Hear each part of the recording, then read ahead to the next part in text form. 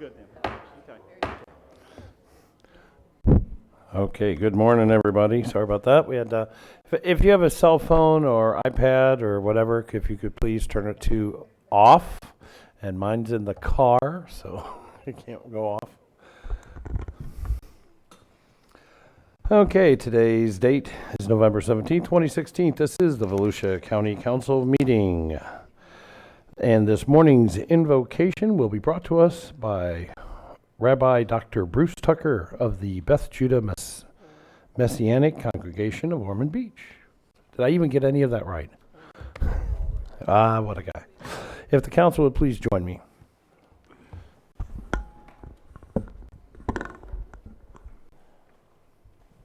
It's an honor to be with you today, and it's an honor to be before this council today.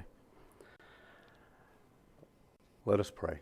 Let us give praise and let us give prayer in words that are thousands of years old as we come together as one today. Baruch hu et Adonai Hamvarak. Praise the Lord who is praised. Blessed, praised, glorified, honored and exalted be the name of the King who rules over kings. Shema Ami Adonai Eloheinu Adonai Echad. Hear my people. The Lord is our God. The Lord is one. Ve'ahavta et Adonai Elohecha b'kol levavka uvkol nafsheka uvkol meodeka. And you shall love the Lord your God with all your heart and with all your soul and with all your strength. And you shall love your neighbor as yourself. We pause before you this morning, our Adonai. You created us as one people. We are one country. We are one state. We are one county. We are one council. May we follow your model, you who are one, and who brings all things together under one head, our leader, our Messiah. This day, our Father, we are here as your servants. It is no sacrifice, it is our joyful service to lead our county as one. You are the one who provides the model and the example. And we pray the words of your Psalm 36. Your love, Adonai, is in the heavens. Your faithfulness up to the skies. Your righteousness is like the mountains of God. Your judgments, your decisions are like the great deep. You preserve man and beast, Adonai. How precious is your love, O God. The children of men find refuge in the shadow of your wings. They drink their fill from the abundance of your house. You give them drink from the river of your delights. For with you is the fountain of life. In your light we see light. Continue your loving kindness to those who know you, and your justice to the upright in heart. Our Father, we pray these words that have been prayed for thousands of years. We enter a new season. We enter a new season in our world, in our country, in our state, and in our county. And Father, may this council lead us as one people. Bless those who hear the call to follow your example, that we are one in mind, one in heart, one in will, and one in love. Thank you for the privilege of our service today. You are watching over our coming in and our going out, and this day is the day we serve. We pray these things in the name of the God of heaven and earth, and we pray these things in the name of our Messiah, the Yeshua who loves us and gives himself for us. Amen. And with the blessing of the chair, I also want to say today that In times like this, I'd like to give honor to my nephew, Nick Golding, who gave his life in Afghanistan in 2004. His love for our country, for our county, brings us to this opportunity of service today. And I want to give him honor for what he has done in our family and in every step that we have taken. And I want to thank you, Council, for the opportunity to be here today. Thank you, Amen. sir. Amen. Okay, if everyone would please face the flag and join me in the pledge. I pledge allegiance to the flag of the United States of America and to the republic for which it stands, one nation under God, indivisible, with liberty and justice for all. Okay, thank you very much. Before we go, okay, everyone would please be seated.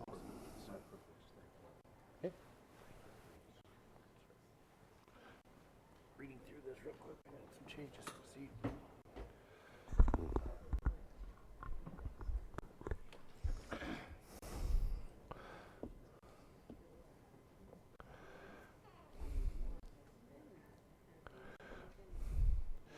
Okay, this morning we do have a kind of a little special event going on outside with item 1. So I'm going to try to get through the next few business dealings here. Can I have a roll call, please? Yes, sir. Ms. Denny's? Here. Mr. Lowry? Here. Mr. Patterson? He is absent today. He's going county business to Tallahassee. Thank you. Mr. Wagner? Ms. Cusack? Mr. Daniels? Here. And Mr. Davis. I am here. So a unanimous vote is 6-0. Yes, ma'am. Okay, now we're going to go ahead and pull the consent agenda items. For some reason, my sticker's missing.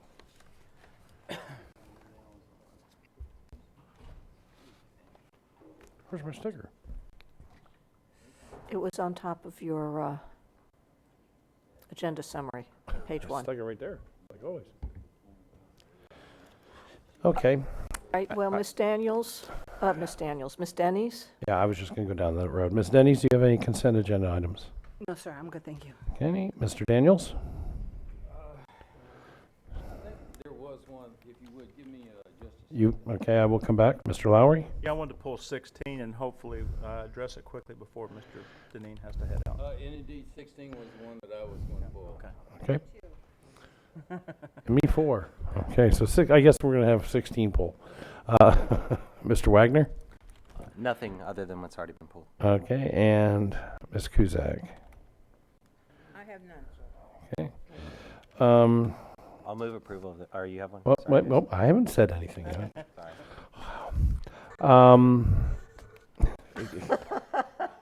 Thanks, Deb. Third.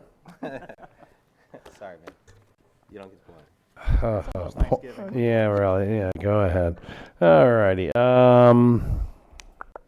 Staff polls I item just 12. well, and I was going there. Staff has pulled item number 12, and just for discussion purposes, it's been asked to pull 23.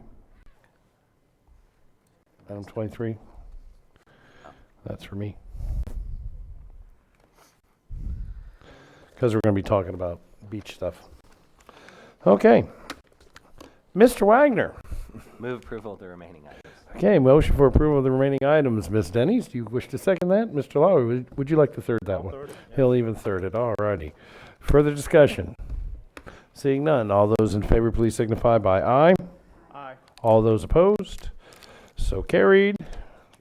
One moment. Okay. Very well. Mr. Deneen just came up to me and said it was a mistake. Item number 12 has been rescinded, shall we say, from being pulled. So I will need a motion on item 12. Move approval of item 12. Motion for approval from item 12 and second by Mr. Lowry. Any further discussion on item 12? Seeing none, all those in favor, please signify by aye. Aye. All those opposed? Will go unanimous, so carried. Okay. All right, item number 1. This is where we're going to have to kind of take a short recess, go outside. This is the Tippin Davidson Award to Renee Sands and her late husband, Larry Sands, who together were honored in 2015 by the Volusia County Cultural Alliance for their significant contributions to the arts in Volusia County. Ms. Magley and everybody will be outside. We are going to adjourn and go right outside the door. And then after that, we're going downstairs to the training room because there are some proclamations that have to be handed at that time. So we will go ahead and take a short recess for item 1 directly in the hall.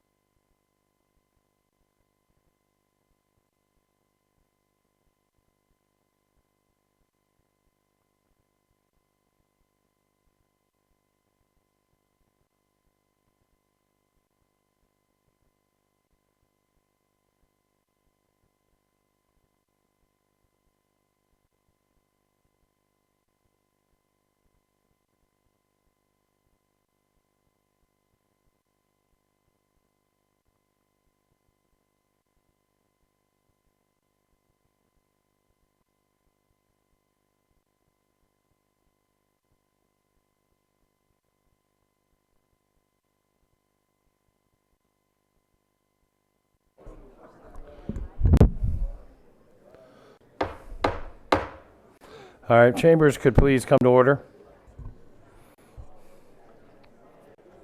Council could please join me on the dais.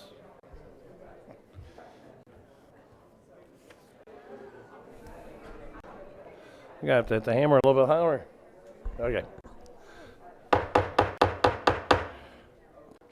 Could the chambers please come to order? Thank you. We have a very quick presentation. Don't sit down. From our supervisor of elections, who has asked for a few moments of our time this morning for some very important information. Miss Lewis, you have the floor. Should I give her 3 minutes, guys? I mean, she has been known to. I want 5. No, I'm just kidding. You want 5? We could set a clock. No, Miss Lewis, you have the floor. Thank you, Mr. Chair and members of the council. I just wanted to come and publicly thank the county government, and especially the county employees who helped us with this election.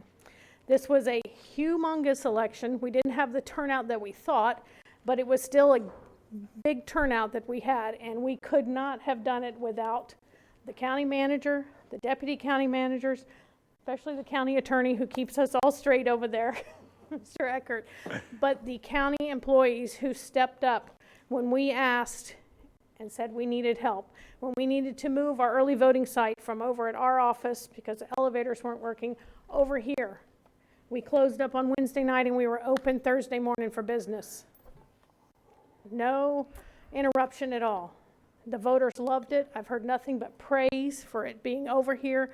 The site, how well run it was, and just the location. So I appreciate that. I wanted to just tell everyone thank you from the bottom of my heart and from the staff over there that we could not and would not want to do it without your help and your support. I promise you that. I wouldn't want to. So thank you. And that's for all the employees that helped with absentees or the vote by mail now, that we did, and opening those and getting those ready for tabulation. Our election day runners on election day, our escorts, our delivery people. We even have some people here. Phone bank. I mean, it just takes everybody. And with us only being 25 people over there, you can see it takes a whole lot more than us, the 25 of us. And the poll workers too, we have 900 that we employ in a big election. Everyone just stepped up and hung in there, because I tell you, if you go out there, and you may have seen it, Mr. Chair, the campaigning that goes on and what you have to walk through to come in to vote and even to work there, you've got to have some stamina. And I just appreciate It gets a all little of them. intense. So I just wanted to publicly thank everyone. Mm-hmm. And do we think maybe in the future we might have to use that training room again, or maybe we should think about bringing that up in the future, or to use that permanently? I'm seeing smiles here. Mr. Chair? Yes, Mr. First of all, even before Lisa took over, we had talked about, they had originally moved into the old courthouse. And I'm not sure that in today's world makes sense, that maybe it did at one time. And so we're looking at different options for elections. There's all kinds of new security issues. There's issues about access. And there's conflicts in that building when you have other things going on. So we're going to look at that and see if what makes sense in the long run, and maybe that space is better utilized by somebody else, and we move elections into a more compact place, secure place. So we're going to look at that. Number 2, I would be remiss if I didn't tell you that elections department always has tremendous support of everyone, and they've always had a great reputation. I want to thank Ms. Lewis, and especially all of her staff. The amount of time that is put in by these people is unbelievable. I mean, the hours are unbelievable. They do a great job. What she's talking about, I'm proud of, and she and I have talked about it.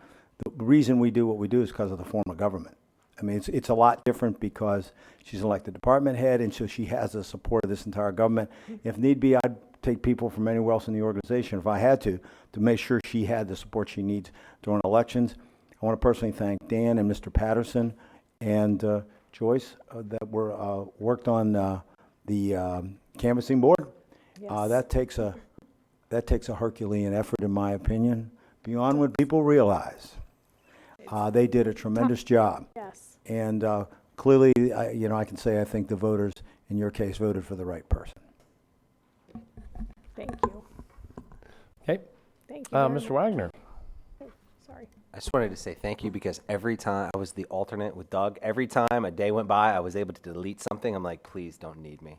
Please don't need me. It was insane, Pat Patterson, all the things on the schedule. I guess once we became alternates, you look at it on the schedule, it was like, oh my God. It was frightening how many appointments there were. So thank you for You doing have to such a plan great for the job. worst and hope for the best. My kids, thank you. I could actually be home, at a reasonable time. Good. Thank you. You did an excellent job. Smoothness is Thank key with you. elections. So thank Thank you very much. I'll tell you, having sat on that canvassing board, and I didn't sit there for a very big election. It was just like 6 or 7. But you're right. It takes some time. It's a lot of time, and you can actually watch the paint dry on the walls at times. I mean, we sit there for hours and hours and hours, and all of a sudden, oh, we got to do this, and we do some stuff, and then we sit for more hours. But oh no, Josh, I think you should volunteer to go in there and just observe for a couple of weeks. You're not allowed to call me for anything for like 2 years. And I will not be doing it. And I'll tell you, Appropriate Miss application for you. I'm just kidding. I have the Veterans Memorial Bridge. Yeah, Miss Kuzak has actually done a wonderful job sitting on there. When she needed to, she stepped right up to the plate. So, Miss Kuzak. Thank you, Mr. Chair. Thank you, Lisa, for a job well done. It's the part of the process in government that we have to get it right. And I want to say to you that I'm very comfortable with your leadership. You have done a great job, and you were well prepared, and it was evident at how smooth the election went. So thank you on behalf of the citizens of Volusia County. We made a wise choice in selecting you as our supervisor. Congratulations on your win and on the manner in which you carried yourself and the department during a critical time with the largest election we have had in this county. Thank you so much. very much. Thank you, Mr. Chair. Thank you, Miss Kuzak. And with that, thank you, Miss Lewis. Very much. Okay, well, we'll see you soon. Okay, with that, I'm trying to find places where there we go.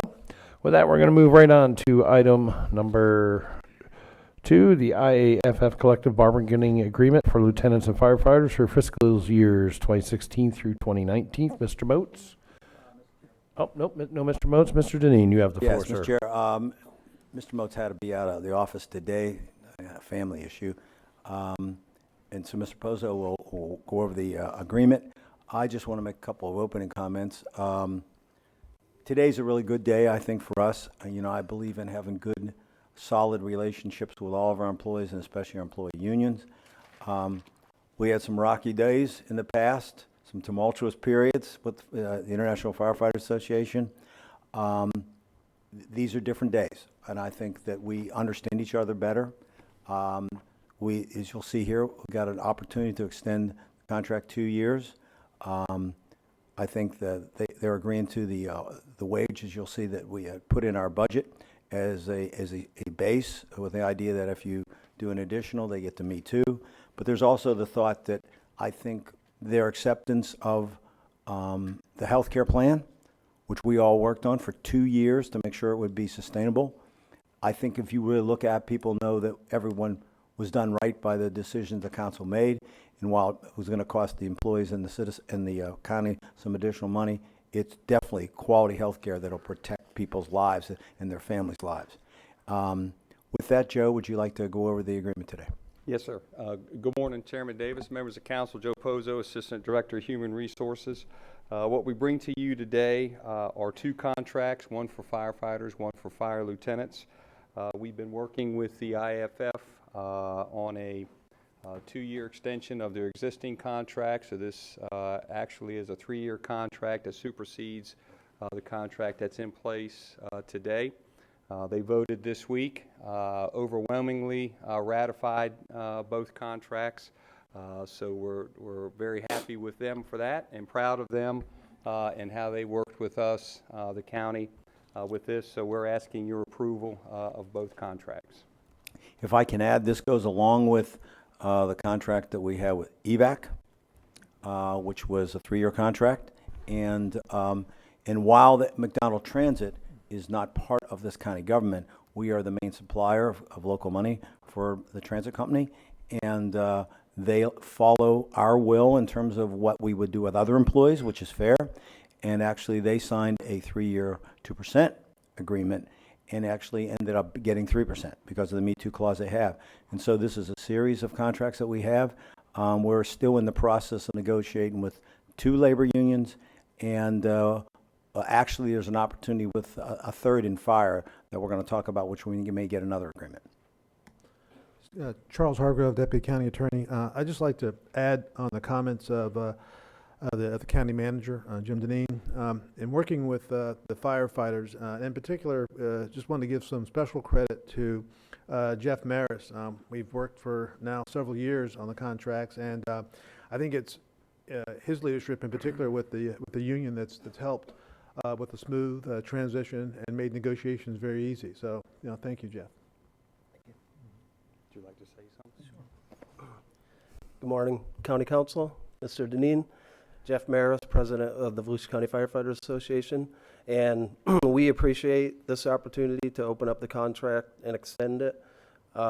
We feel like it was a great opportunity without really having to fight or go through the old times, like Mr. Deneen said, and it is nice, the professionalism in the negotiations, Tom Moats, Mr. Pozo, Mr. Hargrove, and we appreciate it, and at this point, look forward to 3 years from now.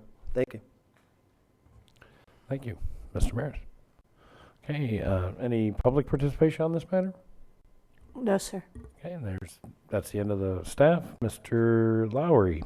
I'd like to make a motion if that would be appropriate this time. It would be appropriate.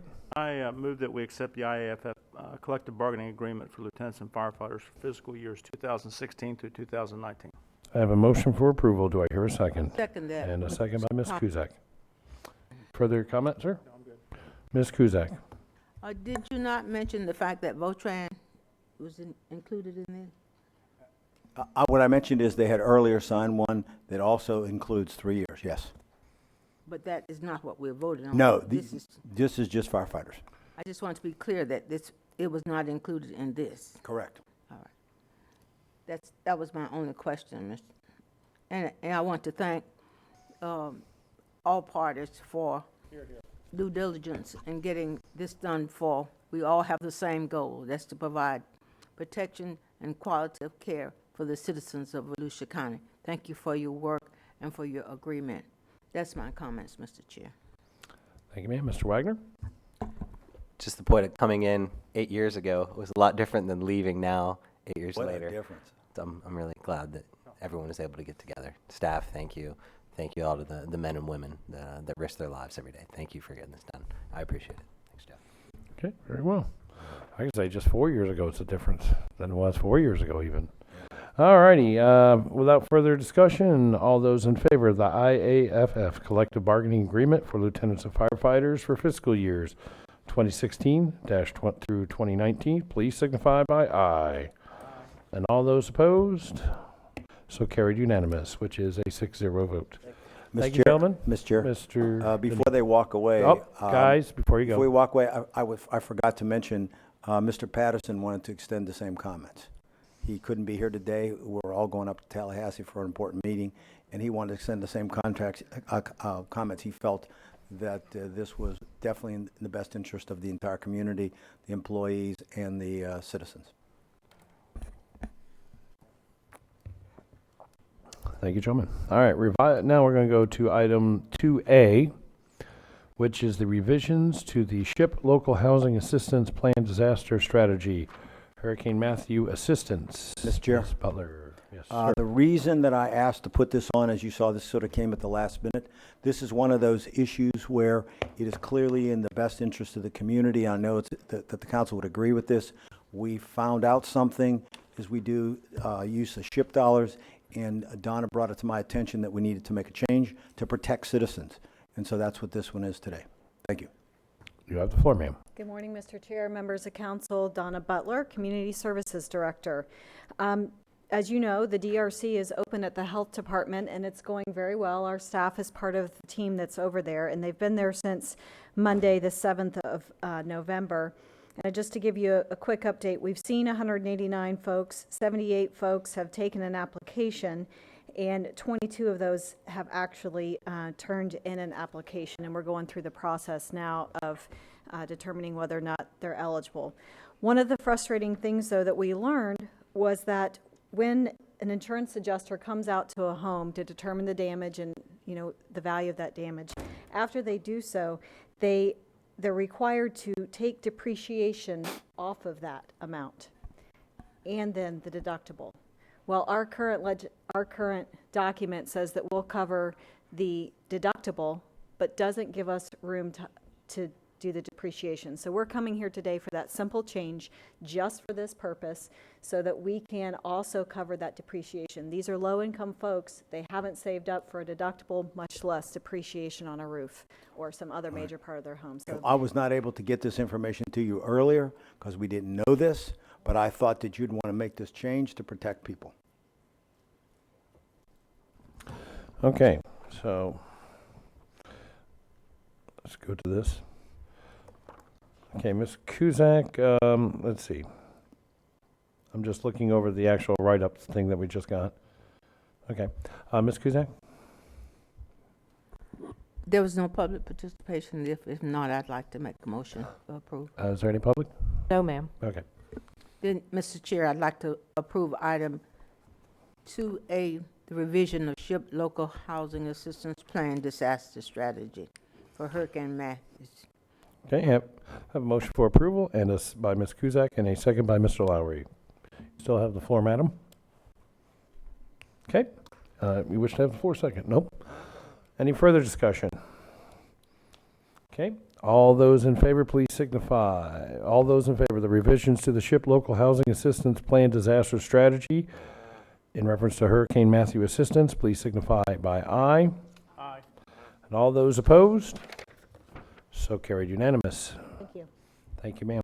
Now we're going to move on to, we're on the update on dune walkover recovery post-Hurricane Matthew. Now, we got a bunch of things on Hurricane Matthew this morning. Mr. Chair? Miss Jessica, Mr. Deneen. This is the follow-up. We're going to do a whole bunch of these as time goes on with what happened at the hurricane. This is really important that we get focused on what the recovery is going to look like. You'll see as Jessica goes through this, what our plans are, what we have done, what we're going to do, the time frames that are going to be spelled out. And also what I'm going to recommend is that we have at least 3 meetings on the coast with the community so that people understand if you prove what we put before you today and we put this plan in motion, which I think is the quickest we can get this work done in the most efficient manner that also protects us the best we can to do it both safely and to get reimbursed as best we can from FEMA. Now, once we put that plan into place and everyone's in agreement, then I think we owe it to the citizens, because I think in some cases they may not understand the complexity of this issue and how long it may take, but we're going to try and do it correctly, and we have to meet all the guidelines for both our HCP, permits. There's a number of regulations we have to meet, and like I said, we have to do it safely. The only caveat to this that concerns me is that we are going out to bid for a lot of this work at a time when I hope we will get reasonable bids. But there is a lot of work to be done, especially when it comes to this kind of work in this community. And hopefully we will still be successful in getting reasonably priced bids, but we won't know till we go out to bid, because I do worry about the availability of material and labor during this period of time. With that, Jessica. Good morning, Council. Jessica Winterwarp, Coastal Division Director for Volusia County. I'm here today to give you guys an update on our recovery since Hurricane Matthew with regards specifically to our dune walkovers. Just to give you a little bit of background, I went ahead and I divided the dune walkovers into 2 separate zones. You have a North County zone and you have a South County zone. Your delineating factor is going to be the Ponce de Leon Inlet. So just to give you a little background on where we're at. In total, in the north end, we have 68 dune walkovers, 59 of which are individual walkovers, 9 of which are ADA walkover ramps. In the south end of the county, we have a total of 58 dune walkovers, 56 of which are individual, and then 2 of which are walkover ramps. On the right-hand side of the slide, you can see a pre-storm photo of the Owl Week Senior North Shore Park and Lifeguard Station. This is a very interesting picture. We have a very healthy foredune in the foreground with a good strand of vegetation. If you remember, dunes act as a buffer. They help reduce the impacts of the waves onto our infrastructure on shore. We have an ADA ramp. We also have a set of stairs there. In the background on the right, you have 3 stories of the current beach safety tower on the north end. We went out the day after the storm and we took photos. We were first responders. We had boots on the ground at 7 a.m. when the sun broke Saturday morning post-storm. This is a picture of the same location 2 days after the storm. As you can see, the dune is gone. The vegetation is gone. The entire bottom floor of the beach safety tower is gone. Portion of the ramp was washed out. You have about 3.5 to 4 feet elevation change before where the ramp drops off and you hit the sand. The good news is the seawall held. We have a minor issue we have to repair on one of the tieback walls, but it did its job. We sustained the storm well. The day after the storm, Saturday morning, our staff, we sheltered at home. We had the opportunity to go to shelters, but we sheltered at home. 6 a.m. before sun broke, we all mustered at 2 locations, a north end location and a south end location. 7 a.m. we had boots on the ground on the field. The biggest priority, our day after storm event activities, was to make the area safe for our residents and our visitors. We have a total of 126 walkovers, which all are publicly accessible. The storm did a lot of damage. The storm left a lot of debris on our walkovers. It took out some walkovers. It took out stairs. At some cases, the storm came in and lifted the walkovers so that the entire structural integrity is compromised. What we were tasked to do on the Coastal Division and our meager staff, we went through and put eyes on every single walkover. Absolutely every single one. If there was trash on the walkover, if there were boards with nails exposed, if stairs were missing, it was not structurally sound. If there was a private wall adjacent to our walkover that fell down on it, we closed it. If there was a tree over it, we closed it.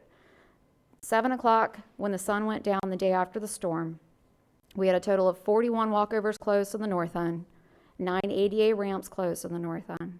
We had 22 walkovers closed on the south end and 2 ADA ramps closed on the south end, for a total of 63 walkovers closed and 11 ADA ramps closed. So what have we been doing since the storm? Since the storm, we have been diligently working. Council in FY16 chose to make dune redecking a priority, which allowed us to get the skilled labor force on staff so that we can do these in-house repairs quickly. We had funding available from our materials that you guys approved for FY17 for the dune redecking or the walkover redecking program. We used the staff and this materials and we started repairing our walkovers. We repaired 18 walkovers in-house on the north end. 23 still remain closed, along with 9 ramps closed on the north end. We repaired 17 walkovers in-house on the south end. We still have 5 closed and 2 ADA ramps closed. As of today, we have a total of 86 walkovers open and 39 closed. If you remember, the day after, we had 63 closed. So we've made significant strides in repairing what we can in the time span that we've had. Just for a point of reference, the picture on the side, on the right, this is Bass Avenue. This is one of our northernmost beach accesses. You can see an example of what our in-house staff capabilities are. We went ahead and we did a partial demo. We took the old stairs out. The stairs were not structurally sound. We lost a lot of steps. They shifted. They had to come out. We pulled them out and we went ahead and reset the posts because the posts were still good. And we just put some stringers on there and we're going to put some stairs on there.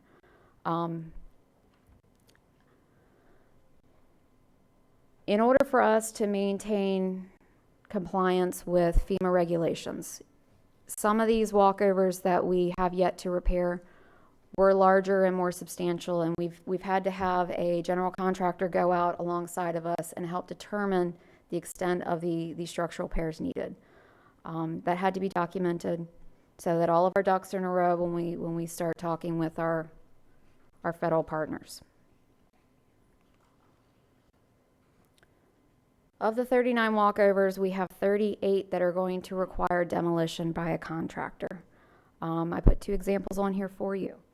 The one on the right is Imperial Heights Drive in the north end of the county. You can see that the upper platform has shifted structurally. There's a 15-foot elevation change between the platform and the beach. It's just not safe for our staff. We're not equipped for it, and we don't have the capabilities to do this work in-house in the timeliness manner that everyone is expecting. If you also are aware, this is right off the side of A1A. There's not a lot of room to work. We will require to close down some lanes on the north end of the county as we do some of this demolition. And there's not a lot of room on the beach to move around either. So a lot of this is going to be done from A1A. We're not going to be able to have the luxury of driving on the beach to some of these locations. On the left-hand side of the slide, you see Sheepshead Avenue, which is down in Bethune Beach. We have a beautiful coquina rock revetment down there. That's going to be a little difficult for some demolition work, so we're just going to send that out to the contractor so they can do it in a timely fashion. Not all these will be complete demolitions. There will be partial demolitions, and then the county staff will come back in and we'll do in-house repairs. Some of them are going to be complete demolitions. There will be natural paths left when we're done. We will go in afterwards and we will put out some construction fencing or sand fencing, some sort of physical delineator to keep the pedestrians safely on the correct path. This is agenda item number 4 that you guys are also considering today. So of the remaining walkovers, if you remember, we have 39 that are still closed. 17 of these we can redo in-house, which is good. We have 3 walkovers that do not require demolition by a contractor. We can do this in-house, and we are currently moving and grooving. Bass Avenue is open today. We got our final stainless pins in, and we're going to pull the old ones out and put the new pins, and Bass will be open today. Goodall Ave is an ADA ramp in just next to Beach Safety Headquarters in Daytona Beach, and we have Sea Spray Avenue in Daytona Beach Shores. Our goal is to have all 3 of these walkovers open by January of 2017. Bass Avenue is open today. 14 walkovers we want to do in-house, but are going to require partial or full demolition by a contractor. We're going to work very closely with our contractor that was selected for the demolition in agenda item number 4. That contractor is required to give us 24-hour notice of where he's going to be the next day so that we can coordinate with environmental on vehicle access, but that also allows us to keep an update on their progress. If the demolition contractor has finished San Jose and Berkeley and he's working at Cathy, we can go ahead and send our in-house staff out to San Jose and Berkeley to start doing repairs. Our goal is to be doing repairs on walkovers that they have demolished before they're done demolishing. Our goal for the in-house the in-house repairs will be March of 2017. The crew that will be doing the in-house repair work is our redecking crew. We had a plan. Before the storm hit, we had a plan. We knew what we were going to redeck. We knew what our off-season goals were going to be. The storm has kind of thrown our plan up in the air and given us a new direction. So this is going to be our direction.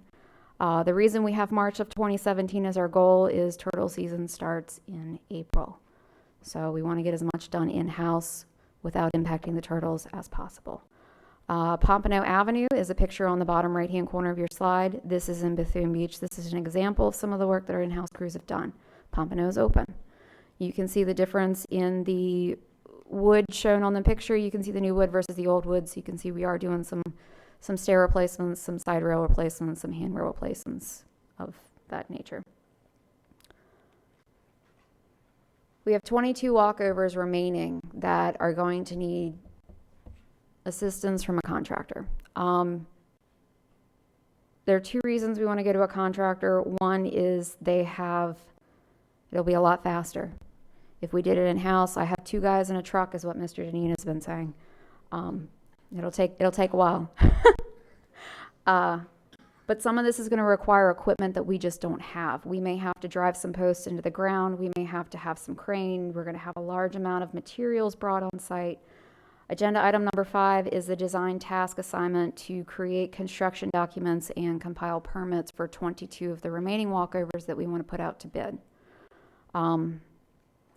In order to expedite our construction process, we decided it may be advantageous for us to break the remaining 22 dune walkovers into 4 separate zones and then do 4 separate construction solicitations. Ideally, we would have the contract language tough enough in each one of these zones when we put the construction work out to bid that each contractor selected for each zone should be starting work in the same location at the same time. Therefore, Bethune Beach does not get precedence over Ormond or Daytona Beach. Everybody has construction at the same time. Everybody can see progress. This will also reduce our overall construction time, and it will allow us to get moving faster, get our beaches back open faster. Our goal for construction is going to be the 3rd quarter of FY17. One more statement I want to make sure that everybody understands very clearly is we lost a lot of our ADA ramps. Just due to the nature of an ADA ramp, it is a structure that is parallel to the shore, and as the waves hit it, if we had a 6-foot swell line, that force is hitting something that is a blunt force object. That object receives this force as the wave comes in, it gets pushed, and then as the wave comes out, it gets pulled. That's why all of our ADA ramps suffered significant damages.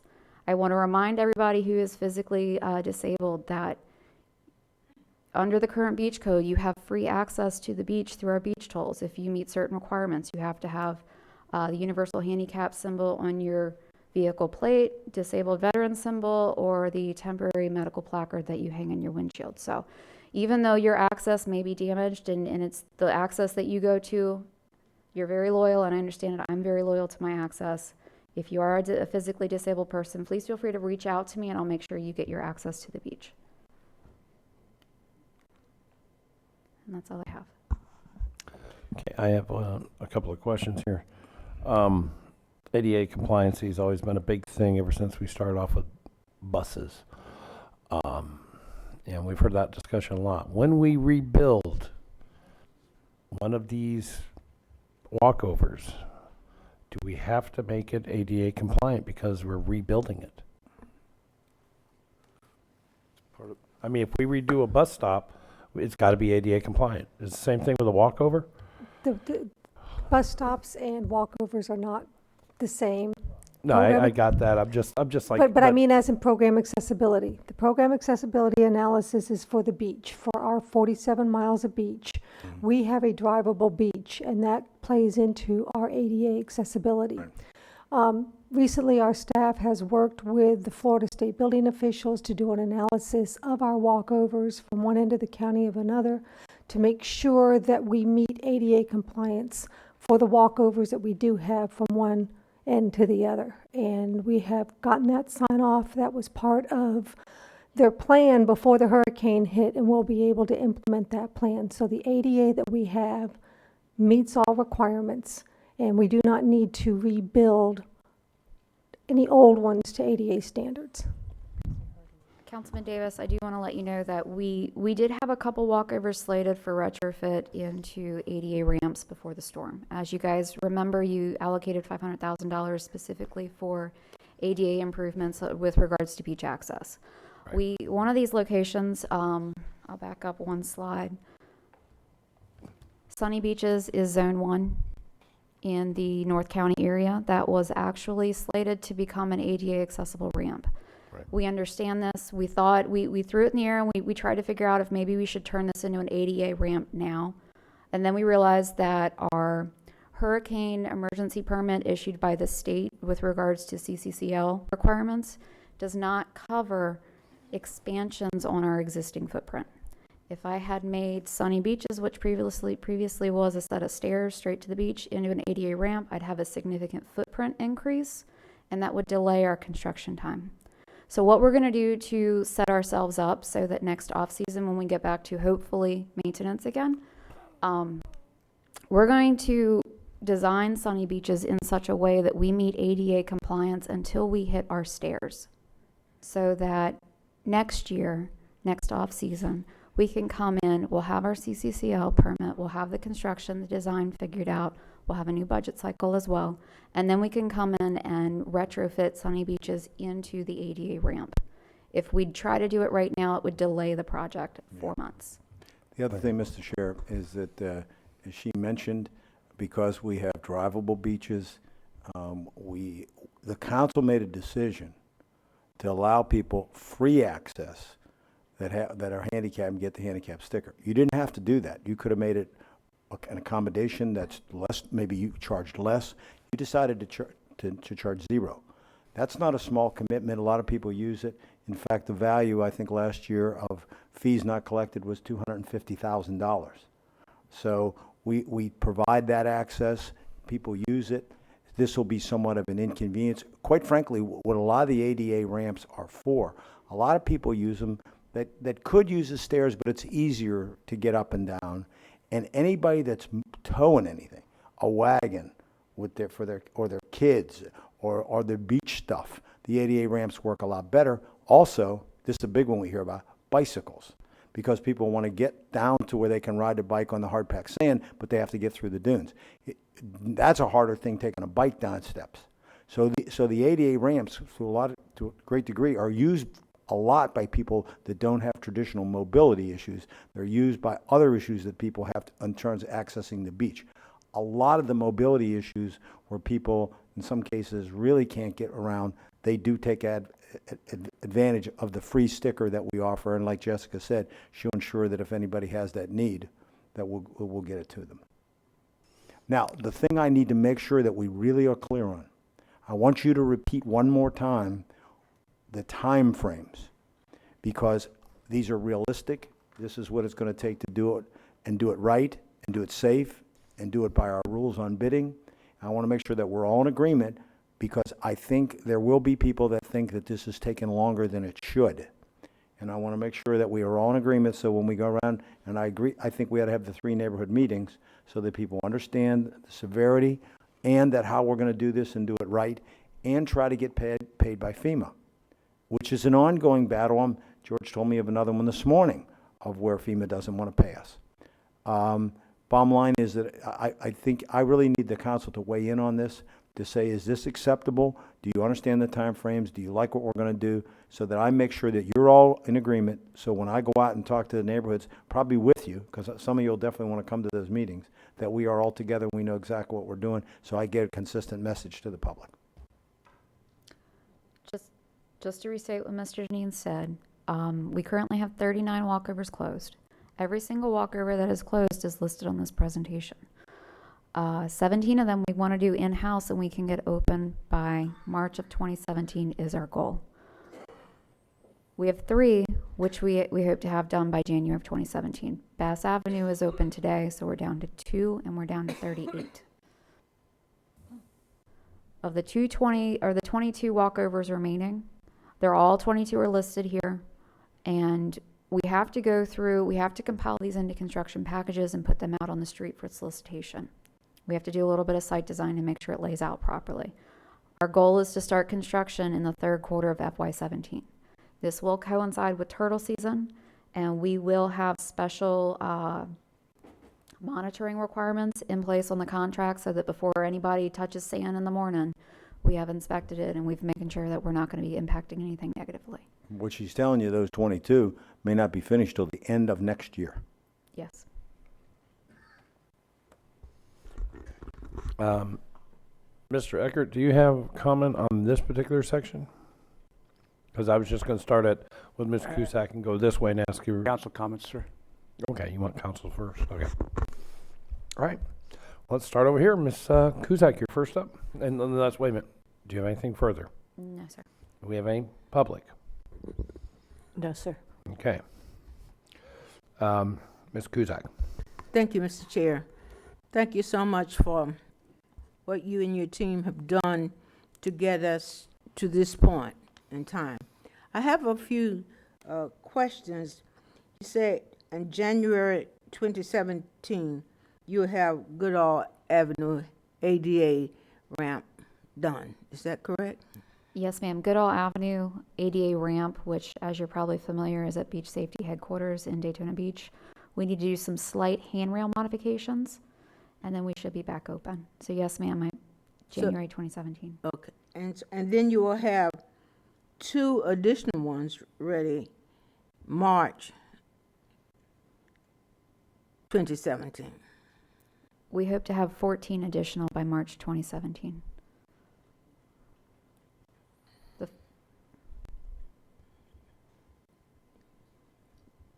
ADA? No, ma'am. That's what I'm asking. One will be ADA. Yes, ma'am, you're correct then. I'm sorry. Ocean Dunes Road North ADA ramp in Daytona Beach, as well as Ocean View Ave ADA ramp in Ponce Inlet will be open by March 2017. Yeah, so then you will have 3.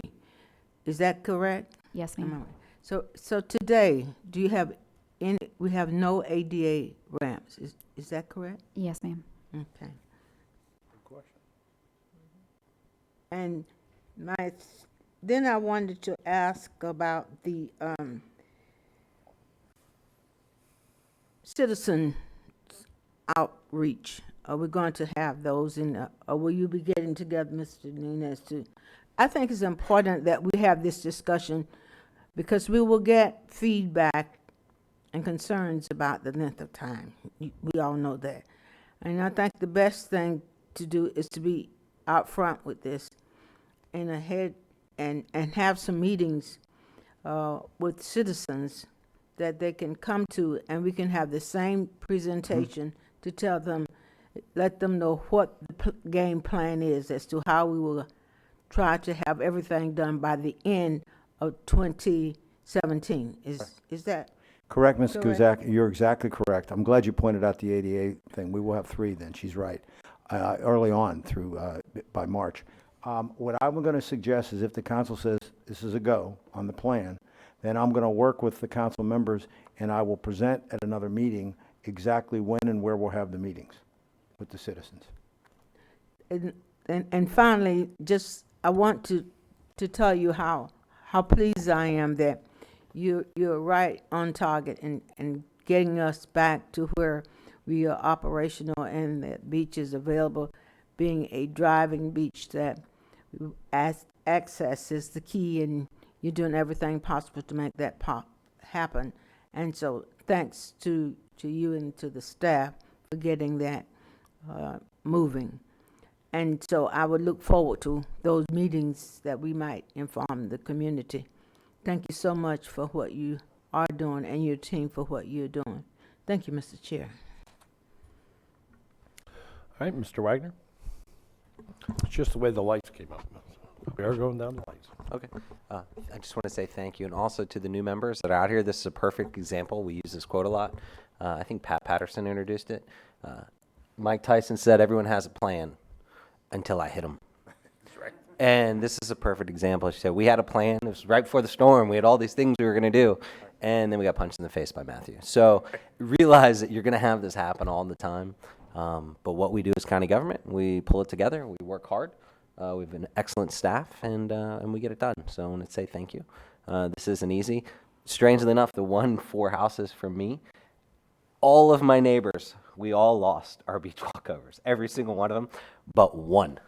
Volusia County's. So I'm looking over, I'm like, how did that thing make it? So I'm getting some ideas from how that one's done because I have to replace mine. So the nice thing is there were so many that were lost that I was able to use parts from others for now to make a path to get up to my house. Now, that being said, I just admitted to someone else came to my house in the middle of the night. Think that looked through. Things, and somehow my dune walkover was kind of fixed. So how do I back out of that one? All right. I'll be applying for a permit once the insurance company. I consider that recycling myself. Mr. Daniels wants to know if that qualifies for looting. I don't think so. I was taking parts of his boat. It was right next to my house by the end of the storm. So, Mr. Wagner, is it ADA compliant now? Because you did build something new, and it has to be ADA, yes. From time to time, we get criticized about maybe over-engineering things. And while dune walkovers are an interesting challenge because they do get hit periodically. I think Jessica's pointed out our capital program until just recently when we made that plan after 12 years of not having a storm used to be just let a storm wash it away.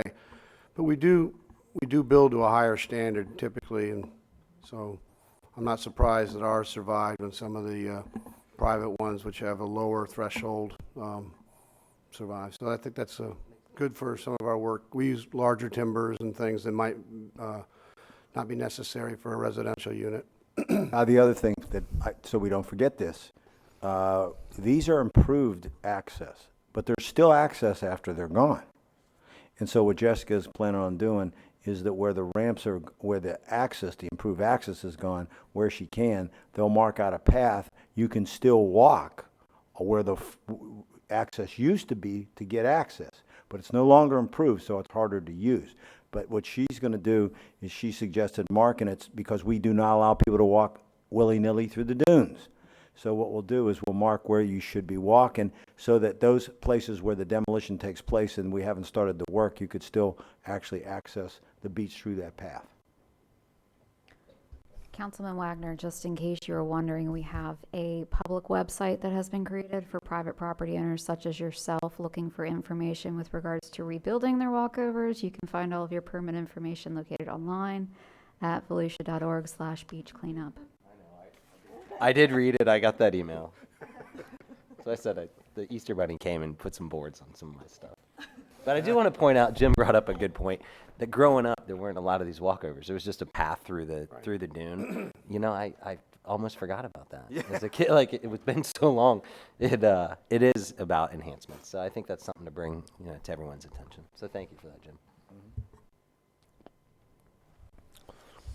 Ms. Denise.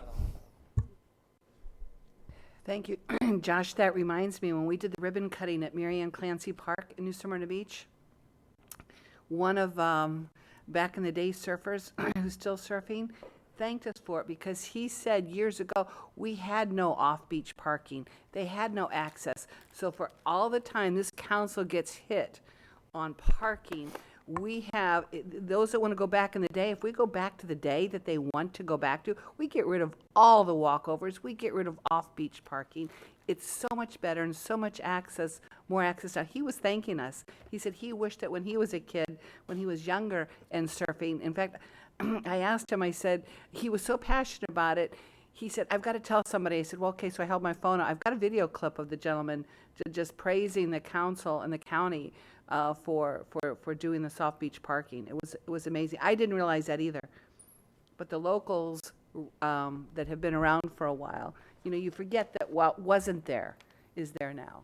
So anyway, but thank you so much too for all of this, Jessica. And your response to at least to me, and I know to council and to constituents during this time is very, very much appreciated. And you're right, when we looked at this, the council looked at this, the plan, the fact that we had the contracts in this plan ahead of time is I don't want to call it a blessing in disguise with this hurricane, but the walkovers will be a whole lot newer and a whole lot stronger now. We were going to do it anyway, but we're just doing everything. It wasn't this comprehensive at that point. And I think it's a great idea too, Mr. Manager, to have those meetings on the coastal areas to update the citizens and what this is going to look like. Because just now, in fact, I was talking to some constituents last night, we're still in the event, if you will. It's not over. We are still in the event. There's still trees falling that have cracked during the storm. They're just now falling and taking out some power lines. We had that on 44 in New Smyrna Beach. And sometimes when I drive, I look at the trees over the side of the road going, okay, where's this one and when is it going to fall? Because we're not over it yet. We're still in the event. So I appreciate all that you've done. And I think this is a great timeline. But speaking of timelines, we talked about this. I just want to go on the record with this, and I've got to ask the question. This does not put us off our timeline in that capital project. Remember that list and all that presentation, Mr. Manager? It doesn't throw us off our timeline. We're gonna bring you back as far as I can determine now on Smyrna Dunes Park and the fishing pier. I believe they're still on schedule. We're going to do a comprehensive review to see, like, the bridge is fine, it stayed on schedule, but we are gonna do a comprehensive review to see whether we have to change and update anything in the master plan in terms of the construction. So we'll be getting back to you to see whether anything got pushed back. Understood well, and I Things look good at this point. It does look good, and I The think same that- for Go to Zero, too. And that says a whole lot about the planning and pre-planning, if you can plan for such a thing. And I do believe December is when council's to have an update, the quarterly update anyway, on the, Yeah, we'd like to complete December because it would be the quarter end, and if it is okay, we'd like to maybe give it in January. Then I would have the full quarter to try and squeeze stuff out here like we're trying to do to make it look good. But I that's true, and can, then we'll have, yeah, Mr. Lowry said, then we'll have a new council too. I think that would work great, Okay, George. thank I think that's good. we're diligently working on it, and every department head has been asked to go back and scrub everything after the storm, to make sure we're on track or identify where any problem is. And the problems, if we have any, might be because of a resource shift, like what she had described, moving the decking crew over to here. But for the most part, all the major projects are on track. And the beach, we talked about this, needing help with cleanup. Yeah, if I could address that. Yeah, would you The please? thing that we have no provision for. People have to understand they lost some of the dune system because it functioned the way it's supposed to. Jessica will tell you, it's interesting. Some beaches got smaller, like where you're at, Josh, some got bigger. But the sand's still there. But there is no plan. We have no plan, and there is no, someday if you wanted to get into that, Jamie and Jessica could tell you, but that's not on the horizon for us. So, we have been asked this question. Some people have, even in the midst of this, some people that have never liked seaweed on the beach have noticed it even more now because of the storm and wanted to know, can it be removed? Our beaches, you cannot groom, you cannot mechanically remove stuff. You can't remove it at all, actually. Now, you can move it on the beach by hand, only by hand. And so what we are willing to do, and I asked Jessica to put this program together, if you have volunteer groups that want to relocate the seaweed, you have to do it by hand. We even lend them the rakes. You can do it by hand. They can rake this stuff over behind where the conservation poles are. And then Jamie suggested, and so did Jessica, that we would work with you on that area to put up maybe sand fence where you could put the material behind. And then the dunes would come back a lot faster because they'd have something to cling to. And as Jessica points out, and Jamie, that's really good material because it's got all the seeds in it and everything to grow sea oats and all that. So the point is that we are willing to do that and help those who want to help themselves. So if you say, I don't like this out there, there is a way to do it. If you want to get friends together, we'll even lend you the rakes. We just tell us where you're going to be, and we'll also put in the sand fence for you. And all that to lead up, and I have to give a shout out here to Sons of the Beaches and Paul Zimmerman. They have come forward. They want to be part of the solution. They want to work with us, volunteer with us to help this happen. So if we could connect with them, they would like to be in the forefront of helping. I think that's a great partnership. I'll ask Jessica to reach out to them, okay? And the seaweed, as I understand, Jessica, the seaweed births baby dunes, doesn't it? Makes baby dunes? Is that what I heard? Do you want me to go into the weeds on it? I've been actually doing it at my house by hand. Like I just take it and I've been putting it in rows like you do the sand, like the little fences. So I've been doing it. So I'm glad to hear that's legal. So I've been doing that. I knew we could do it. I knew we could do it. I've done it before. They're laughing, so you're okay. I'm so paranoid. You got a permit, Josh? So paranoid.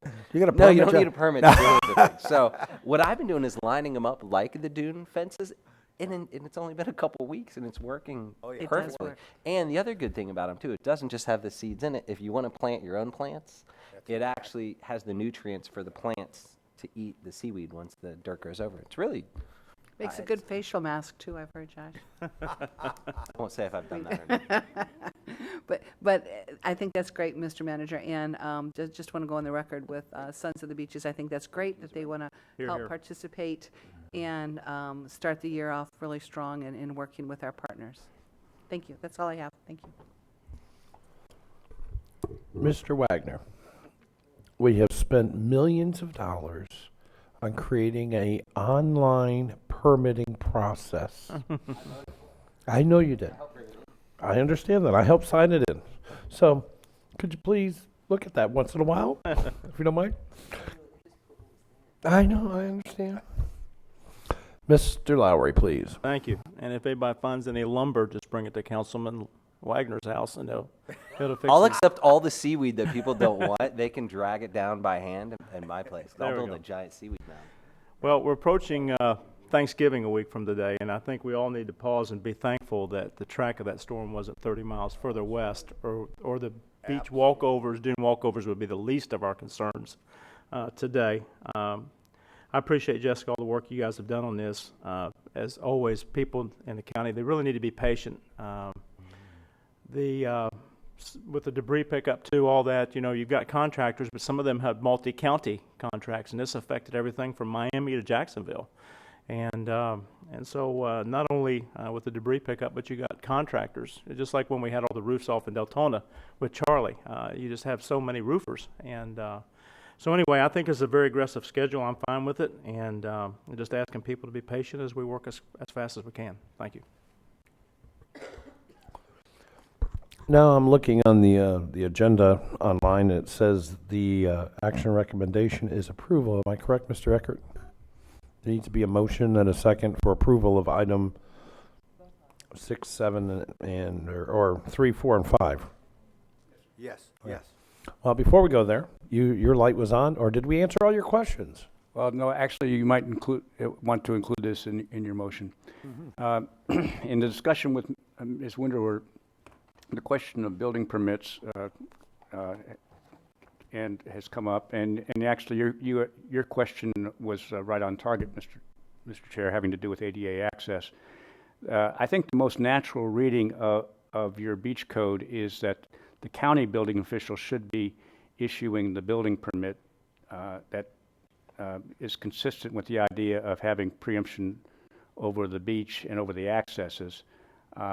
There is a reading of the code which could say that the city building officials might. That was intended for private construction, and even there, there's a preemption that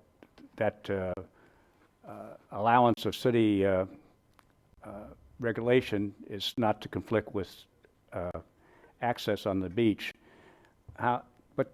So in the advice I would probably give Ms. Winterwerp is that the county building official should be issuing the building permit.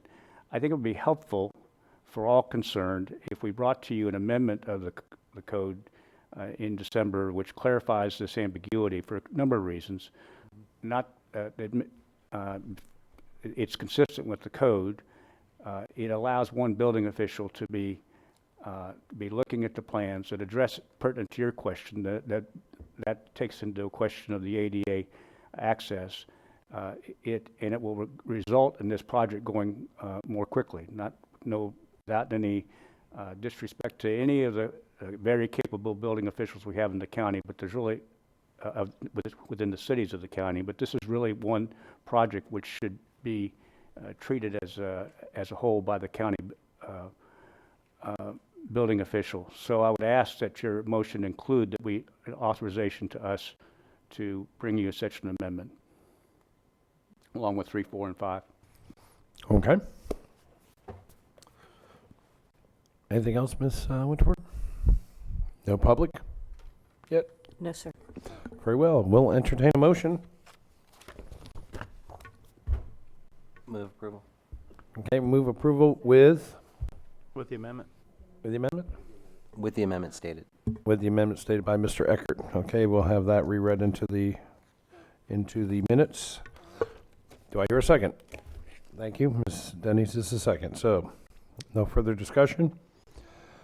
We got to vote on these individually. You don't have to. You're not required to unless a member requests the motion be split. So we can, okay. I'm good with doing them all. Okay, amendment to the motion for this to incorporate all three? Is that the motion you're making, Mr. Lowry? I just said I'm good with all three, but if that needs to be made a motion. It would have to be an amendment to the motion. That's good. Is there a second? Second to the amendment. Okay, second to the amendment. The amendment is that the previous vote, or the next vote after the amendment vote, will incorporate items 2, 3, 4, and 5 on the agenda. Is there further discussion on the amendment? Seeing none, all those in favor of the amendment to the motion, please signify by aye. Aye. All those opposed. 6-0 unanimous. Calling the question is motion for approval of items 3, 4, and 5 with the amendment, with the Authorization to publish and bring before you a amendment to the Unified Beach Code, clarifying the authority of the county building official to issue building permits for beach approaches. Okay. All those in favor, please signify by aye. Aye. All those opposed. So carried. 3, 4, and 5 have passed unanimous. Mr. Chair? Yes, sir. I'm moving to item number 12 because Mr. Deneen has to leave. So if, who's... Mr. Chair, also what I will do then is I'm sorry, item 16. We have to go to item 16. Mr. Chair, I will also come forward here in the next meeting and I will work this out, and I'll come forward with the schedule for the meetings with the public. I'm anticipating 3 of them along the coast. I'll have that for you at the next meeting. Okay. Okay? Very well. All right, item 16. So we're doing item 16 right now because Mr. Deneen has to leave here in about 20 minutes. Thank you, Mr. Item 16 is a contract renewal with Universal Towing, Holly Hill, Landau Enterprises Incorporated, doing business as Friars Towing Service, Daytona Beach, and J&A Balboa Enterprises, Inc., doing business as Aero Wrecker Service, Daytona Beach, for towing of county vehicles. Mr. Chair? Yes, sir. First of all, obviously, I don't leave here unless it's really necessary, and that's why Mr. Patterson can't be here. Right. Is that we're required to be at FDOT to discuss trying to get the interchange at I-95 and Pioneer Trail. Very big, important. In fact, was highlighted in this hurricane that we better get that built, especially for when we got to evacuate people. So had that storm moved over, we would have really been in trouble evacuating people. That's why both of us have to be gone today. Item 16, Mr. Lowry talked to me about this, about clarifying why we allowed or kept Friars on the towing service. I'll be very clear. The reason that we did not remove it based on the stuff that you read in the newspaper was that my understanding is that the issues they actually would justify getting rid of that tower, was that he improperly towed under their contracts by charging for things he's not allowed. In that case, we would have gotten rid of someone that did that, and we've gotten rid of people that don't follow our rules. We have absolutely no experience with Friars not following the rules, and in our case, they are not picking up private cars. George can tell you they're only doing public vehicles, and we have not one incident that we know of where they did not follow our rules. George? That's correct. So in that case, I don't have. We're a good team. Yeah, that was the shortest statement I've ever heard from you, George. No jokes or nothing. No, he does words of wisdom, and they're good. So when I finish, George, you better have a word of wisdom, okay? Now, so I don't have an administrative or, I guess, legal reason to not renew, and this is the last of a 3-1-1. And so now, the council obviously can make a decision on their own for whatever reason they want to remove someone. I don't have, in my opinion, an administrative or legal reason to remove them because I've never had any issue with them. Now, I guess if they are convicted of crimes, that's a different story. Then obviously we were apprehensive about anybody that we deal with that's been convicted, especially of theft crimes. I hope that satisfies. Yeah, I appreciate that. I just, it had been brought to my attention back in 2013, 14. There were some issues with the cities and so forth, and your explanation to me was fine. I just felt it might be good for public to know that. hear that explanation and so forth. And with that, I'll move for approval of item 16. Motion for approval of item 16. Second for Mr. Wagner. Still have the floor, sir. I'm good. Mr. George, Wagner, you have the floor. You have any words of wisdom? Yes. It's the knowledge that you glean after you know it all that counts the most. There you go. He was looking at you when he said that. I don't know. George? We're not done yet. Where are you going?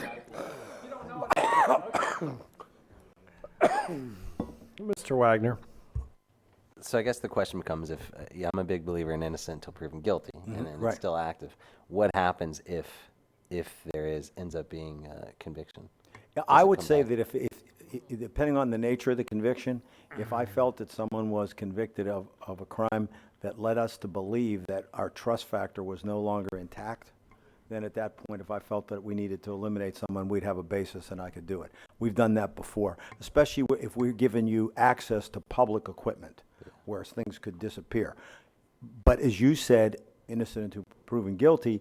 Now, if we ever had an incident, and we've removed people that did not follow our rules, we won't hesitate to do that. But I don't have an instance here where that's happened. Okay, and that's why I just wanted to say that's why I'm supporting it. Thank you. Mr. Daniels. You've been very thank you, quiet Mr. this morning. Chairman. They apparently have not followed the rules of other jurisdictions, and I think waiting for them to violate ours is kind of a waste of time. I'm going to vote against it. I gather it will be a 5-1, but I don't think that we should wait around for them to violate our rules when they have violated other people's rules. That is a waste of time, as I see it. Thank you. Okay, any further discussion? All right, all those in favor of contract renewal with the Universal Towing Company, Lando Enterprises Towing Services, and J&A Balboa Enterprises Incorporating, please signify by aye. Aye. All those opposed? No. One against, Mr. Daniels, 5-1. Motion passes. Okay. Mr. Chair, we did forget one thing as we were finishing up the information on the beach walkovers. I do believe it's probably the appropriate place, and obviously I'm a little bit selfish. I want to see it myself. I think if the council would allow, we have a piece of tape where, if you know, remember the issue with the steeple at the church, replacing it? That could not have worked out better with the community coming together, and I think it would be appropriate for us to see that little piece of film if you so would choose. Okay, all those in favor of watching the video, please signify by aye. Aye. 1, 2, 3. All those opposed? Aye. 1. You're going to want to see it, I guess. Okay, so play that beautiful footage. On YouTube.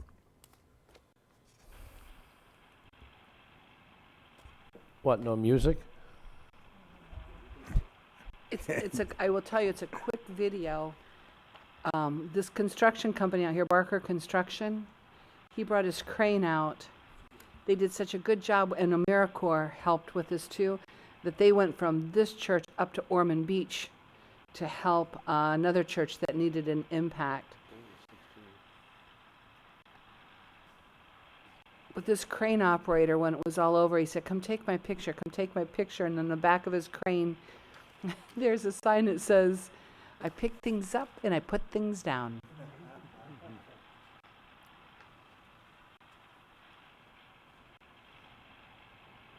This was all, this is what the best our community does right here.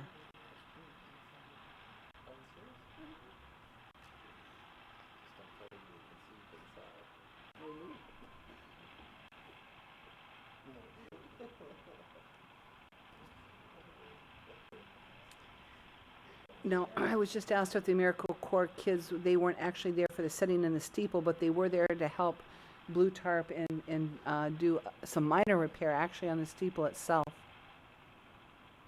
Jim Judge was there, oversaw this particular project. They tried to get pictures of us up on the roof. Said getting up is not the big deal, it's coming down. That, yeah, wasn't so sure about.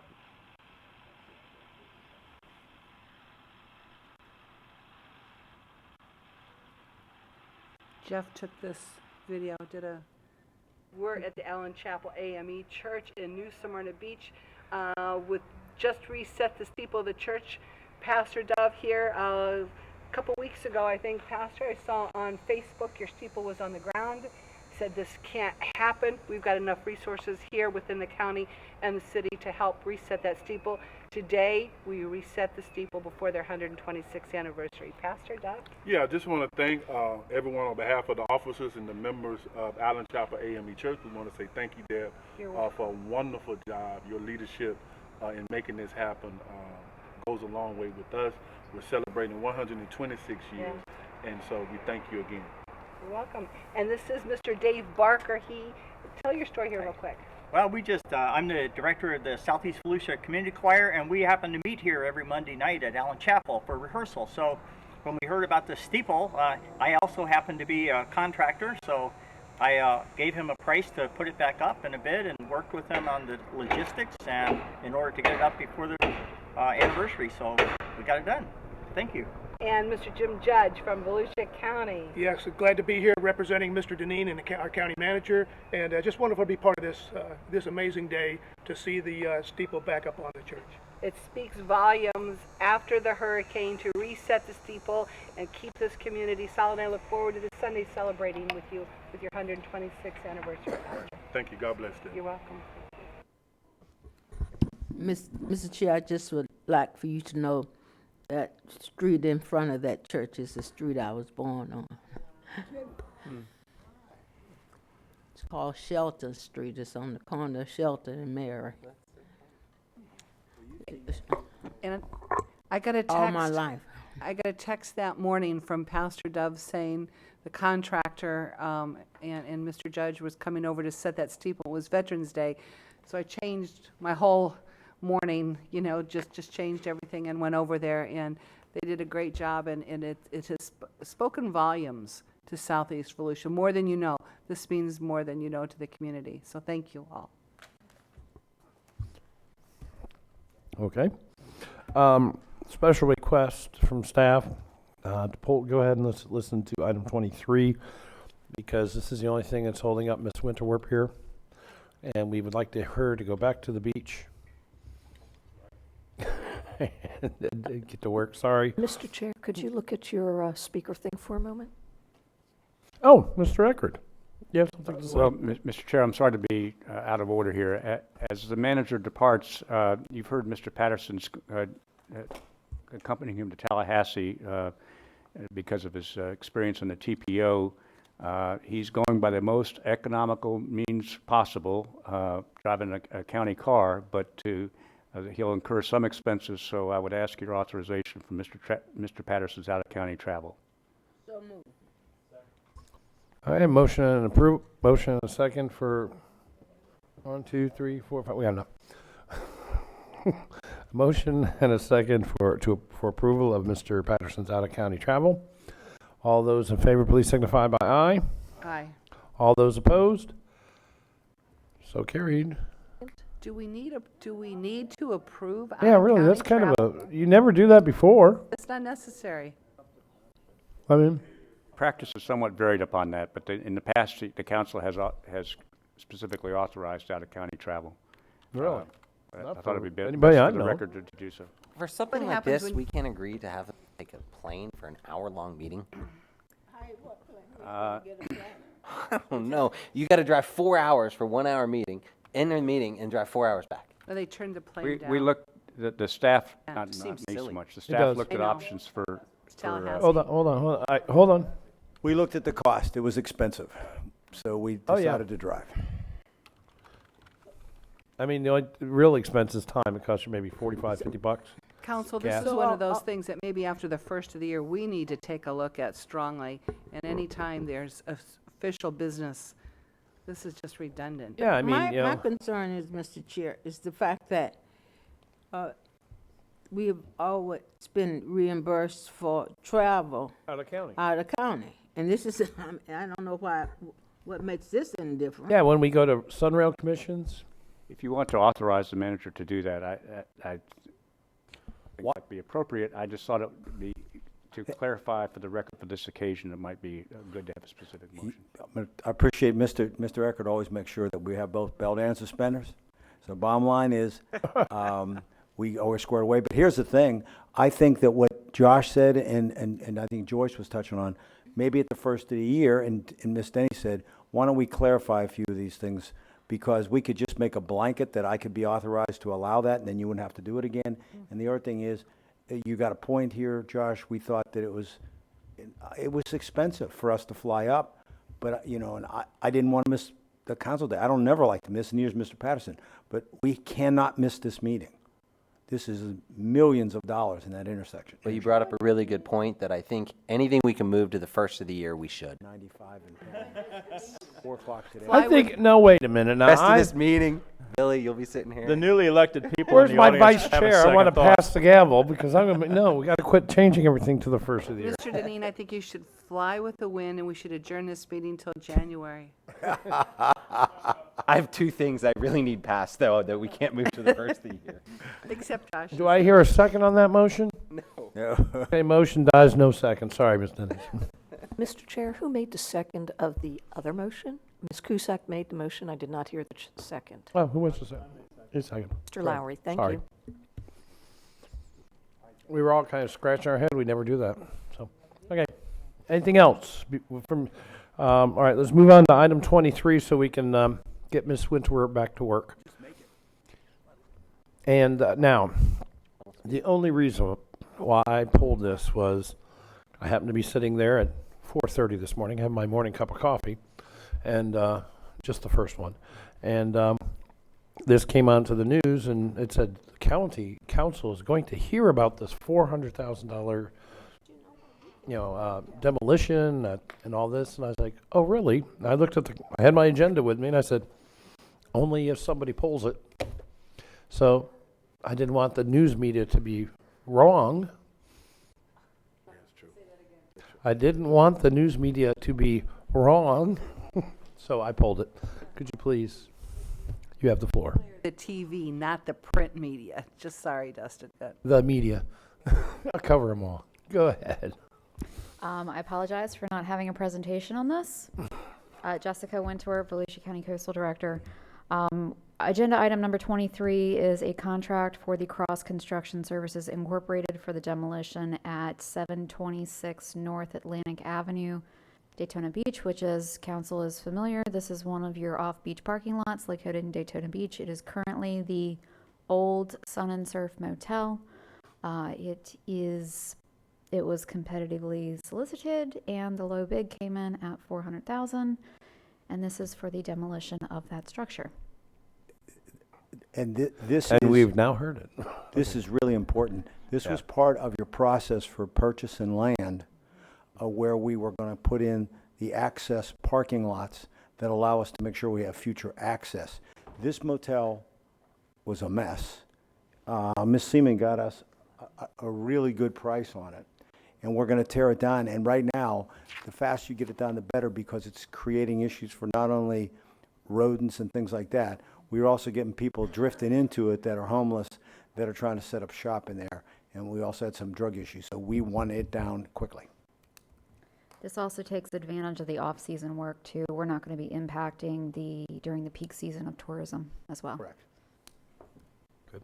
Is this also the building? It's got the big, huge crack up the side of the building? Because there was one I saw over there. I think it's a different one. Safe travels, man. Okay.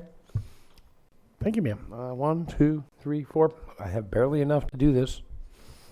We'll entertain a motion for approval. Thank you. Thank you, Miss. Who Miss pulled Denny. it? I did. Oh, I did. I pulled I it. just wanted to make sure the person who pulled it was still here. Oh, yeah, I'm still sitting here. Okay, motion for approval from Ms. Denny, second by Mr. Wagner. Further discussion? Seeing none, all those in favor, please signify by aye. All those opposed? So carried. And that is a 4-0 vote with two. Mr. Lowry and Mr. Daniels are out of the room. They're out of the room for a moment. So, thank you very much, Ms. Winterworth. With that, it's 11 o'clock. Is there any objection? We'll take a short 10-minute just a little short recess. Any objections? Okay, we're going to take a 10-minute recess. Everybody go stretch your legs, and we'll be back in 10. I got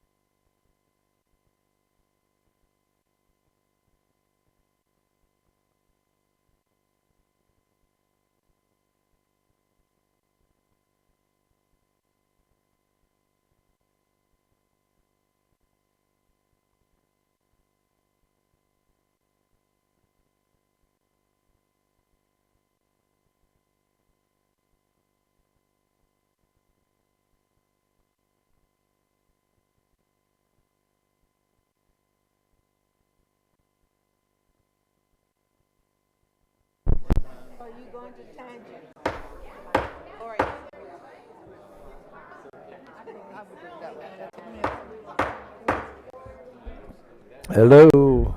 Could the chambers come to order, please?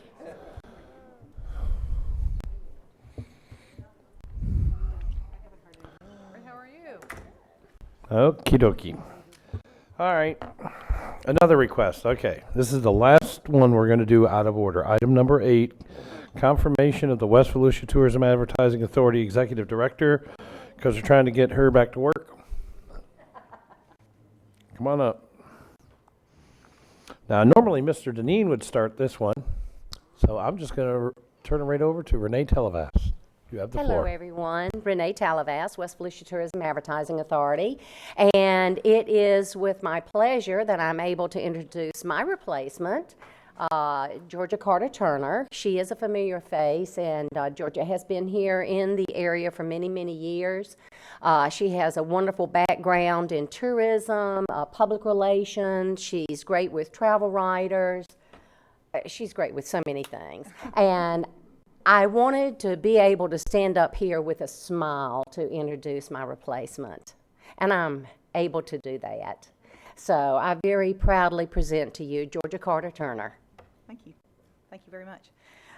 It's just really an honor to be back. I know that all of y'all that know me, all of y'all, that's a good Alabama thing to say, but all of y'all that know me know how much I love Volusia County, and I've really never left in my heart. So it's an honor to take over this position, and I'd really like to recognize Renee, because I've really looked to her for years and years and years as a role model, as someone that I think that's done a great job. And West Volusia has just been put on the map because of her, and I think that's an honor for her, I mean, to have done this long.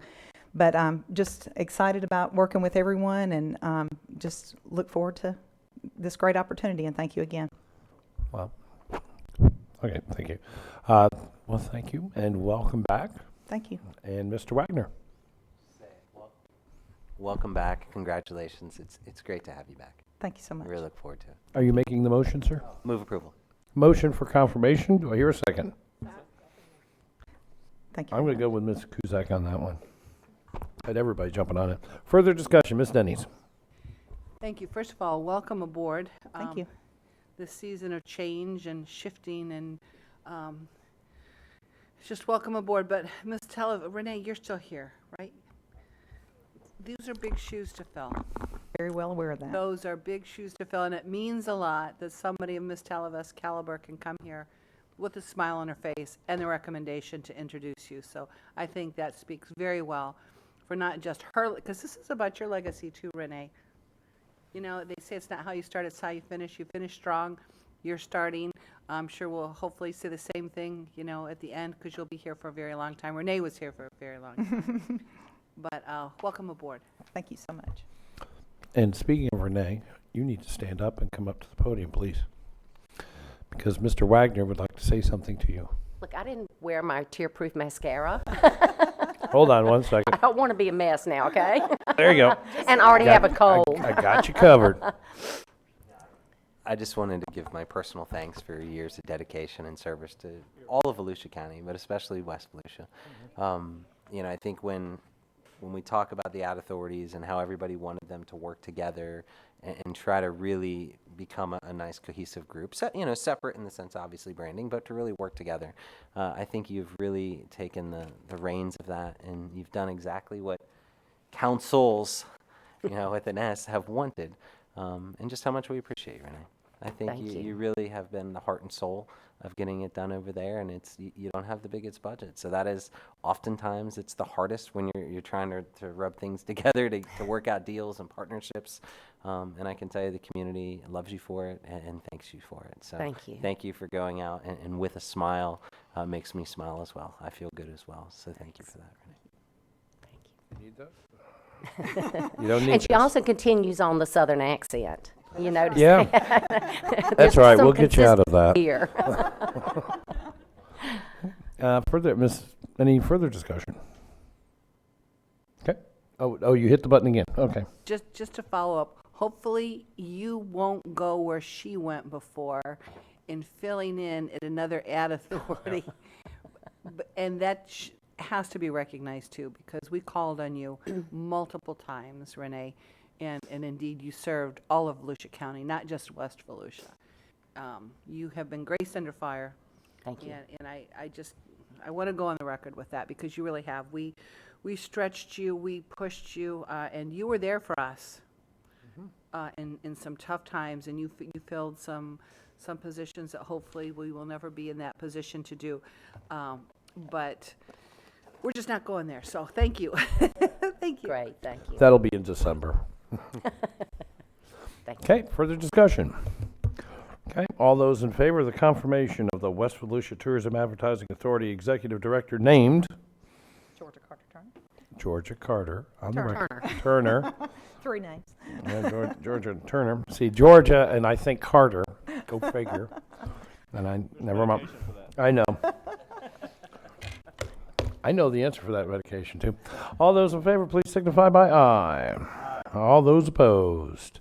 You're in the wrong room. Very well. Thank you. Congratulations. All right, we're going to get back on track here. Open up a public hearing in reference to Ordinance 2016-19, amending the Merit System rules and regulations to equalize employee personal leave accrual. Mr. Chair.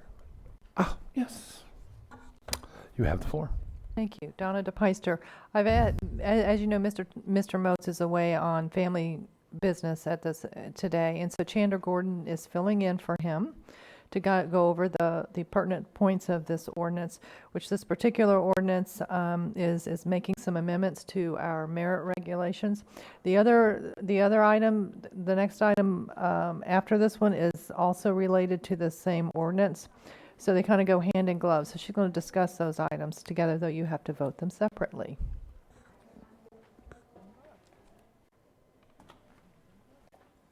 Well, good morning. That's all Chair. right. You still have the floor. We'll do this language thing here.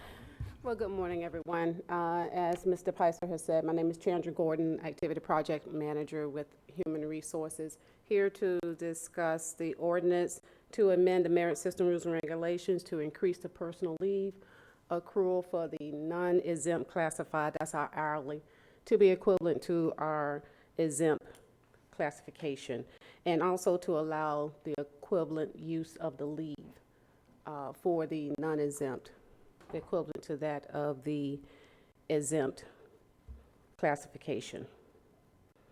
So. I'd like to point out that one of the reasons we're doing this particular one, this is something we probably should have done several years ago, a number of years ago. As a result of the resolution you're going to see next, it makes sense to go ahead and do this now. So we're asking council to go ahead and make this change. Okay, very well. Any further staff report on this matter? This is it. We will close staff reporting section of the public hearing. Open up public participation. Is there any public participation, Ms. Zimmerman? No, sir, there is Very not. well. We will close public participation and the public hearing. Open up the council discussion. Ms. Kuzak, you have the floor, ma'am. Thank you, Mr. Chair. It's good to see you. Thank you, same here. I just want to make the motion, Mr. Chair, the ordinance 2016-19, amending Merit System rules and regulations to equalize employee personal leave accruals. So what that means is that it will be an equal playing field for you to receive your pay based on your hourly wage. You'll be able to accrue. What this one does, this actually equalizes the accrual of leave and the use of leave so that both hourly and salaried employees basically are equivalent at this point. What we had before was that the hourly employees were accruing at a little bit less rate than the salaried. So as a result, we thought it was fair to bring them equal, and we made it equal to what the salary accrual is, which was a better accrual. And also for the use of that leave. So that's great. In the first year. And that is items 6 and 7, or just 6? Just 6. Move for approval, Mr. I Chair. have the motion for approval of ordinance 2016-19. Do I hear a second? Second. I I have a second for Mr. Lowry. Further discussion? Okay, see no further discussion. All those in favor of ordinance 2016-19, amending the merit system rules and regulations to equalize employees' personal leave accrual. All those in favor, please signify by aye. All those opposed? And so carried, 6-0, unanimous. Moving on to item 7, formerly known as item 4, resolution 2016-2017 compensation and classification plan. You still have the floor. Hey, this was a big feat for us as well. In 2014, President Obama directed the Secretary of Department of Labor to update our Fair Labor Standards Act.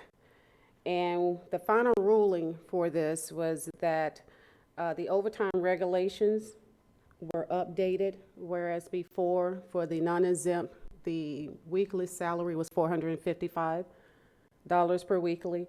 It moved it up to $913 per week. So what we did have someone to come in. We looked at our classification plan.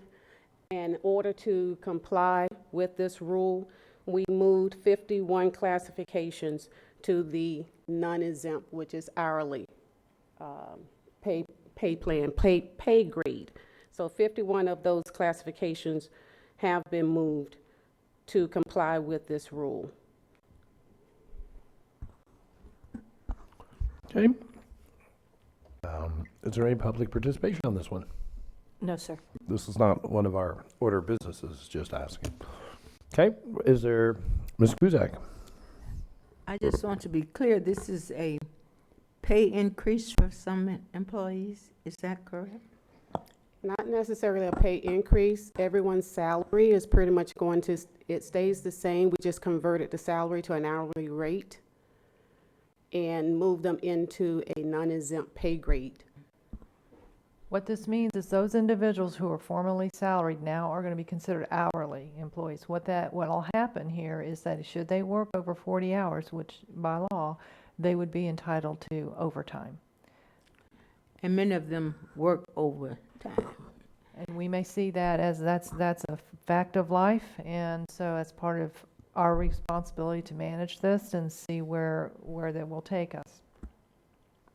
We are holding, we already held one meeting with our managers and directors, and next week we'll be holding another one just to talk to them about the impact of this new rule in the areas. Mr. Chair, then I would move approval of resolution 2016-2017 compensation and classification plan. Motion for approval. Second, Mr. Wagner. Still have the floor, ma'am. Ms. Kuzak? Do you yield the floor? Very well. Mr. Eckert? Excuse me. In response to Councilmember Kuzak's question, there are a few employees whose ranges have been moved up in the compensation and classification plan, whose duties would justify them not earning overtime, and they've been moved up in salary. So it's beneficial, I think, in every respect. But that was just a more complete answer to Councilmember Kuzak's question. Thank you, Mr. Eckers. I kind of thought that, but thanks for There are a few explaining that. classifications, but for the most part, it's moving people into non-exempt, but there's a few who are exempt who are moving up. Thank you. Thank you, Mr. Chair.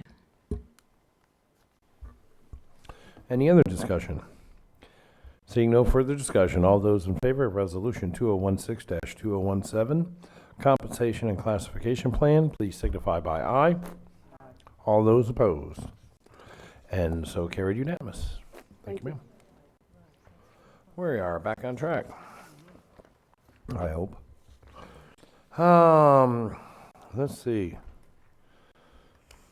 Item number 9. I figured Jamie would have been jumping right up. Hey, Mr. Rick Carl, good to see you again. Thank you, Mr. Chair. How you been? Very good, thank you, sir. Rick Carl, Director of Aviation and Economic Resources. I'm here with Arlene Smith, your Legislative Governmental Affairs Coordinator, and Jamie Pericola with the lobbying group of Seward Square Group, LLC. Congressman Porter is traveling, doing work for us. He is unable to be here, but Jamie's here. What's on the table is for you to renew the contract with our federal lobbying group for one more year under the same terms. And if it pleases Mr. Chair, I would ask Mr. Pericola to come forward and address the group. Thank you, Rick. Mr. Chairman, members of the council, nice to be with you and nice to talk with most of you yesterday. So I was told to keep it short since I think we've covered a lot of the substance. But Time's up. No, go ahead. I'm encouraged. We're making progress. And everybody that survived the election and everybody that's coming in, congratulations, and looking forward to working with you as well. But I think certainly wherever you end up in the world on this election, I think everybody can say thank you that it's over. And but we look forward to a new environment, and that new environment I think is very positive for Volusia County. We've built a strong foundation. We've worked hard to improve the way we communicate with lawmakers. I think we've done that in a much more efficient way. We've done that in a much more timely way, which I would hate to say there may be some egos in Washington, but that does matter, and I think we've done and gone a long way to improve that process. I think you would agree, Mr. Chairman. And process, though, only takes you so far. I think the other thing, and everybody, I mean, when we first started, there was a misperception that, well, you guys go out and work on your own and go get us some money. And I think we've worked to correct that a bit, that it has to be a partnership, and it has been a partnership. And the best way to, the best example of that is on Zika. I think we were the first ones to say Zika is coming, Zika is a bad thing, and we ought to be prepared and ready to go on Zika. And with the expertise and professionalism of the professional staff and Director McNelly and Mr. Rechtenwald, we were able to be in a position, and I think now we're receiving $30,000 a month in funding. So that, in short order, I think is significant progress. I think after Hurricane Matthew, Mr. Rechtenwald, it was good to be in touch with you and to where we could be of assistance, to be of assistance. And I think really the direction forward is there's going to be a lot of activity. Now, in terms of specifics and what does it look like, I would love to know. You as distinguished politicians might have a better sense, but it is being worked out as we see on a daily basis, but it certainly looks to be very big league, very huge. And I think that's actually very encouraging for Volusia County. That's it. And you're done? I am. I was told to keep it short. Great. I'll tell you what, that and I have to give Ms. Smith a little credit there on that one. We sat down at that dinner after that luncheon, and we said, Zika's coming through, and she says, yeah, we don't need them to spend that money all over the world. And we went right in there, started beating them up. The next meeting, we started beating up everybody. So that was a good thing. Well, if I could just add to that, too, in terms of the priority issues that we've identified and we've been discussing with everybody, I really think the foundation now that we've laid, we're in a position because, I mean, a lot of times with a Congress that didn't do much and an administration that didn't interact with them much, now you're going to have a united government and things are going to move very quickly. And given a lot of the foundation that we put in place, we're now in a position to move ahead and to, Mr. Wagner, take the gloves off and punch like Iron Mike. Mm-hmm. Everybody's got a plan until you hit them. Right. That's right. All right, Ms. Denny's. Thank you. Jamie, 2017 I think is going to be a good year. The word that I keep hearing is to launch something. I think our connections, the way that this past election has played out at the federal level, and the connections at the state, I think is going to, some of the barriers that were there are gone. And there's going to be a little more friendly territory in doing what we have set the groundwork on and actually probably push the pause button on. And I see a red light there for all things commercial aerospace for Florida, the state of Florida, and certainly Volusia County with what we have already in the hopper, if you will. So we just can now, we can progress. I think that's probably the best word I could use right now is we have the freedom to move around the federal, DC right now, doors will open. So I look forward to working with you in the future on that. And I think this time next year, we're going to have some pretty good results. And I look forward to working with you to make that happen. Thank you. Likewise. And I think things line up with President-elect Trump being Florida his second home, having a great relationship with Governor Scott. I believe Governor Scott's meeting with him today. A lot of the work that I know you've been working tirelessly on for years now, I agree. I think we're in a good position to hopefully realize some of those dreams. And I think it's okay to call him President Trump. As President-elect. But with that, I make a motion for approval. Motion for approval. Second by Mr. Lowry. Is that it? Sorry, Josh, should I take your thunder? Are you just proud? Well, everybody's got, they're all, I'm just going right down the list. Now it is. She was one, you were two. Now she's one. Now you're one because her light just went off. And Ms. Cusack. Thank you, Mr. Chair. It's always a pleasure to see you. I did not have the former meeting with you simply because I don't know where we're going. And Ms. Dennett, you know, I hope that she's right and I'm wrong. That we will do great things. I have many concerns. And I'm agreeing that we need to have you in DC. If not to build fires, to put out fires. And so I want you to know that we are here and available to do what we can to work with you. I know that the system of government that we live by, we will always get through them. And I want you to know that we will work with you, and I hope that you will be able to do some great things for Volusia County. I know you will do everything possible, but know that the job will not, if it was difficult before, I hope that it is not as difficult this time around. And so we have to agree that we have a long ways to go and that good government is what we all want. And hopefully that's what we all will get. And I hope that I will, at the end of the day, be as optimistic as some of my colleagues. But today, I tell you, I'm glad that you're there. Oh, thank you very much. Thank you, Mr. Chair. Thank you. Mr. Wagner. It actually makes me happier that you made the motion. You know, it's, you know, getting to this point, I am always like the hometown hero, and I think I was so, you know, I've known you my whole life, so to see how well it's worked out with staff, professional staff, it's just worked out like a blessing. I really could not be happier. I think, you know, although the presidency did not turn out as some thought it would, if you leave out some of the social issues and you just think business, a lot of stuff's going to get done. Yeah. A lot. Because once you start talking about deregulation but still having funding in place, I think the spaceport is really going to, I don't know what's going to happen, but it's probably going to be big and it's probably going to be fast, because there's one other part of it. If Governor Scott is going to run for the Senate seat, space is going to be one of the main issues, because if the person that's in that seat now decides to run again, I mean, it could really get really interesting politically, but I think that means business for us.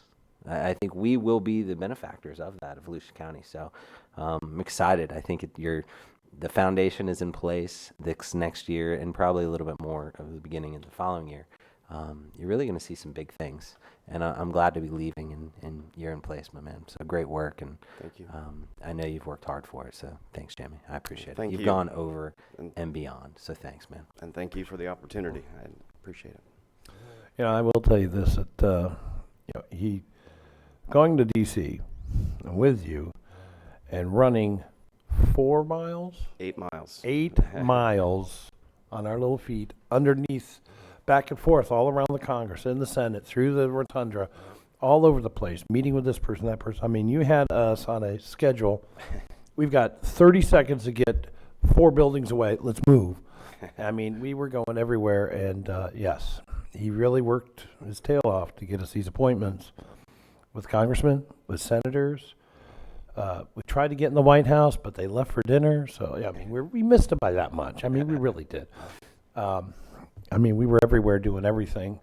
And then we would sit down and have a planning meeting over dinner, more like an after-actions review. And next morning, at 7 o'clock in the morning, we're back at it again. So, yes, he is one hard-working guy up there in D.C., and I'm very glad to have met you. I'm very glad to have worked with you. And I hope this council, future councils, keep working with you because you really are doing what you said you were going to do. I appreciate that very much. Thank Mr. you. Chair, you didn't get to use those segways and the Uber drivers that we had lined up? Okay, Moving. just saying. All just those asking. in favor? No further discussions. No, there were no Uber drivers or any of that. And segways are not allowed in Congress. They wouldn't let. Anyways, all those in favor. Item 9, Federal Lobbying Services Contract Renewal with the Seward Square Group, Partners LLC DBA, Seward Square Group. Please signify by aye. All those opposed? All good. Thank you very 6-0. much. If I could just add happy No, Thanksgiving no, to everybody. you're done. Thank you for your service, Mr. Wagner, Mr. Daniels, and Mr. Chairman. Thank you. All right. All right, we have one more item, and then we're going to kick out of here. Let's see. Am I correct? Yes. Halifax Health presentation regarding children and adolescent behavior services provided to the community. Edith Shelley. Yes, good morning. Good to see you again, Edith. Good to see you. Edith Shelley on behalf of Halifax Health. All of you should have received a copy of this resource guide. Halifax has put this together. We offer the only comprehensive child and adolescent behavioral health care in Volusia Flagler counties from the ages of 2 to 17. This is a resource guide. On the back pages, it gives other resources in our area. It also has put together question and answer. We are getting this into the hands of all of our community leaders. We know as elected officials, people contact you on all kinds of issues. So this is a resource. We're also getting it in the hands of our first responders. It's in all with our resource officers at our schools. And here on behalf of Halifax Health, Child and Adolescent Behavioral Services is our service line administrator, Mr. Jim Terry. Thank you all. You know, about 20% of kids in the country have a diagnosable mental illness at any given point. But about 80% of those kids... Sir, you really have to move those microphones in because you kind of fade in and out. Okay, can you hear me okay? Much better. Thank you, sir. Sorry about that. My voice is a little... it's kind of a change. I could tell you were having a cold or something. One of those things. But, you know, as I was saying, about 20% of kids have a mental illness at any given point. But about 80% of kids never get services. What we tried to do in this resource guide was to not so much market the services. We got plenty of business. That's not the issue. The issue is that we need to get education out and get information to people.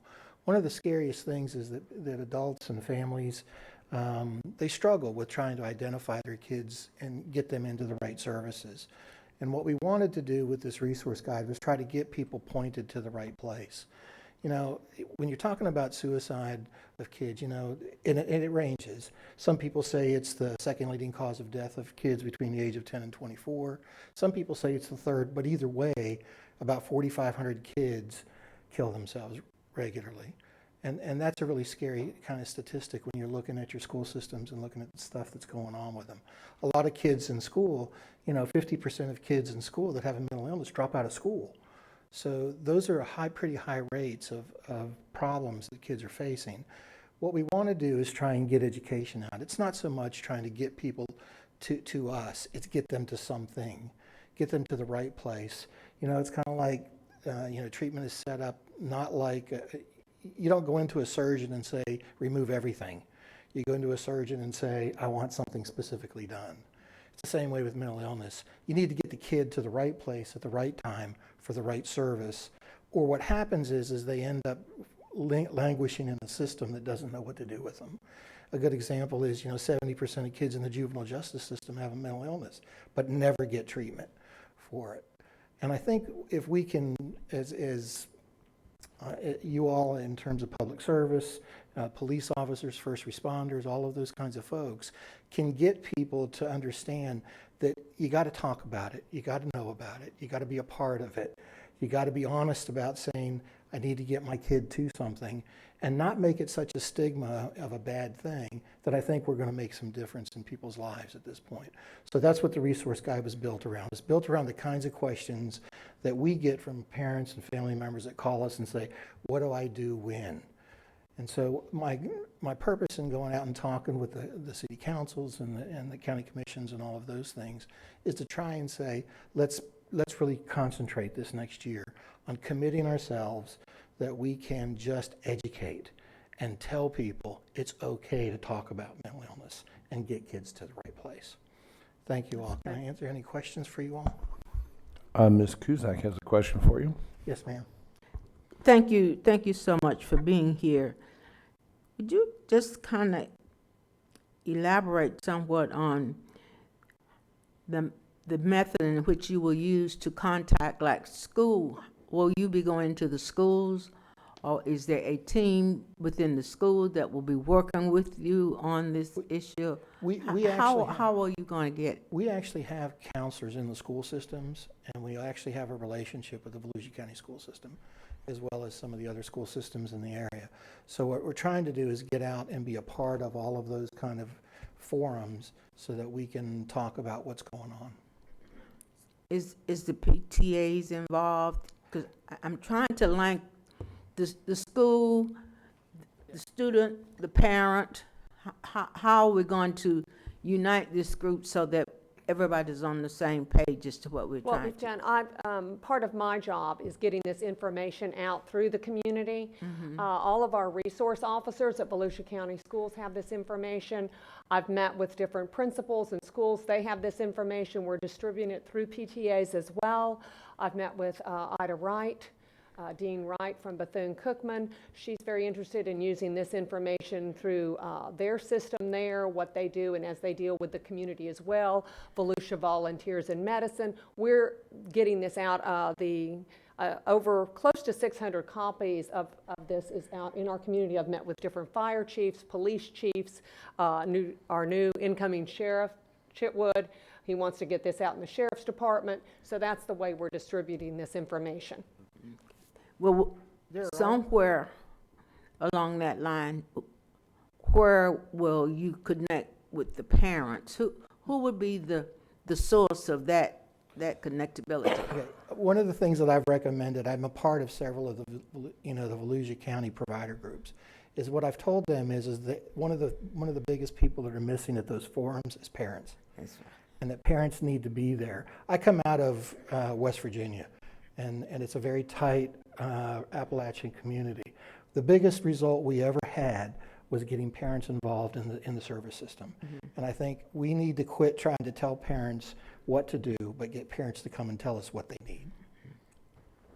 I think you're right on target with that, because that seems to be one of the major missing links. I agree.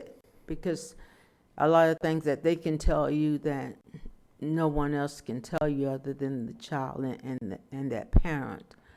Because many children come from many backgrounds and situations and without that piece involved, I think that the programs would not be as successful if parents buy in. Yes, ma'am. Somehow. I think also that parents know the system and what works and what doesn't. Instead of us professionals saying this is what's best for you, we need to hear from the parents about what works for them. And somehow your group will work together to try to make that bridge from into the home. Yes, ma'am. From the school and the community. Yes, ma'am.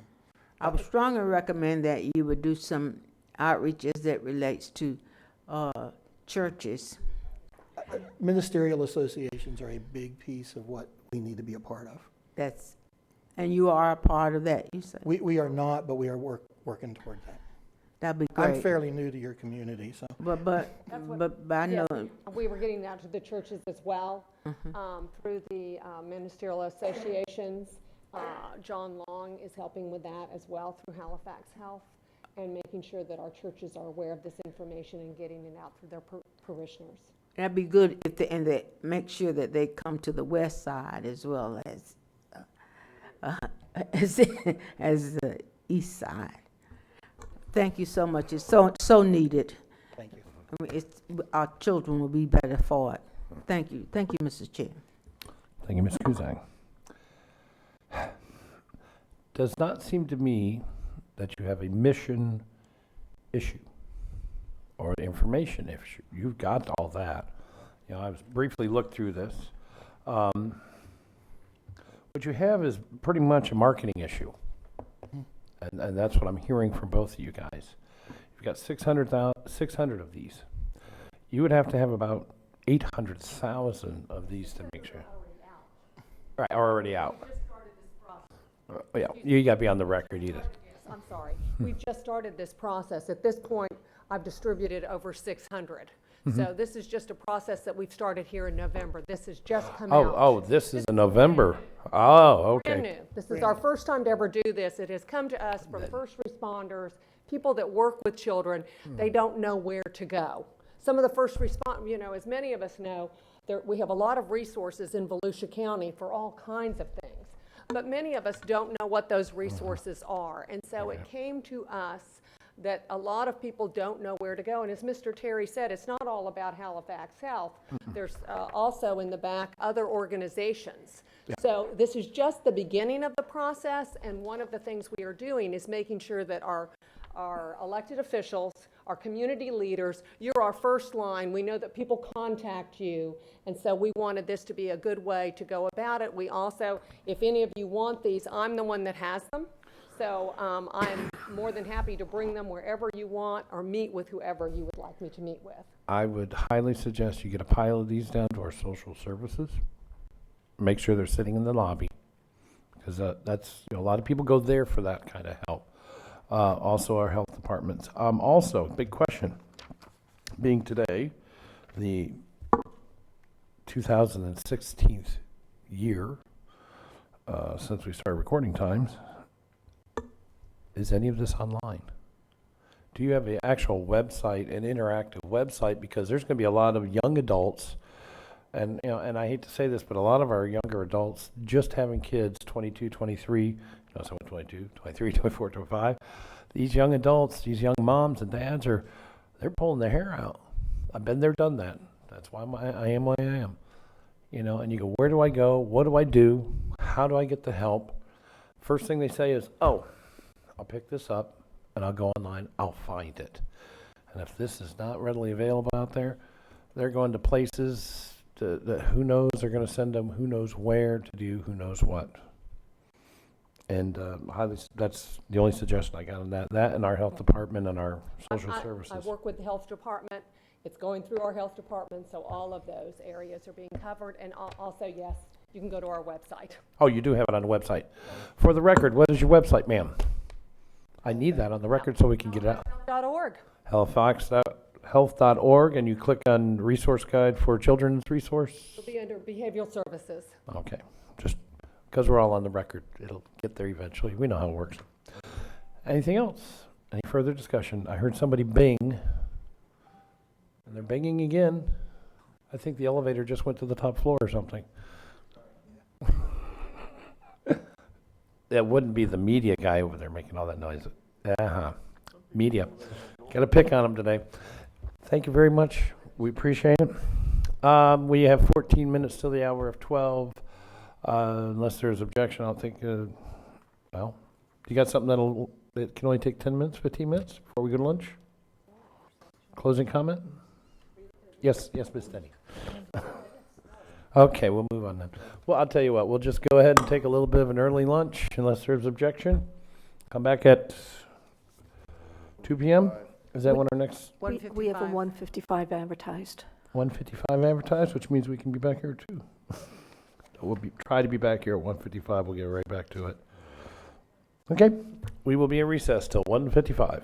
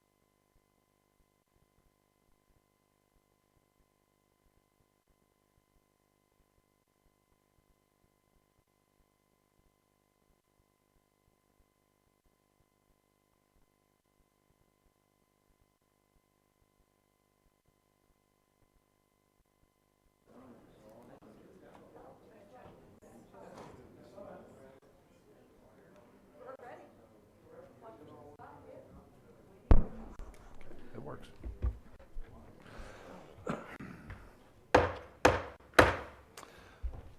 Good afternoon, ladies and gentlemen. Today's date is November 16th, 2016. This is the afternoon session of the Volusia County Council meeting.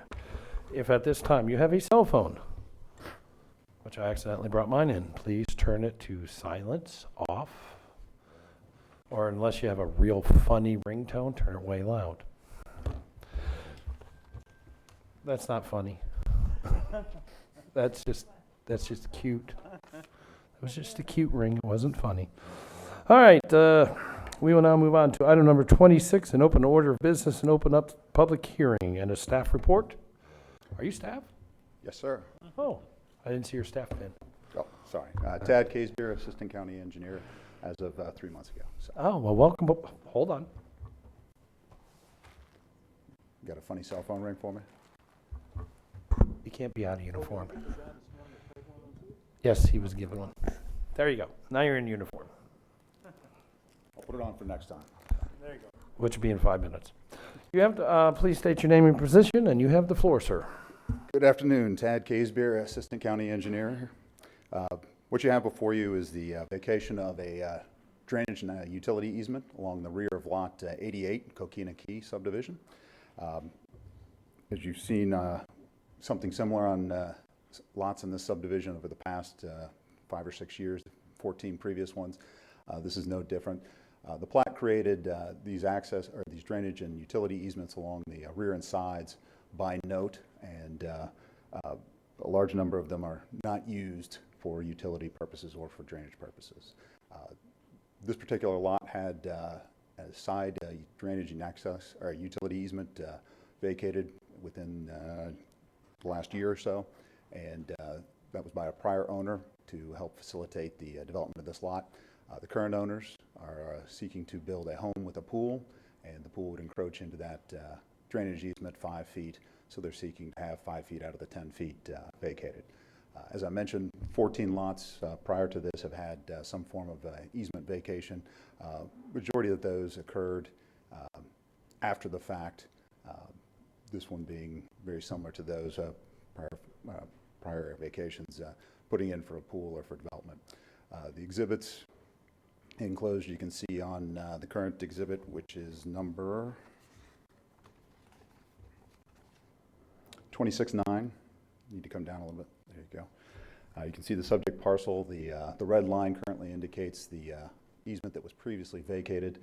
It does not show the easement we would like to have vacated. That is shown on exhibit 26-7.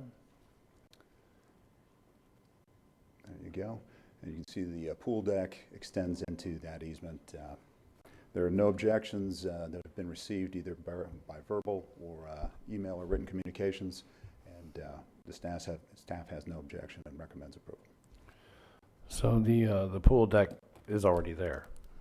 No, not in this case. They're projected. Okay. Seeking the vacation so they can build, so they would be in compliance.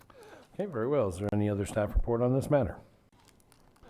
Seeing none, we will close staff report. No open public participation. Item 26, is there any public participation? No, sir.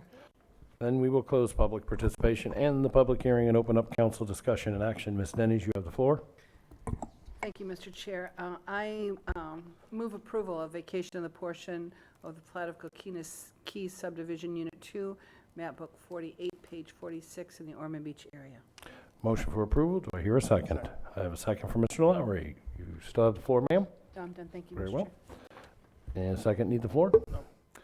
Very well. Any further discussion? No further discussion. All those in favor of resolution, vacation of a portion of the plat of Coquina Key Subdivision Unit 2, map book 48, page 46, in the Ormond Beach area, please signify by aye. Aye. All those opposed? And so carried. Now move on to item number 27. Open order of business and a public hearing. Staff report on zoning case, rezoning from industrial planned unit development zoning classification to light industrial zoning classification. Okay. Mr. Patton, you have the floor. Yes, good afternoon. I'm Palmer Panton, Director of Planning and Development Services. The IPUD that was approved in 2007 included a requirement that a site plan be submitted within 5 years. The site plan was never submitted, and there was no request for an extension. Therefore, there is a planned unit development zoning classification over this property with no effective development agreement. The current applicant wishes to remove the PUD classification and have it simply be returned to the I-1 zoning classification that it was previously. The intended use will be a contractor shop and equipment yard use, which is permitted under the I-1 zoning. Due public notice requirements were met. There was no public participation at the Planning and Land Development Regulation Commission hearing of October 11, 2016. The PLDRC voted 6-0 to forward this case to the County Council with approval. Recommended motions approval. Thank you, sir. Is there any other staff report on this matter? Very well. Okay, we will close the staff reporting section, open up public participation. I do have Mr. Darren Elkind, or is that you? Yes, sir, but only if you have any questions. Okay. Very well. So he said only if we have any questions. Is there any questions? And I see none. Okay, we will close the public participation and the public hearing and open up council discussion. I'm going to turn this over to the at-large member, Ms. Cusack, because District 1 is not here.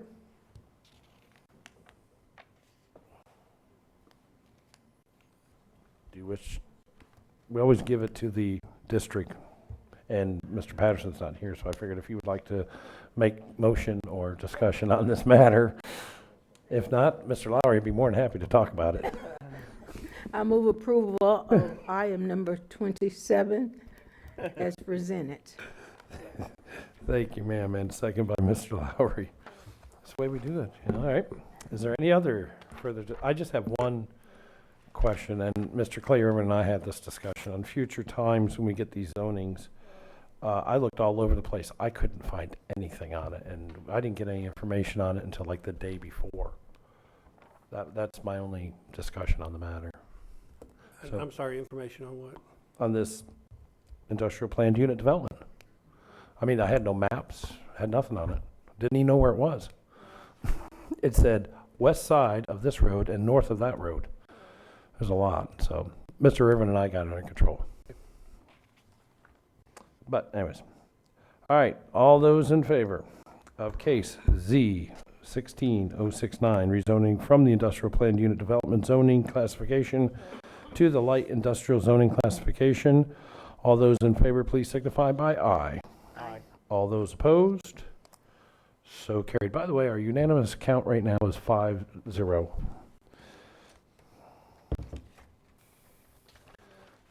Okay. Didn't need you, Mr. Elkind. All right, moving on to item number 28, open a public hearing, staff report on case S-16-071, special exception for a single-family dwelling for the owner or manager of an existing permitted principal use. You have the floor, Mr. Patton. Thank you. Palmer Panton, Director of Planning and Development Services. This request for a special exception for a single-family dwelling for the owner or manager is for an existing restaurant known as the DeLand Stockyard Restaurant on Old New York Avenue, west of DeLand. The applicant has stated that he'd like to be closer to his business and have hands-on. Due public notice requirements were met. There was no public participation at the PLDRC hearing of October 11th. PLDRC voted unanimously 6-0 to forward this case with recommendation of approval. And the motion is to approve, subject to one staff recommended condition attached. Okay, very well. We will, any other staff report on this matter? Okay, we will close the staff report section and open up public participation. Is there any public participation? No, sir. And we will now close the public participation and the public hearing, open up council discussion and action. Ms. Cusack. Thank you, Mr. Chair. I move the approval of case S-16-071, special exception for a family dwelling for the owners of and manager of an existing permit principal use. Okay, I have a motion for approval. Do I hear a second? Second. Mr. Wagner. Okay, any further discussion? Seeing none, all those in favor of case S-16-071, special exception for a single-family dwelling for the owner or manager of... What happened to me there? Now you're making me say it all over again. Special exception for a single-family dwelling for the owner or manager of an existing permitted principal use. All those in favor signify by aye. Aye. All those opposed. So carried. And now we will move on to item number 29. Opening a public hearing on case S-16-070, special exception for temporary campsites on prime agricultural A1 zone property. Mr. Panton.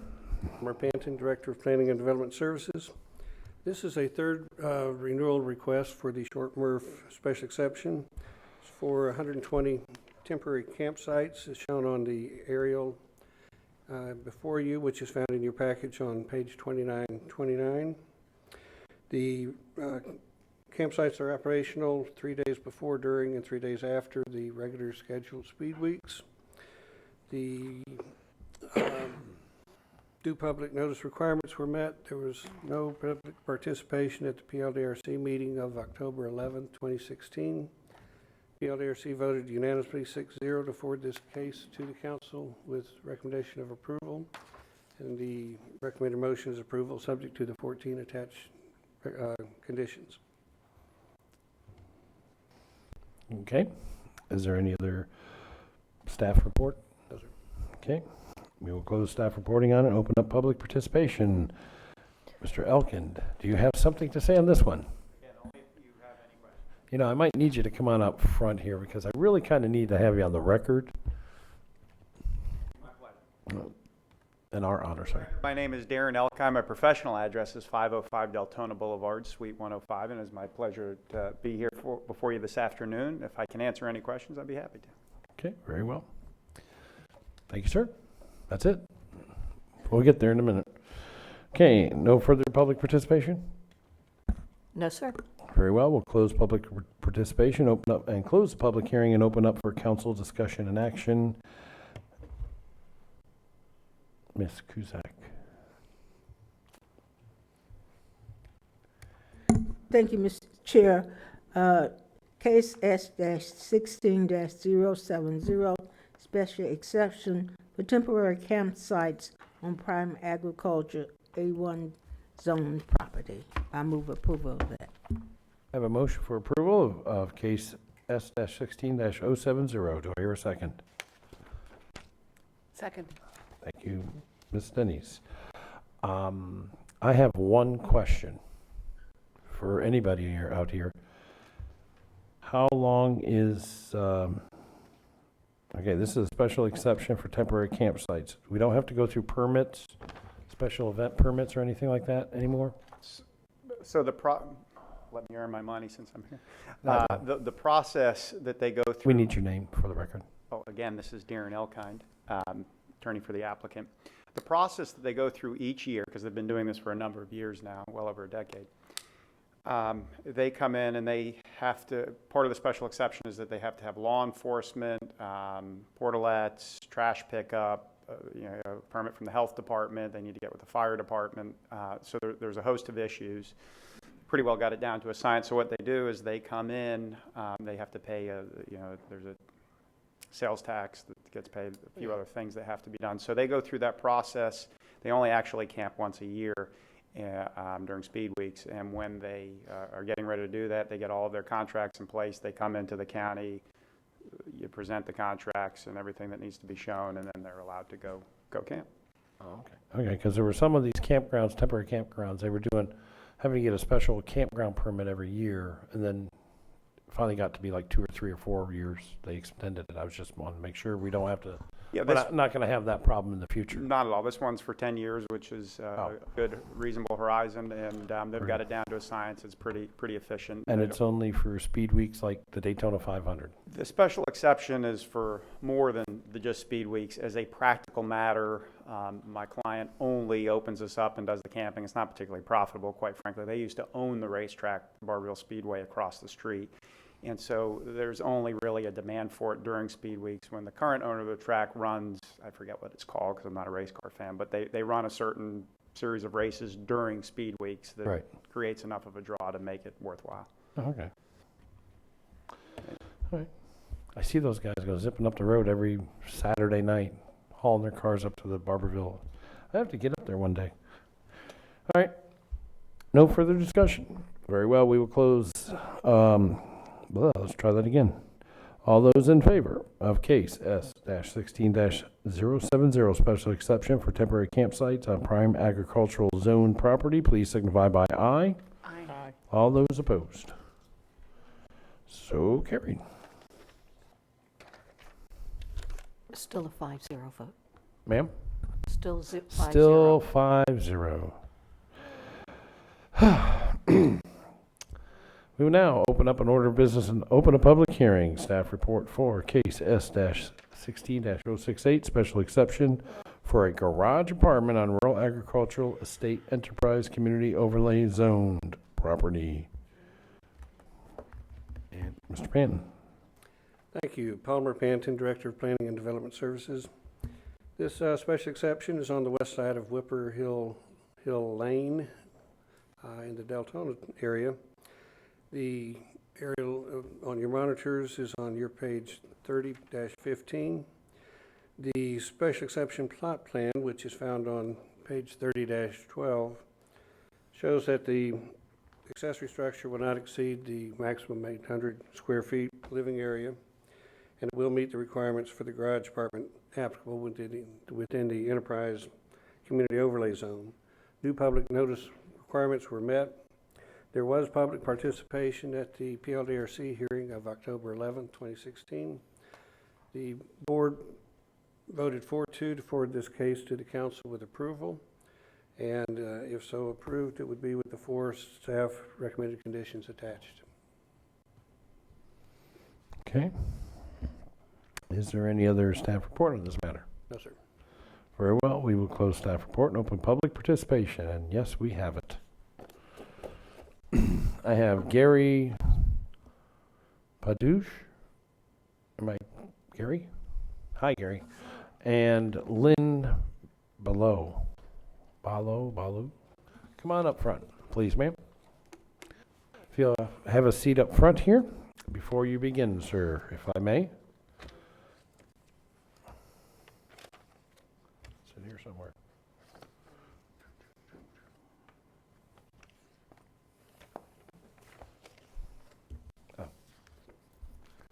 You want me to? One moment here. I have to read this disclaimer for everybody. All right. All right. The Volusia County Council welcomes your involvement and is interested in hearing your comments. Please complete a public participation slip and indicate in the subject line the issue you wish to address. You may use the back if you have to. After you're recognized, please state your name and address for the record before beginning your comments. You will speak up to 3 minutes during your public participation. The County Council does not answer questions or requests during public participation. Please be courteous and respectful of the views of others. Personal attacks on council members, county staff, or members of the public will not be tolerated. All right. Sometimes I feel like saying, do you understand the rights as I just read them, but no. Okay. Okay. Good to go? Good Your to name, go. please, sir. My name is Gary Paduch. And your address? 463 Golden Arm Road, You have 3 Deltona, minutes. Florida. You have 3 minutes, sir. 29 years ago, they rezoned this property from whatever it was to 1 unit per 2.5 acres. And I understood at the time that the reason they did that was because the 2.5 acre size lots would have less impact on the drainage areas in that area.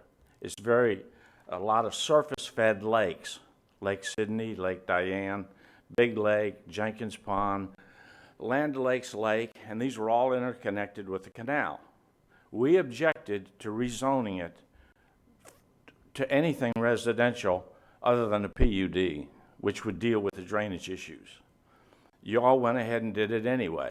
You zoned it 1 unit per 2.5 acres.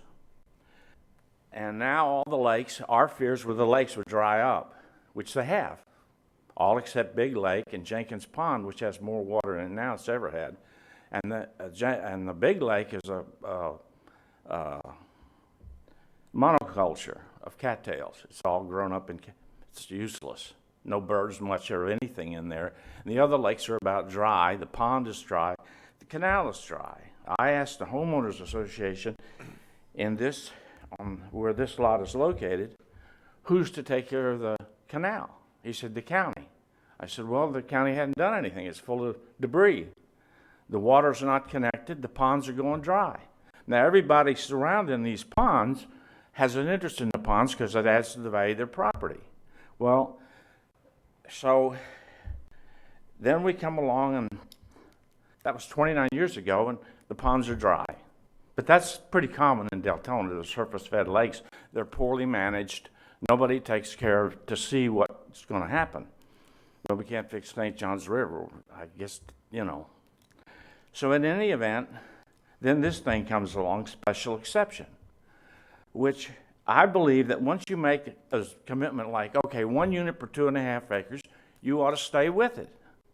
There shouldn't be an exception every time somebody wants to do something a little different. Once he does this, somebody else will want an apartment. And right down the middle of the lot is a line, and 2 lines go the full length of the lot, subdividing the lot. 10 years from now, you won't be here. But this map will be. And they'll come along and say, well, we're going to build a house now. We've already had an apartment over there. And all this is being septic tanks and wells. My big thing is, once you make these rules, you need to stick with them. You don't need to give special exception in a residential area. When you rezoned that last time, it was 1 unit per 2.5 acres, period. Okay. I'm done, I guess. Yes, thank you, sir. Ma'am? Good afternoon. May I have your name, please? My name is Lynn Baylog. I live at 455 Golden Arm Road in Deltona, 32738. You have the floor for 3 minutes. Thank you so much. I'm here to see if some of my property rights can be addressed and considered by the board. The special exception is, again, to subdivide a 2.5 acre lot into 2 single-family dwelling units per lot. There's a lot of people that are unknowingly going to be affected by this. I'm going to carry some stuff that was Mr. Paduch had said. The property in question is in a very, very environmentally sensitive area. Any additional impacts will actually exacerbate an already failing section of what was once a very pristine area. I've been in the eminent domain field for over 30 years, and I'm intimately familiar with property development. This property is allowed to add another single-family dwelling unit.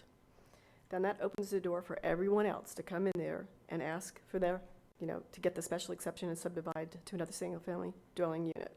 I've seen that fight before, and it's never won. The county will have set a precedence allowing other people to come in and ask for that special exception. When I said that this was a pristine area, Tree Shore Lakes was once surrounded by Lake Sidney, Diane, Big Lake. Lake Sidney has dried up. It's just nothing but a pond. Big Lake is cattails, and water hyacinth that used to be skiable is not skiable anymore. A while ago, our subdivision, Tree Shore Lakes, successfully had a developer who wanted to put in a development, single-family residential development on Lake Diane, which is adjacent to this subdivision, and utilize a package plant. But they couldn't show that even the package plant wouldn't, interrupt the sensitivity and the environment. I've got so much time. I wanted to say that, when I purchased my property 30 years ago, I did so knowing that I was only going to have one lot behind me. and I trusted the county on that. Travel sounds very, very easily back there. There's a gun range back there too, which is grandfathered in, but back in the 30s or whatever, there weren't so many single-family residential properties there. That's just part of it. But I agree the owner has rights to come before the board and ask to get a special exception. I'm here for my rights also. I emailed Dr. Lowry. I hope you had a chance to read it. I believe I'm losing something very precious to me and other people along that stretch. And that's our reasonable expectation of privacy. We'll be able to relax in our backyards, additional noise, lakes drying up more, additional septic tanks draining in our additional, aquifer. I'm beating that clock. And, it seems to me, what good is zoning and future land use if you're not going to adhere to it? I'd like to do it, but I know the rules of the game. It is with great respect that I address the board and appreciate being heard today. Thank you so much. Thank you, ma'am. All right, is there any other public participation today? No, sir. Very well, then we will close public participation and close the public hearing and open up for council discussion. Mr. Lowry? Yes. Mr. Panton, the vote was 4-2 from the PLDRC. Do you have any notes as to why the two, what their objection was or what their thoughts were? I mean, I'm a person that likes a person to be able to do with their property as they want, and I don't want to resist it unless there's really something that would be legally binding. And so I didn't know if the two that objected, if you were there, if you know why. Because it wasn't 6-0, so that's got me in a quandary a little bit. Yes, sir.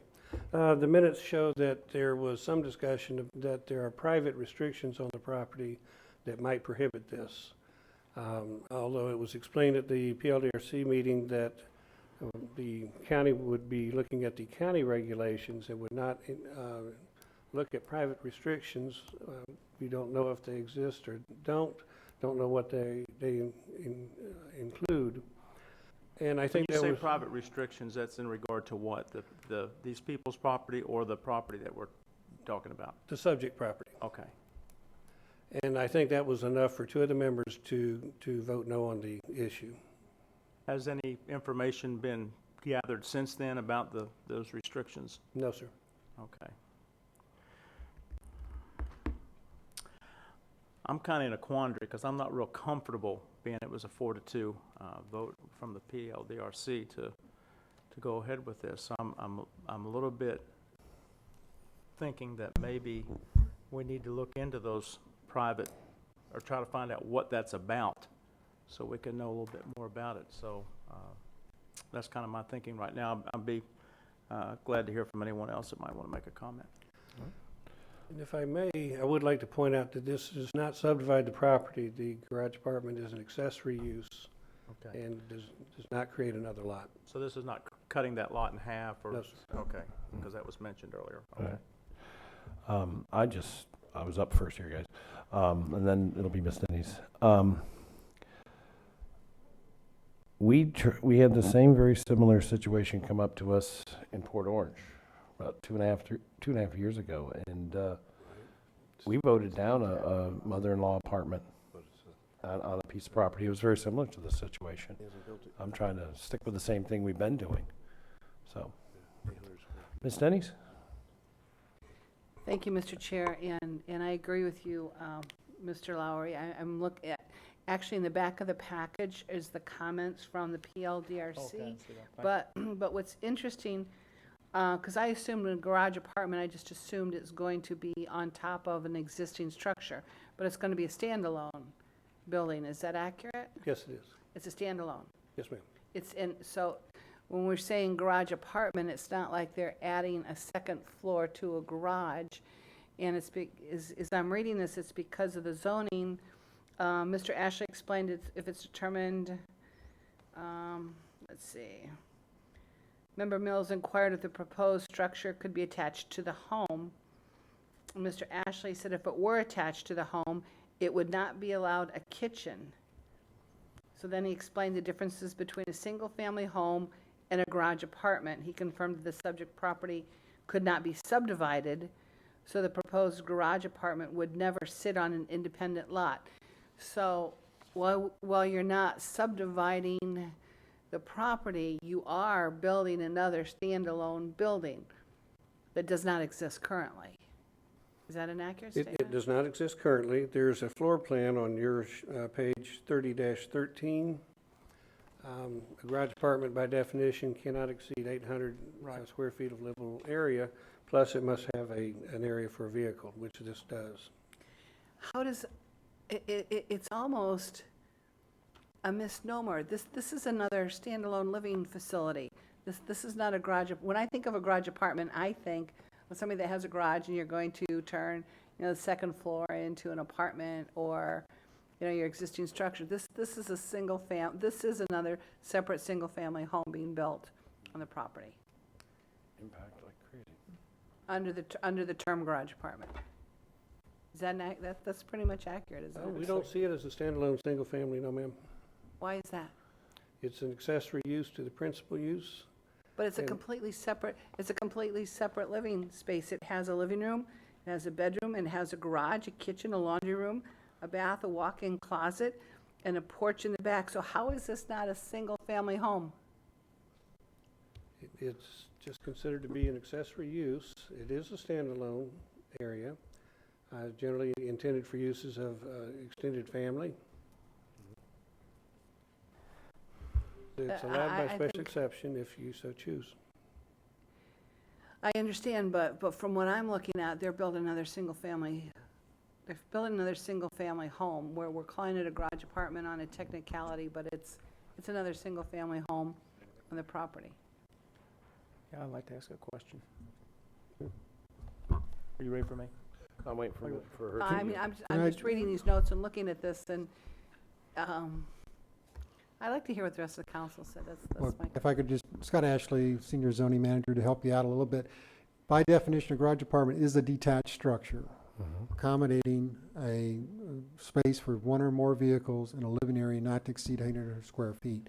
If this were a single-family residence, a standalone, it would be required under our zoning to be at least 1,000 square feet. So that's, but this is something that's been done in all zoning classifications. It's by definition is a detached structure, whether it be above a garage, which could be done in this scenario. In a lot of cases, when we have an urban environment, there's a height limitation, so generally they are a single-story standalone structure.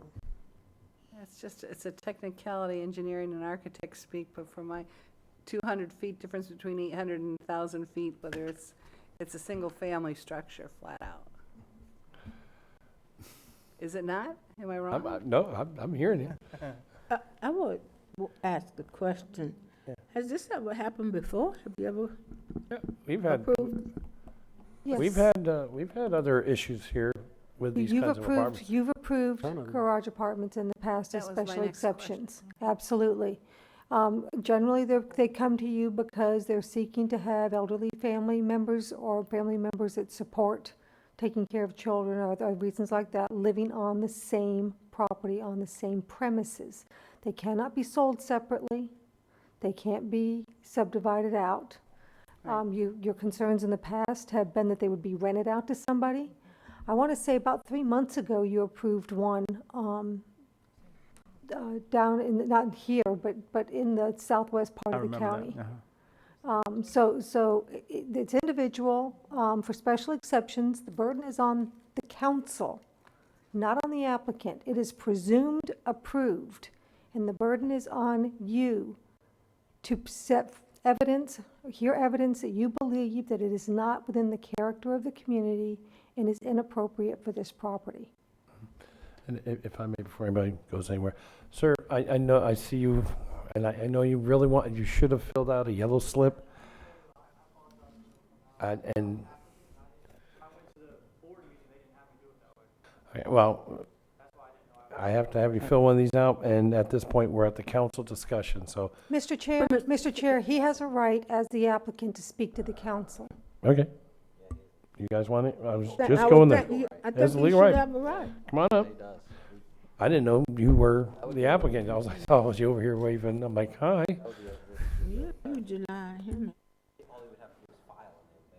Yeah. Now, when you get done, I need you to fill one of these out and give them to her. Brian Weiss, address is 3309 Merchant Terrace, Deltona, Florida. Okay. I am the applicant. Just as far as your questions, as far as the private and how it was 4-2, the current HOA did have that a separate dwelling used for living was not approved. At that time, I was unaware. Since then, I've worked with the HOA. We've come to an agreement. I have a recorded deed on the land as of right now, saying that it cannot be used as lease or rent to gain funds from. Like she was saying, it cannot be sold separately, and it can only be used for immediate family to reside in our case, mother and father-in-law. So if that answers that privacy question. matter's been cleared up with the, I'm sorry. So the privacy matter's been cleared up then? Am I understanding him correctly? The concerns that were raised at the PLDRC regarding the homeowners association Okay. having a Now, restricted okay. covenant has been resolved. is Do we what have a he's telling copy you. of that, though? Or is this He can, just- he can provide a copy to Ms. Have two of them. Zimmerman. So, okay, right, and we're just going on a verbal.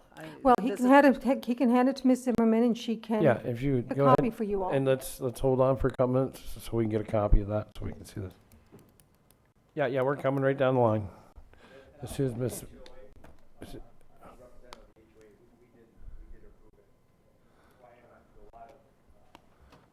Sir, over here. We have to let him speak. He's on the mic. He's on the, so. Yes, sir. All right. Okay. We have worked with the HOA to come to the agreements, like I said, where we both came to where, as of right now, the deed, which is recorded, is suffice, and the HOA and I will resolve everything at a later date. Okay. Are you through, Ms. Denny's? Mr. Wagner would like to It speak. would have been helpful had we had that information prior to the meeting and gone on the record. Yes, ma'am. Like I said, I didn't know the formality and nobody informed me of how it worked, so I apologize. Okay, apologies for that. By the way, if anybody else wants to speak on any matter whatsoever, you have to fill one of these things out. So please fill it out. You filled one out. You had your 3 minutes. Yeah. All right, very well. You're done, Ms. Denny's? I am. Mr. Wagner. Cool. Just a couple Have things. a seat, sir. Right there in front. Have a seat. We're going to call on you. He could build a garage there, correct? Yes. The exact same structure, just not have a kitchen? I mean, that's basically the difference between a kitchen and no, well, let's just say a building that's the same design on the outside, correct? What we have here is, can you put up the picture again with the backyard? Can you orient that? And maybe Thank you. zoom in a little bit? I mean, it just seems, I mean, it's hard. We had the same thing happen probably a couple years ago in Ormond, Ormond by the Sea, where you had that huge piece of property that everyone was used to it being woods. Yeah. And the problem is, it's not. I'm a strong believer in property rights. This is one of those things that it simply could be a garage. The fact that it's going to be a unit to have people living in doesn't make much of a difference to me, because it's going to have the same effect if they built a garage or they built this small unit apartment.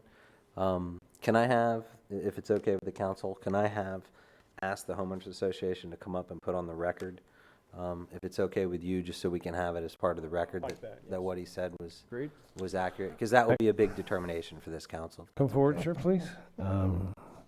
You too will. Is that okay with the?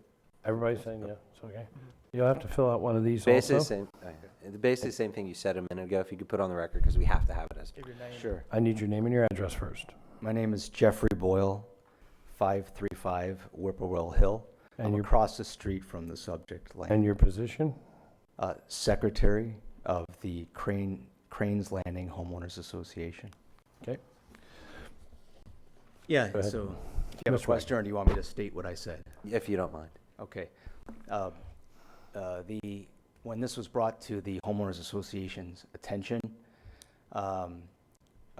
we worked with Brian Bice to, I believe it's called a deed restriction, add a deed restriction on the property that would, we had absolutely, it will never be, it can never be rented at all to family members, whatever, and only immediate family members can live in this garage apartment. So that's their intention. We realize that they are only the first owner, right? And you have to think of the life of the property. But their intention was to, for in-laws. But we saw, hey, you know, 30 years down the road, because I plan on living there that long, we saw this could be a problem with renters. So that's why we had to put in there absolutely no renting and only immediate family. And the board of the HOA approved it. And that's it. I appreciate you coming in and putting that on record. Thank you. I guess where Have it a comes. seat right in the front row, sir. Sir, why don't you have a seat in the front row in case we have further questions from other council members? And then, Jamie, will you repeat one more time the standard that we have today? Special exceptions are presumed to be compatible and allowed.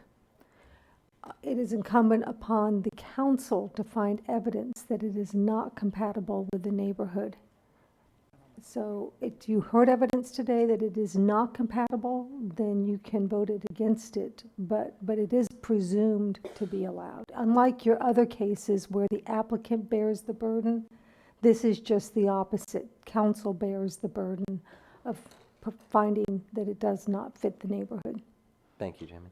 And I think that's important for us as a council. I mean, we've just heard on the record, and I don't know the owners. I don't even know the area that well other than the maps. But I could tell you by looking at it and reading the agenda item and looking at maps of the homes that are in the area, I don't see how we could find that it's not compatible, especially since they've taken the position of the deed restriction. It's not a rental. I mean, it's not. So We'd open ourselves up I mean, it would be very, very difficult for us to. I'll tell you this: I don't feel comfortable voting against it based on that standard. So, and to the homeowners in that area, I apologize, but the burden's on us, and I don't see it. So I'm going to make a motion to grant. I was going to ask Fred if he wanted. Fred, or if you Well, want to. I'd like to ask one more question of Mr. Panton, if I could. And I'm fine with that. I'll withdraw mine. And then I'll make a I'll motion. withdraw. Okay, hold on. Let me go down the list here. Thank We have protocols. Ms. Cusack is next, and then I will waive my comment until you make your motion. So, Ms. Cusack. Thank you, Mr. Chair. I think that Josh has elaborated quite well my thoughts, simply because we have done this before, and it has been approved by the homeowners. It's locked in place as to what you can not do with the property. So I don't have a problem with granting this exemption. So if the motion is made, I would be in support of it. Okay, Mr. Lowry, you wish to make a motion? I just wanted to ask Mr. Pant one more question. And did you said two that objected, that's the thing that threw me, was the 4-2 from the PLDRC. They obviously didn't have this document because they had issues with the privacy, and that's been cleared up with this. Is that correct? No, sir, they did not have it, Okay. and we haven't seen it. Okay, all right. need That a was copy? I'll get. yeah. The burden of proof is on us, and if we don't allow this, we could be opening ourselves up to a problem. And so with that, I'll make a motion to accept this variance. Okay, motion, no, it's a special exception. Special exception, excuse me. Motion for approval of special exception 16-068. Do I hear a second? And Ms. Cusack is the second. Mr. Daniels, you've been very quiet today, but your light is on. And I'll be even quieter. I was just going to make the motion because I didn't think anybody else was. We'll get there. I was just trying to get there. Let's go ahead and. I do have one question. There. Yes, ma'am. It does have in that motion does include some particular recommendations. Right, the four exceptions, or for the four special requirements. I do have one question. That is a part of the motion. Right. Yes, it is. For Mr. Panton or the Homeowners Association, whomever, in the very near, first things first, how many other garage apartments are out there in this neighborhood? Are there any? I don't know. I guess that would be none? And would you be willing to allow future garage apartments to just start cropping up on these properties? You'll have to come up to the microphone, sir, so we can have it on the record. State your name again. Jeff Boyle, they would have to go through the same process. Okay, but you would allow future apartment garage It's apartments there? possible, yeah, if it went to the hearing first and then this, and then it, it was approached to our homeowners association, yeah, we would consider it. Well, I mean, you would almost be required here because we're setting a precedence. Yeah, in fact, we even talked about adding some, something written in our covenants that has a little more details now that we're getting into this, and it's the first situation. Okay, very well. Well, that's up to you guys. Very well. Further questions, further comments? Seeing none, all those in favor of case special exception S-16-068, special exception for garage apartment on rural agricultural estate enterprise community overlay zone RAE zoned property. All those in favor, please signify by aye. Aye. All those opposed. And so carried 6-0 today.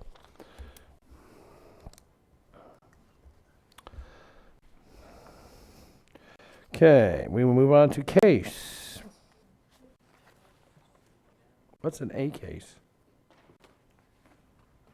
Is this correct? Case A-16081, 080? Yes, sir.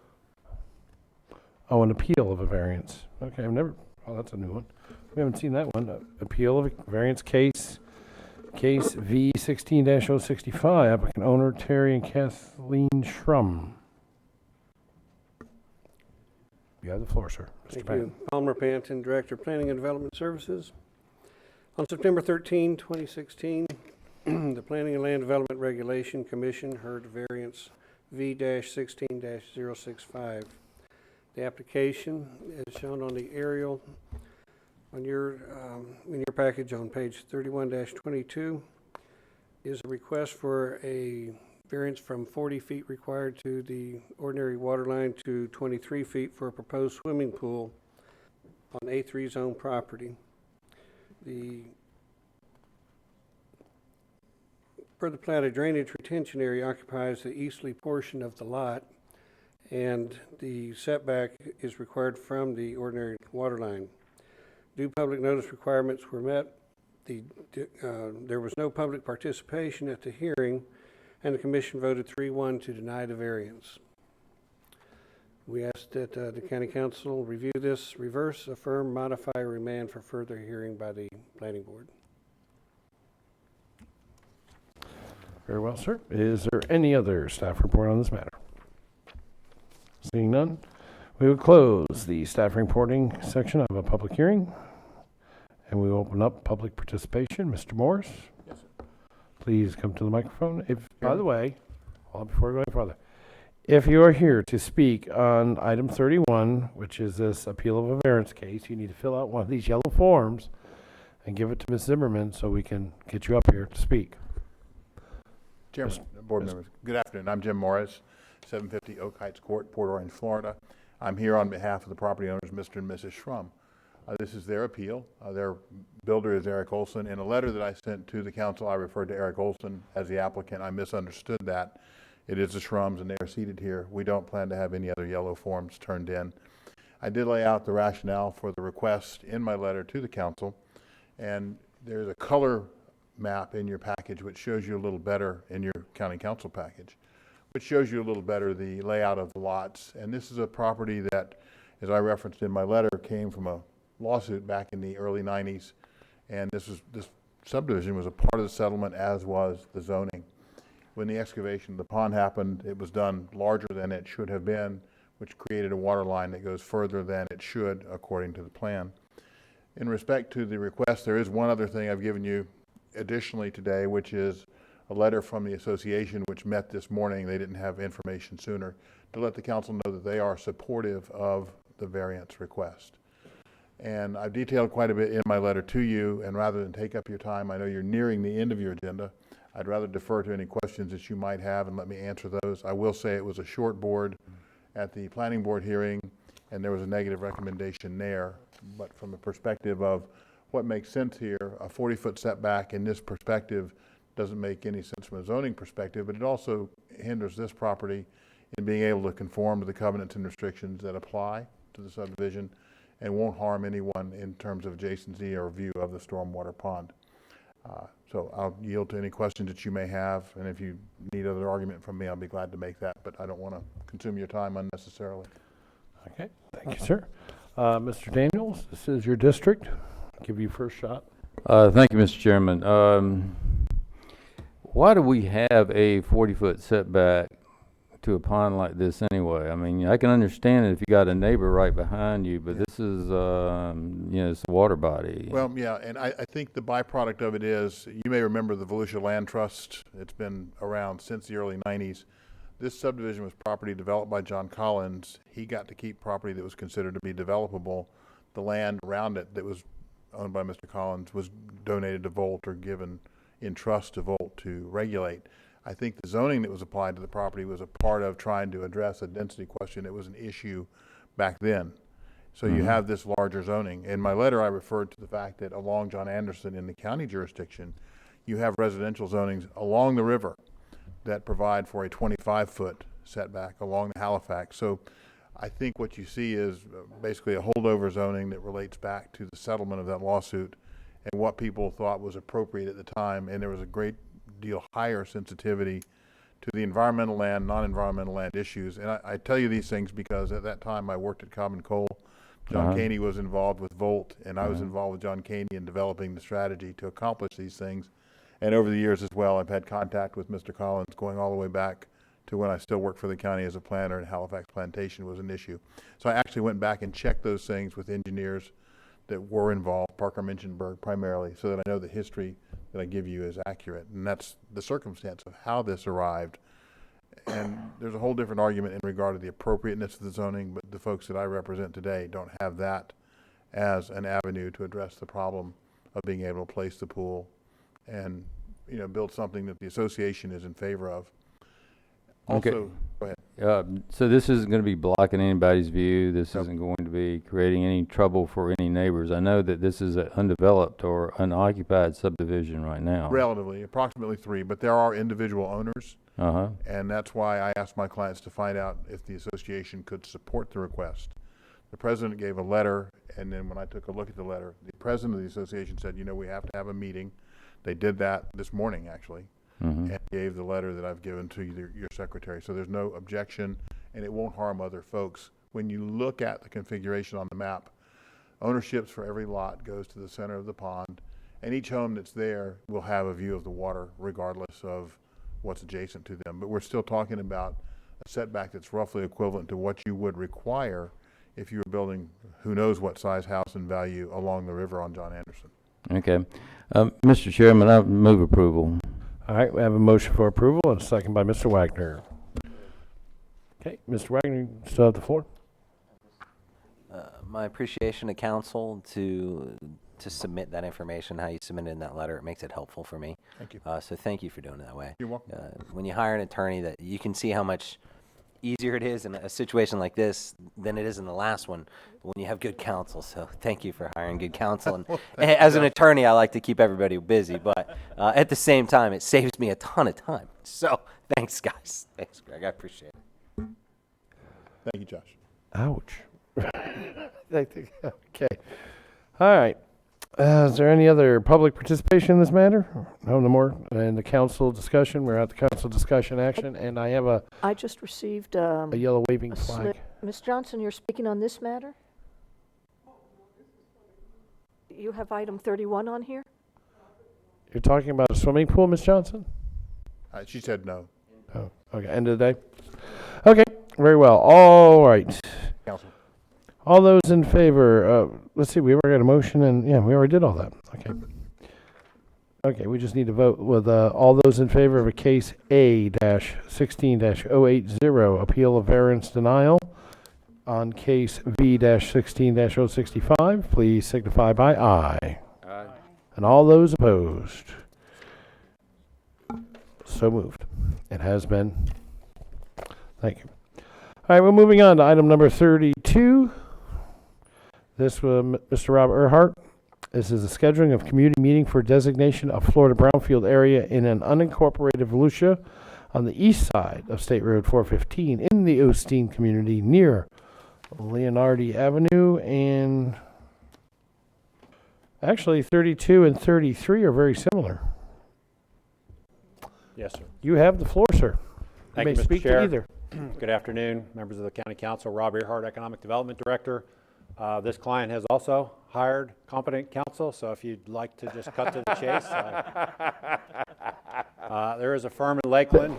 This one, the 32 is not a public hearing, so just you're on your own. There's a firm currently established in Lakeland, Florida, with several storefronts that is desiring to expand into Volusia County. That is Tire Capital Incorporated. They're the owner and operator of several automotive repair and tire service facilities.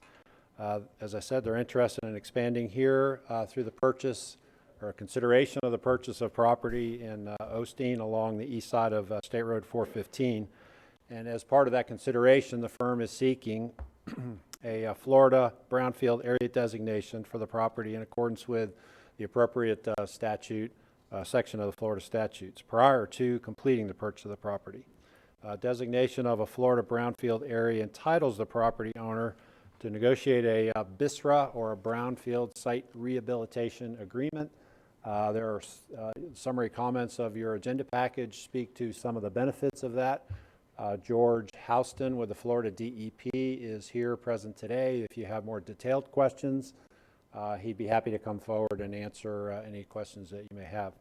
As I said, this client is represented by counsel, that being Michael Schnapstyler with Cobb & Cole. He's written a letter that outlines his client's requests and the potential benefits of the project, so I won't belabor those details.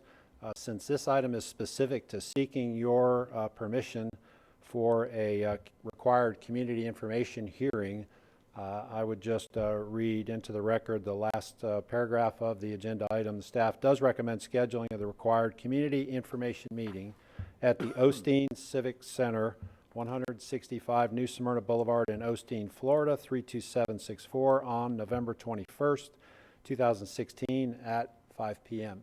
And before I step down, I'd like to acknowledge assistance from Mike Rodriguez in the County Attorney's Office, from Scott Ashley in Growth and Resource Management, and Pedro Leon in our own shop.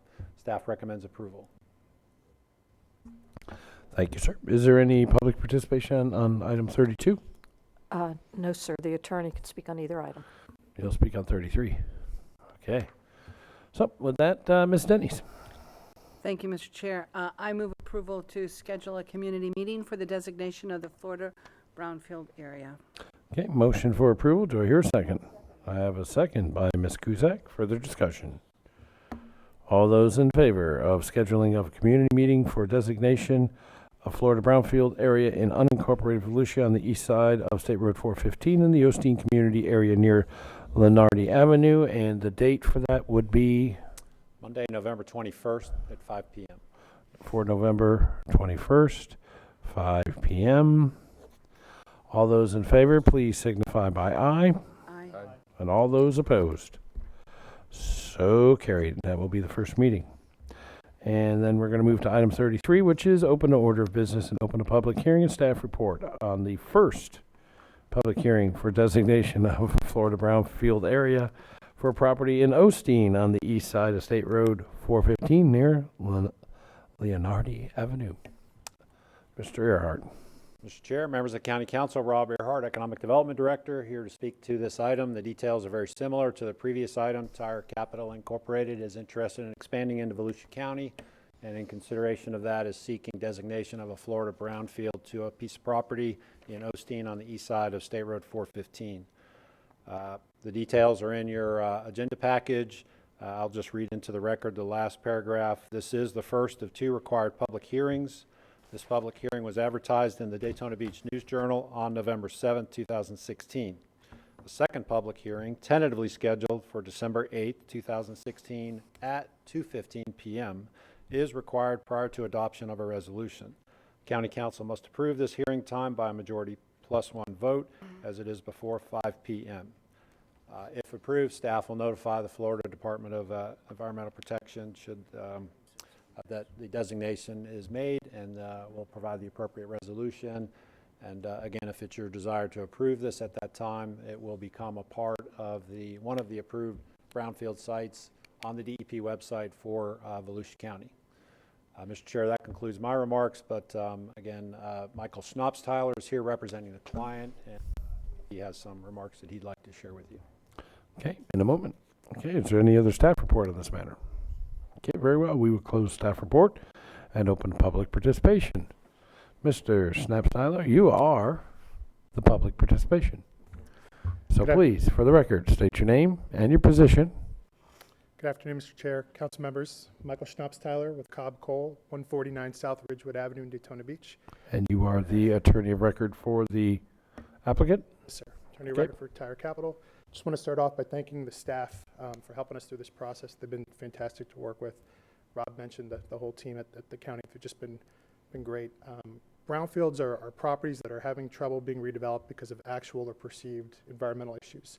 And so the state created a state program in 1997 to put together a suite of incentives or resources to help parties interested in redeveloping specific sites. The process starts at the local government level, with the county designating a brownfield area. But from there, we move forward with the state, and the incentives are all state incentives. There's no request for county funds or county resources involved. This specific property has some issues dating back to historic use as a citrus grove and a gas station in the mid-1950s. So our client, Tire Capital, has done some due diligence. They've identified some issues and would like to move forward by entering into the program. We've even gone as far as to submit a draft brownfield site rehabilitation agreement to the Florida Department of Environmental Protection, which is currently being reviewed right now. If approved before the end of the year, that would be the first project in the unincorporated portions of Volusia County to formally enter into the brownfield program. You have designated 2 previous brownfield areas, one in De Leon Springs and one in unincorporated Port Orange, but this would be the first project to actually sign a voluntary cleanup agreement with the state, meaning someone who didn't cause the problem has now agreed to clean it up. Here to answer any questions that you all have. I just did want to state on the record that I received some comments today from DEP regarding Section 2A of the draft resolution. They've requested that it be revised or removed. The specific language says that each individual property owner would clean up the contamination on their specific property.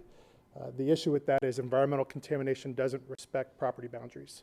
So that if contamination from my property were to migrate to my neighbor's property, the neighbor would not be responsible. The property owner who caused the site, who owns the problem, would have to go off-site and take care of those issues. So it was requested that the resolution be worked a little bit to revise that language. We do have the benefit of a second public hearing, so we can work with county staff and the county attorney's office to resolve that issue. Once again, thank you for your time, and happy to answer any questions that you have. Okay. All right, thank you, sir. Is there any other any other public participation? No, sir. Very well. We'll close the public hearing and the public participation. Open up council discussion. This would be Ms. Deb Denny's. Thank you, Mr. Chair. I move to approve the first public hearing for the designation of the Florida Brownfield area for property in Osteen on the east side of State Road 415 near Lenardi Avenue. Okay, motion for approval with a second by Mr. Lowry. Still have the floor, ma'am? That's it. Thank you. Okay, Mr. Wagner. Be remiss if I didn't say he's an excellent attorney as well. Brownfields, I know you talk about them a lot. It's one of your specialties, right? It seems you speak at events. Yeah, I just remember through the years that's one of your things, right? And brownfields, it's interesting if you study brownfields and look at them from economic development standpoint. It really is nice because they're getting the state money, so they're bringing it back. So I think it's something neat that we see from lawyers in the community that pick a specialty like this that really is something that helps us. One of the areas we want to redevelop are some of these places that are hard to. I'm sure Doug appreciates that as well. I mean, some of these old sites, they'll be garbage forever if the state didn't do these types of programs. So, Mike, great work. I think it's good what you're doing. So keep it up. Thank you. Ms. Cusack? Thank you, Mr. Chair. I just want to ask a question. Did you say that the state had approved that they would take up the cost as far as the cleanup entirely? Or are you saying that individual homeowners within the area would have to be responsible for the parts that's on their property? Mr. Chair, Michael Schnapsteller with Cobb Cole on behalf of the applicant. The program requires the person entering into a cleanup agreement. It can be a local government, it can be a private entity. In the case here, it would be a private entity. They sign the cleanup agreement with DEP. They pay for the cleanup, and then every January, they submit an application to the state that details what expenses have been paid on that cleanup for the previous year. And if it falls under the category of eligible cleanup costs, the state provides a tax credit equal to 50% of those yearly costs back to that party. So in this instance, Tire Capital would enter into the cleanup agreement. They'd pay for the expenses for the cleanup. They'd submit the application to DEP in Tallahassee. It would get reviewed, approved, and then when the funds became available, they would get a tax credit certificate that they could then utilize equal to roughly 50% of the cost that they spend on the cleanup. So it's all private sector funds cleaning up the site with a reimbursement from the state. Thank you. Brownfields have been, the cleanup has been a wonderful thing for many communities. As a legislator, we work very hard and diligent to get the landfill cleanups in Miami-Dade. And so I'm familiar with them, but I wasn't quite clear on to that statement you had made. That clears it up. And if I could just add, the individual cities within the county have been very active in the brownfield redevelopment business. The DeLand Country Club was a 120-acre site where a private party came in and cleaned up the site. Embry-Riddle cleaned up the area that's now known as the Tech Park. There's the old car dealerships on Beach Street in Daytona. Yeah. There's a number of sites in Volusia County, and George Houston, who's here from DEP, can speak to very more throughout his region of DEP, the Central District. This area is one of the more active parts of the state for brownfield redevelopment, which means that people recognize that these incentives are available, and they're taking advantage of it to put our difficult properties, our troubled properties, back to good use. I think that started down in Miami-Dade area, down the early in the 2000 when I was in it. There in the Clearwater area with Senator LaValle. It's a wonderful program, and we need to make sure that we take advantage of every opportunity that we have to help with the cleanup of brownfield. Thank you, sir. Thank you for your work. Thank you, Mr. Chair. And now we shall go to the other Jim Deneen, also known as Mr. Dan Eckert. Thank you, I'm Mr. wondering if he got promoted or demoted, which one? Depends I don't on know. perspective. Mr. Chair, there's probably at least 3 lawyers here Or- who know more about this topic than I, including, and maybe 2 more on the council. But I think if you could have, Councilmember Denny's, I think your motion today would be to set the second public hearing. No action is required today, other than to set the second public hearing on December 8th at 2:15 p.m., and that requires a majority plus 1. So if I could ask you to restate your motion, I think that's what's required. Certainly, I actually looked at that, Mr. Eckert, after I made the motion to clarify the approval of the date and time for the second public hearing on December 8th, 2016 at 2:15 p.m. Thank you. Okay, the motion has been restated to be to set the next public hearing for the brownfield area in Osteen on the east side of 415 near Lenardi Avenue for December 8th, 2016. Do I hear, is that okay with the second? Re-second is good. Anything else, sir? Thank you, Mr. Deneen. Turn his light off. Okay, so stated the motion. Is there any further discussion? Okay, all those in favor of setting the second hearing for December 8th for the Florida Brownfield area for property of Osteen on the east side of 415 near Lenardi Avenue. All those in favor, please signify by aye. Aye. And all those opposed. So carried. Your date has been set. Is there any other business that needs to come to this council before we go through nominations? No, sir, not Anything other than the public We might participation want slip for later? I got We one might want pub. to make it clear that was not Mr. Deneen, but Mr. Eckert was sitting in Mr. Yeah, Deneen's that chair was for those out in the radio audience. Yeah, or- for those that are listening on the internet on the radio office, that was audience. That was Mr. Dan Eckert, not Jim Deneen. Okay. The light comes on here and says Jim Deneen, and I had to look at it twice. I was like, what? All right. The next item is item 35, appointment to the Code Enforcement Board, District 1. It's not here, so I will need a motion for a continuance. A motion for a continuance. Do I hear a second? Thank you, Ms. Kuzak. Need a second on continuances. All those in favor of a continuance for the nomination for Code Enforcement Board for District 1, please signify by aye. And all those opposed. And so carried. Now we'll go over to District 4. Mr. Daniels. This is code enforcement. Code Enforcement Board. Joe Rudolph, I'm sorry. Okay, nomination of Joseph Rudolph, business person for the Code Enforcement Board made by District 4. All those in favor, please signify by aye. Aye. And all those opposed. And so carried, 6-0. Okay, we will now move on to item 36, nomination to the Planning and Land Development Regulation Commission. The at-large member, that is Ms. Kuzak. Thank you, Mr. Chair. Jeffrey Bender. Okay, nomination of Jeffrey Bender by Ms. Joyce Kuzak, at-large member of the Volusia County Council. I want to let you know that Mr. Bender has been an excellent member on this board. He has had some illness and he's back whole again and ready to continue his work. And he had, of all the time he's been sick, I would like to thank Mr. Bender. He only missed 3 meetings and he's had some major illness and he's doing very well.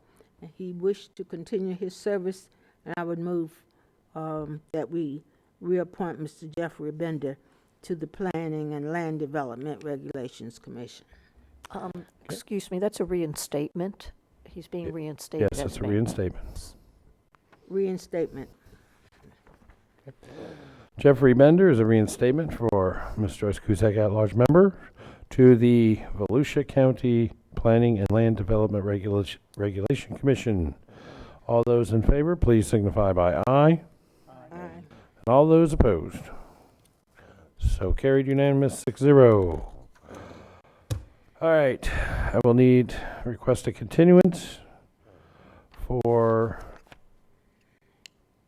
District 1. I will entertain a motion for that. Okay, the appointment for the Historical Preservation. I have a motion for continuance for District 1. Do I hear a second? Second. Thank you, Ms. Kuzak. Further discussion?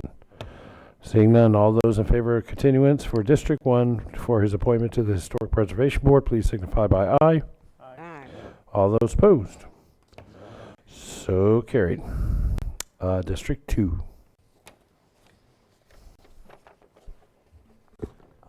We received an application yesterday. Is your microphone on, sir? Yeah. Okay. I just speak softly sometimes. Yes, we did. We received an application yesterday from, pull it up. Robert Red. Robert Red, who is on the executive director of Du Smyrna Museum of History. So of all the credentials in the world to do it, we're still going through the background stuff. So if it's okay, I'd really like to just go ahead and nominate him. I know it's going to be fine. If something comes up, it would just come back at the next council meeting. Is everyone okay with that? Okay. Okay. Nomination of Robert Red by Mr. Josh Wagner. Thank you. For the Historic Preservation Board. Is there any discussion? Seeing none, all those in favor, please signify by aye. And all those opposed. So carried. All right, now we have public participation for... Yes, sir. We have a Marjorie Johnson. Yes, who'd Ms. like to Johnson. speak. And as she comes up, I will say this. The Volusia County Council welcomes your involvement and is interested in hearing your comments. Please complete the public participation slip and indicate in the subject line the issue you wish to address. You may use the back if you have to. After you're recognized, state your name and address for the record before beginning your comments. You have up to 3 minutes during public participation. Please be courteous and respectful of the views of others. Personal attacks on council members, county staff, or members of the public are not allowed. Ms. Johnson, state your name and address for the record, please. Greetings, Marjorie Johnson, 122 South Key Street. I'm here today to discuss a concern that I have. This concern is about the homeless here in Volusia County. This has been an ongoing problem now for many years. It needs to be resolved. Shelter cannot wait. It is time to act. The county and the city of Daytona need to work together to resolve this problem. The residents elect you to get this job done. And I'm also at city commission meetings also addressing this problem. I was there last night and I've addressed it many times. I'm urging the mayor and the city commission to work with this Volusia County Council to resolve this problem. We need a permanent solution. And so I'm hoping that in 2017 that you will make this a top priority.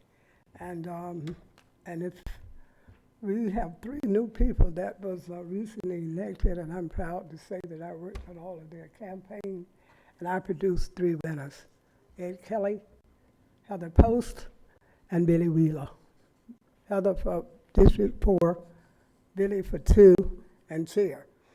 I would like to see this problem resolved, and I am very dissatisfied with the city and the fact that they have been putting it off and doing other things, and I'm continually on them to get the job done. I'm also concerned about the diversification of the workforce. I have spoke about this problem many, many times here at this commission. We have no African Americans here in any department head positions, and this has been a concern of mine. I spoke with the at-large member, Joyce Cusack. I've had meetings with her concerning this. But I also spoke with my representative, Josh Wagner, who I got elected twice to serve here on this county council, and I also spoke with you, Mr. Jason Davis, about this, and I spoke to Jim Deneen about it. And I would like to see this problem resolved in 2017 because I know that a lot of these positions, people have been in them for a long time. But it's time to diversify the workforce because in Daytona Beach we have many department heads there. In leisure services, we have Emery Counts who has top positions there. And I'd like to see that this county move forward and be forward thinking and getting across the board, because I know I've sent some people over who had PhD degrees and ABDs, and they didn't get hired. So we need to look at why this problem is occurring, and we need to do something about it. Injustice anywhere is a threat to justice everywhere.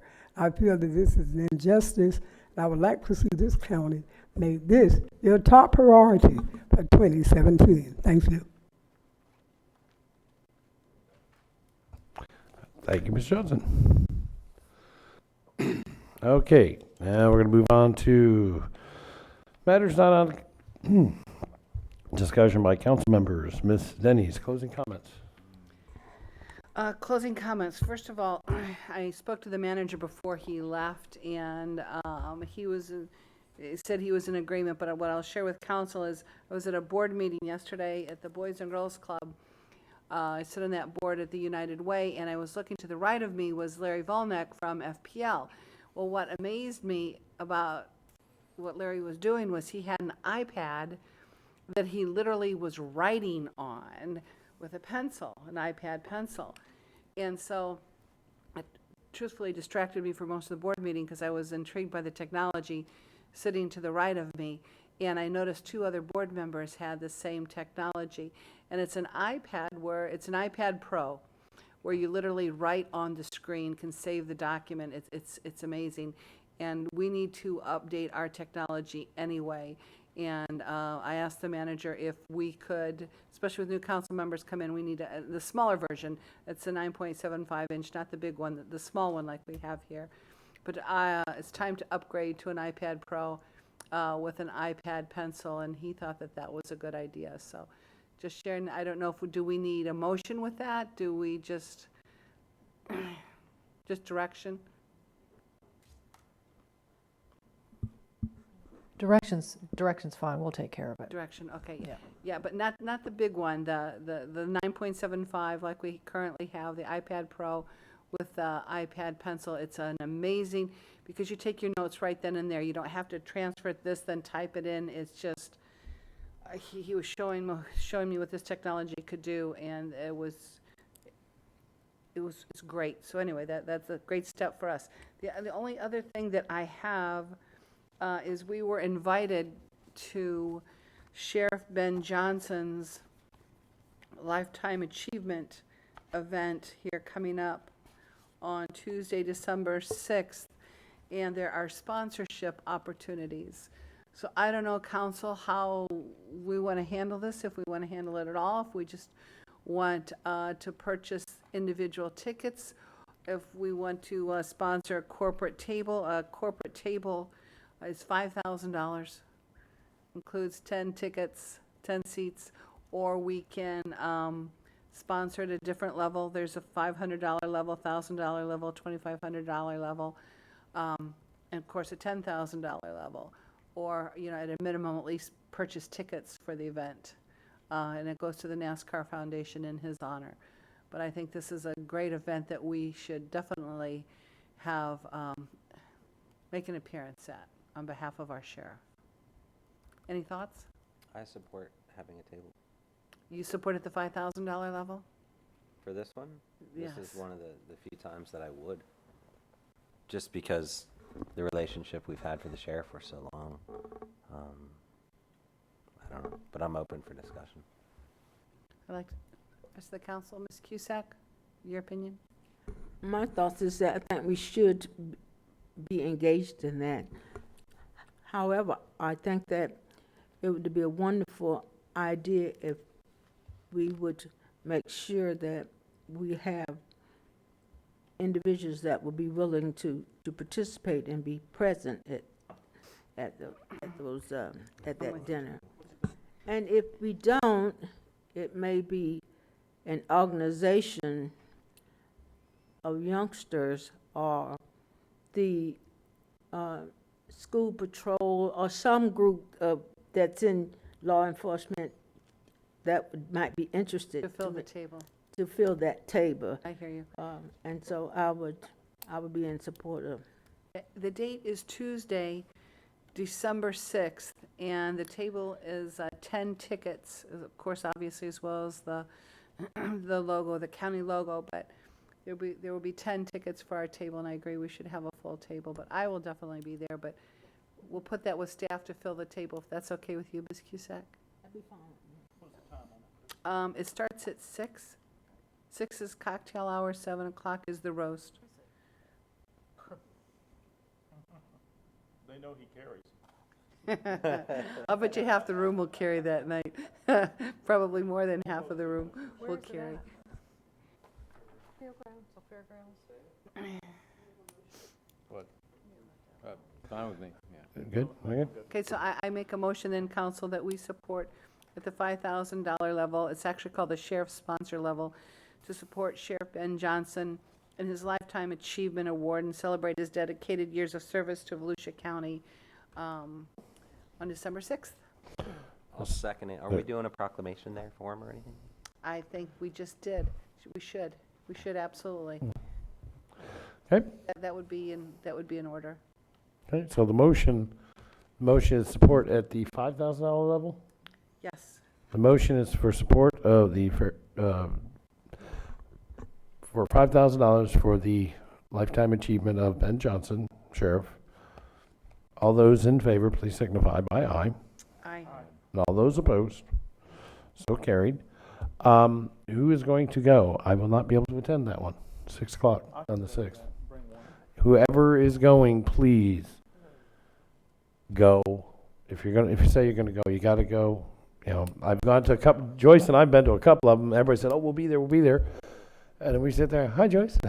I mean, and then we have to grab people from the audience. They come and sit with us. And But the only thing that I think that if we involve some youth within the community that serve as patrols on different events, somewhere I know that we might be able to do that and to make sure, in the event that, so that we can have a full table. Yeah.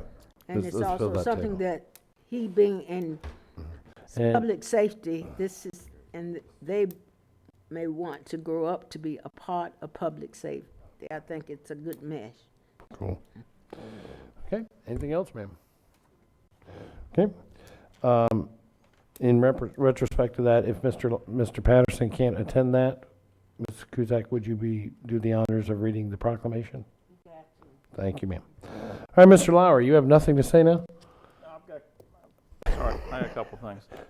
Well, we just got done with the Volusia County Fair, and I just want to say thank you to all the leaders out there at the fair. They did a great job. And of course, they had the steak dinner for the staff. That was really nice. And they also had a barbecue. And so I was there in my hog bidding hat, ready to go. And Pat Patterson was supposed to come out because he's the one that writes the check. But he wasn't showing, so I was a little bit distressed about that. But I got everything worked out, and I was ready to bid. And I was going to take care of everything. And then he showed up. And of course, you know, Pat sometimes can kind of get lost in the crowd. And so I was waving to him to come up there and just let you all know that when I waved, I bid $3.50 a pound on a $1,500 steer. He did. And I didn't think the council would be too happy splitting that 7 ways. So fortunately, the fellas at the fair knew that what I was doing, and they corrected it with the auctioneer. But that's the hog that we did end up purchasing, and it goes to the Halifax Ministries, I believe, to that charity.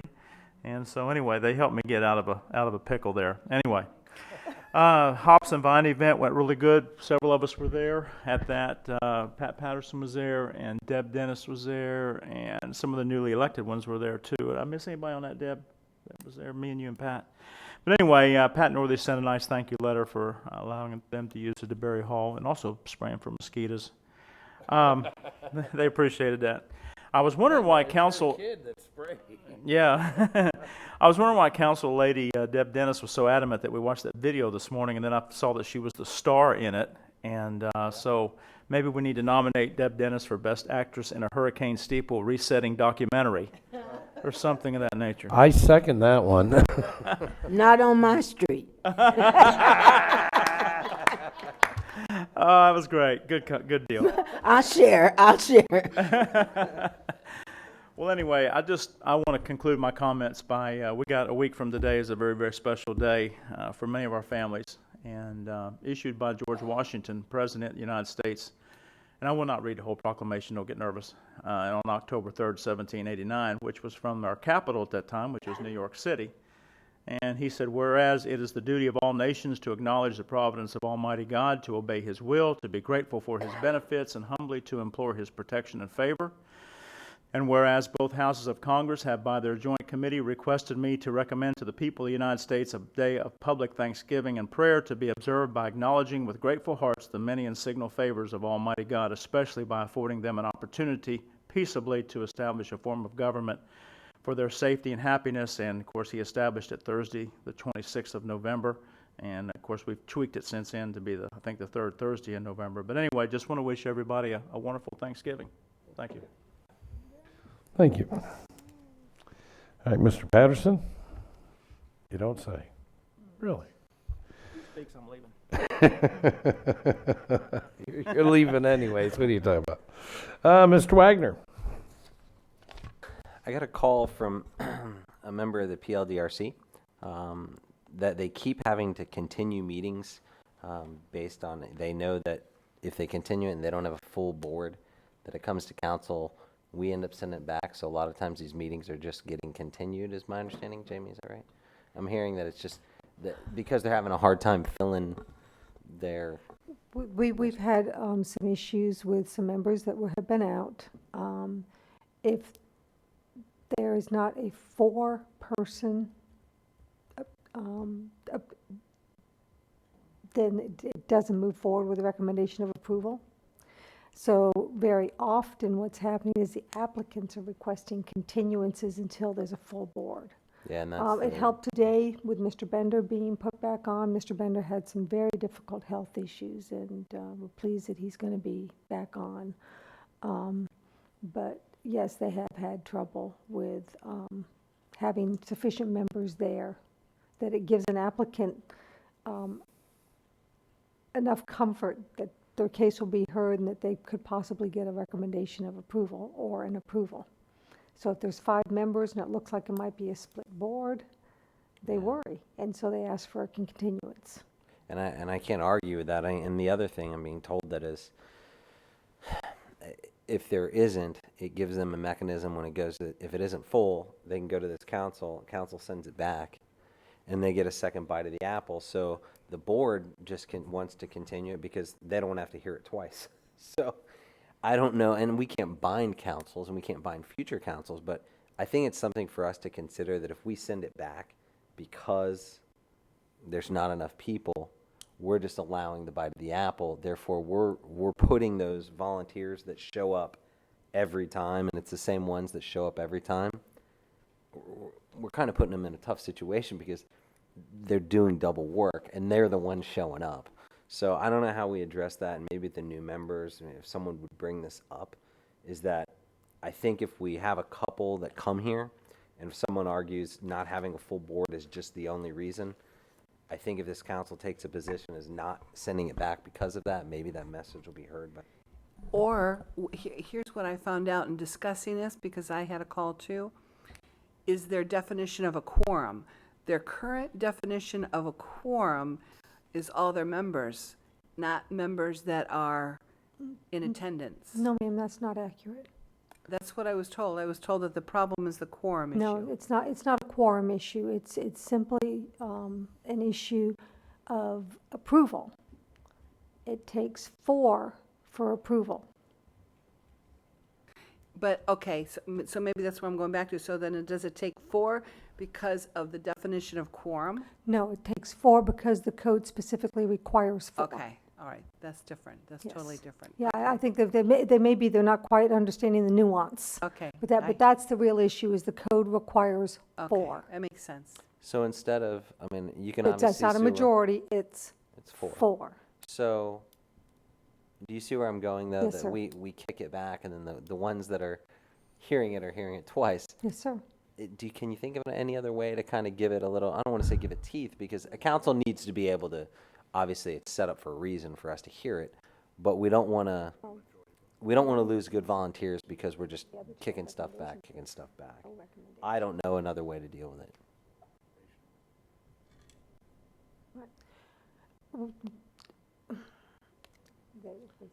Was Jeff Bender, What's up? was Mr. Bender the only one that was causing? No. Because not at he all. wasn't there? No. No, Mr. Bender no, was no. out, and then periodically, another one would also be out, so it just threw it down to a Well, he 5-member board. has missed 3 Yes, ma'am. meetings. Yes, ma'am. And so, if And, that's the problem, but if it's only one other member that misses, and it's not the same member, it's just one other member of the 7. Is Clay Irvin here? Is he No, in? no, sir, he is up in Tallahassee. Okay, well, Clay had called me about my appointment, Joe Oliva. Joe has been a good member of the PLDRC, but he worked for Brown & Brown. But he got himself a job being a Republican operative with some company in Texas, and he was running the campaign of the guy running for the House of Representatives from the great state of Montana. And really enjoying himself, living large, doing that sort of thing. But he planned to come back here after it was over. He was going to check into it for me. Clay was going to check into it for me and see if he was going to be able to attend from this point forward or not. I have not heard back from Clay. I don't know, but he was saying Joe wanted to stay on. That was one of the issues, and probably one of the more significant ones, because Joe missed about 3 meetings in a row, spending his time up in Montana, and he can't blame the boy for that. Well, So I think what we're getting to, Mr. Wagner, is that for final decisions of the PLDRC, which is variances, we could continue to require 4. But it's possible that council, because the other 2 are recommendations, rezonings and special exceptions are recommendations, that it's a majority of the members present instead of 4.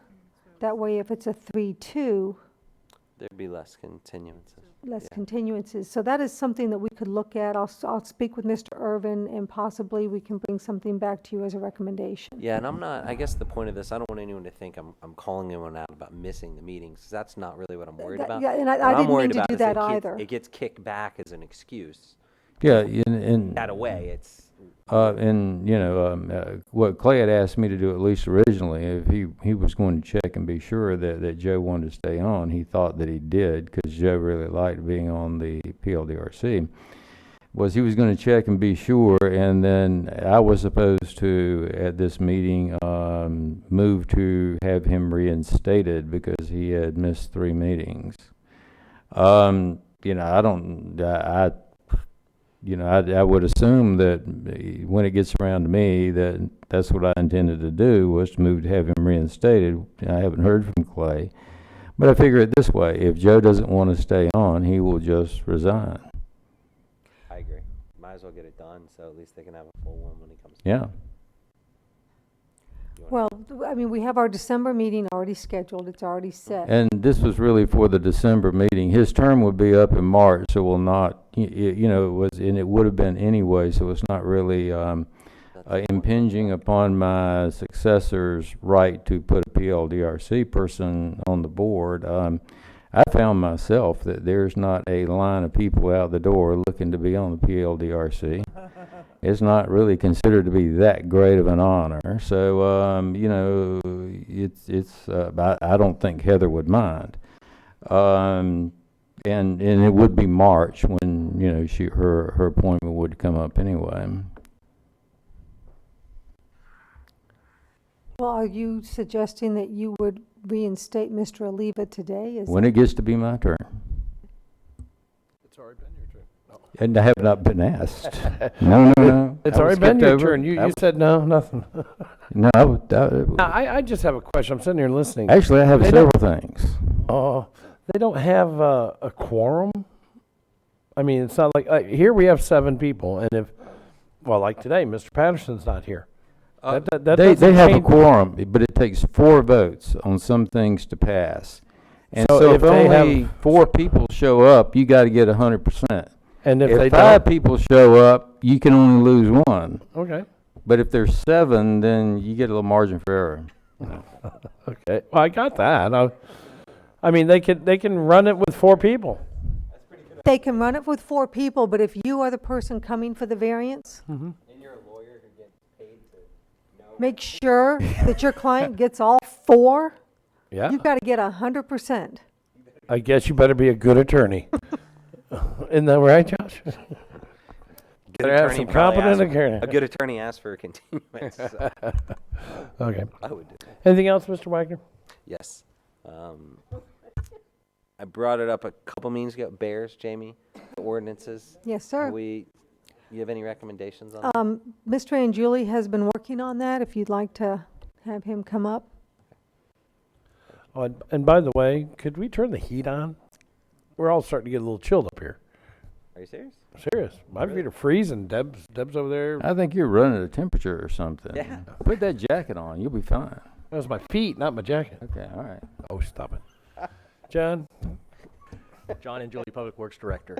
To address the bear ordinance, Solid Waste Division has been working with county legal right now. We've got several drafts of ordinances from Seminole County as well as Lake County.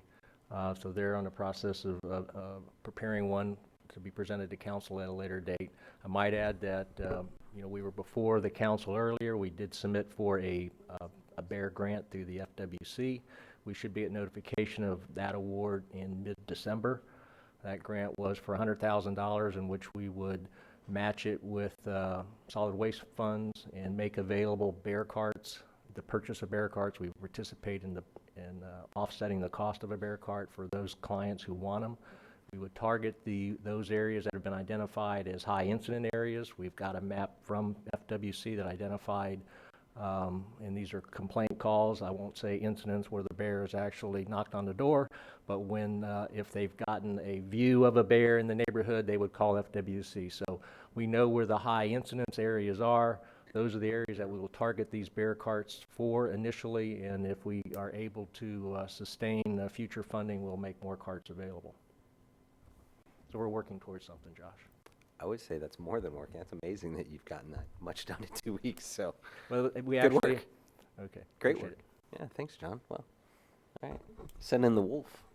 You guys ever see Pulp Fiction? That's what that was like. I didn't know you were sending in the wolf. So, great work. That's a Gloves and bleach. yeah, that was a compliment. So, in a strange way, I guess. The only thing I have is we're not talking about today, obviously, but I'm excited for the 2 items that will probably, is it the next meeting or the meeting after, with the piers and boats? Will be in 2 meetings? Will be my last meeting or the second to last meeting?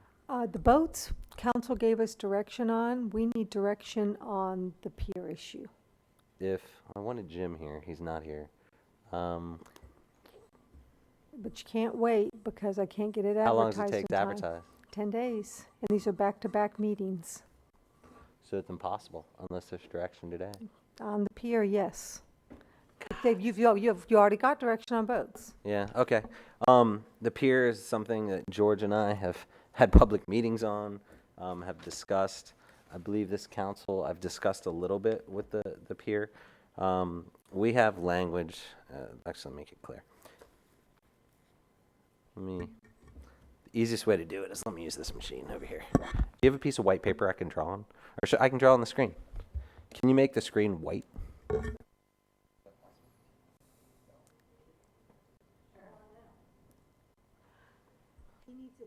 He needs it clear. He needs clear white.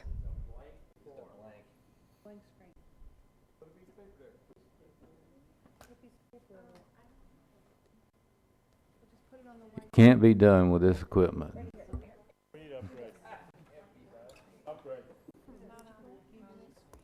I need that iPad Pro.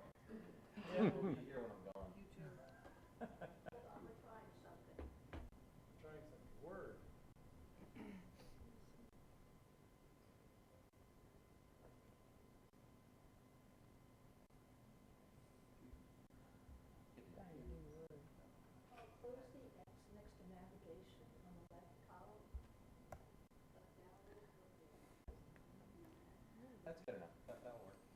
So basically right now, we've got...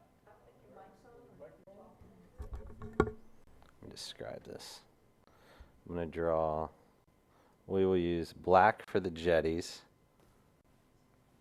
So here's your jetties. That's Ponce and Smyrna. Smyrna's the little one. And then we've got Sunglow Pier, and then we're going to have Daytona Beach Pier.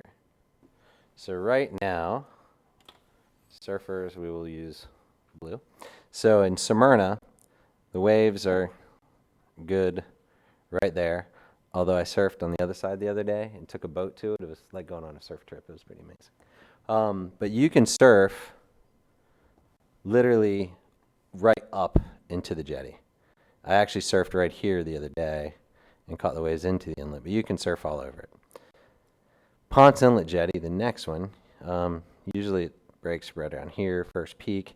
The Fisherman, which we'll use yellow. There's the walkway. In Smyrna, they go all the way out. The Fisherman in yellow, we have a great relationship with. There's never any conflict with the Fisherman because when they cast and the surfers, it's just they have a mutual appreciation for each other, so there's never a conflict. But here's the problem. At Sunglow, you have 300 feet out, 300 feet, and then Daytona, which, sorry, they're close, but you got these 300 feet and 300 feet. The way the ordinance is written right now is I'll read it to you.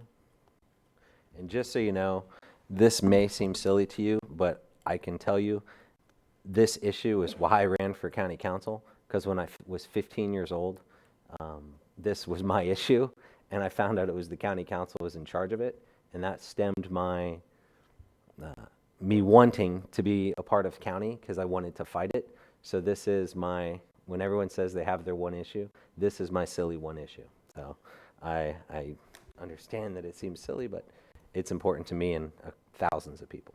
So the way the ordinance is written now, and I'm trying to pull it up, let me see, is you can surf, as I said, all the way up into that line at both jetties, but you cannot surf near the piers.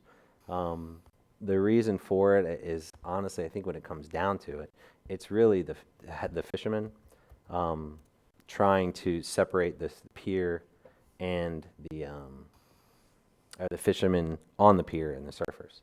So right now the code reads you cannot swim 300 feet from each jetty, and it doesn't include surfing. Like, it's just not mentioned. So therefore you can surf. It's kind of like our short-term rentals. We don't regulate short-term rentals. We don't mention them. We just say people act as hotels. It's kind of like that. They just don't mention surfing in there. But with the piers, it specifically says you can't surf from 300 feet of either side of the pier and on the outside of the pier, which I never really understood as a kid, because it seems more dangerous to me with the jetty when I'm literally jumping off the rocks to paddle out sometimes. But it just doesn't make sense from the standpoint of, you're on a surfboard. I surf next to a jetty all the time, but why can't I surf next to a pier, considering I've traveled all over the world?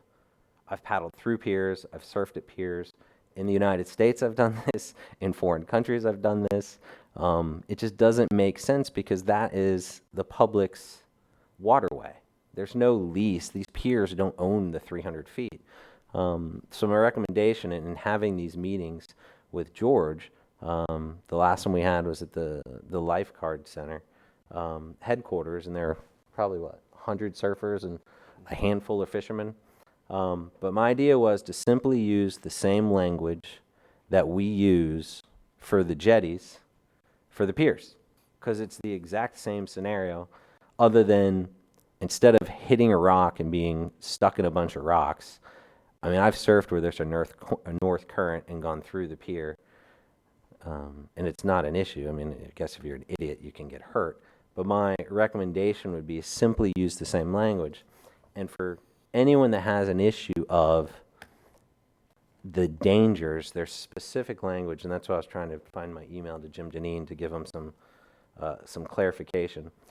Right below the surfing one, there's language in there that says specifically the county manager, the sheriff, the beach director, a lifeguard, or law enforcement can shut down any section of the beach at any time based on tide. I think it says specifically wind conditions, and all these other reasons. I talked to Jim, and I said, look, he knows how important this is. I've given him all my reasons, and his words were, and I thought this was pretty funny, that he gets it. We're going to zero on the budget. We're going to zero on the pier zone. So I said, that makes sense to me. Those were his words of trying to get this done. I can tell you,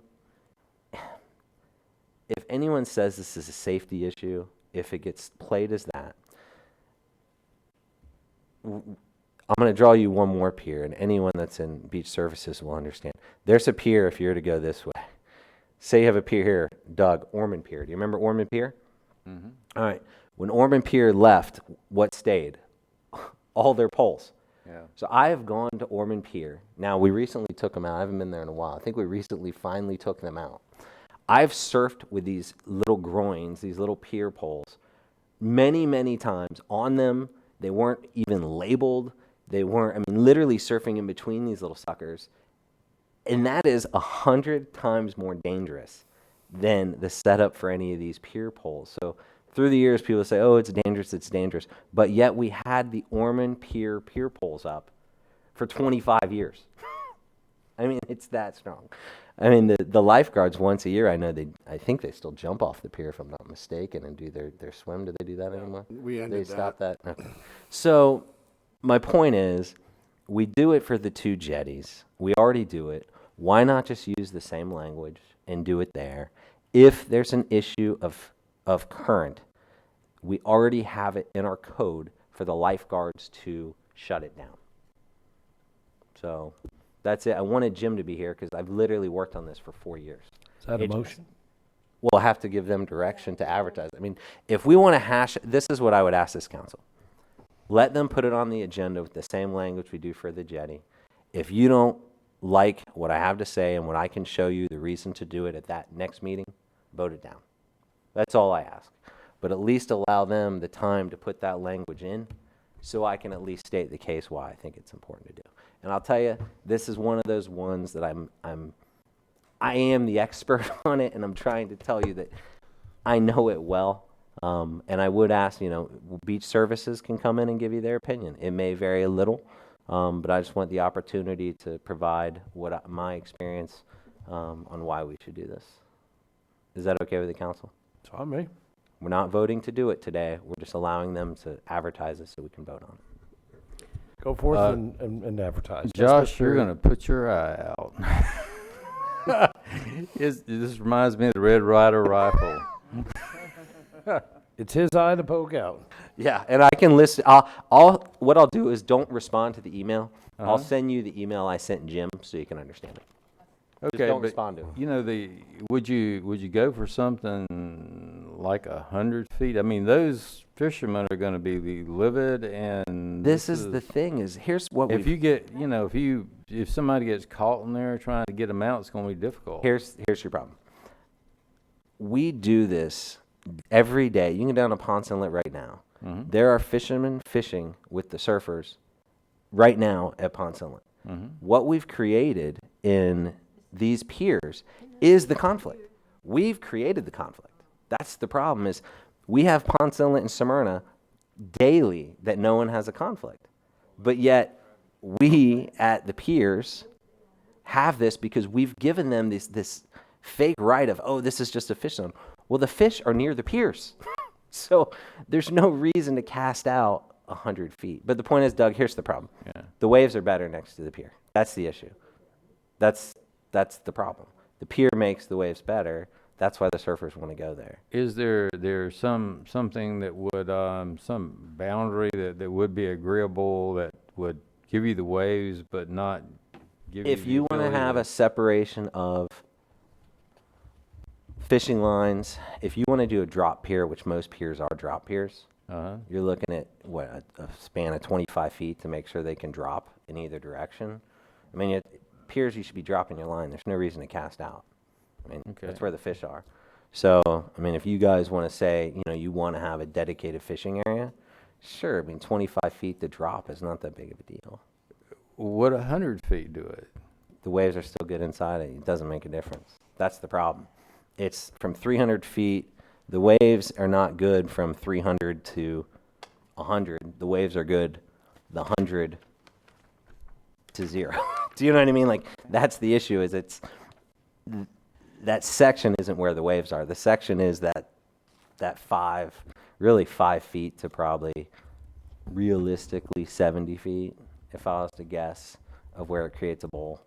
I mean, that's kind of in a nutshell. I mean, if you guys aren't comfortable with 0, I would say if you want it to be a drop pier or like a real drop pier, then you're looking at 25 feet. Yeah, and I know that you've been surfing a long time and you'd be fine, but you can't imagine, there'll be people who don't have your skill and they'll be plastered up against those pilings. It's those people, and here's the argument for that, Doug, and this is why I know it weeds them out, quickly. I know the Darwinian theory of surfing. But those people, all right, when you have that situation arise. It does make the shark fishing better. Well, I agree with that. But this is Mr. the Chair, are we discussing that today, or what are we trying to do? Because the fishermen, they'll have their day here too, because they're complaining. Well, if you do bitterly 0, about this. Well, hold on. Could put in feet, right? I mean, you could amend it to where it's, if you wrote the ordinance,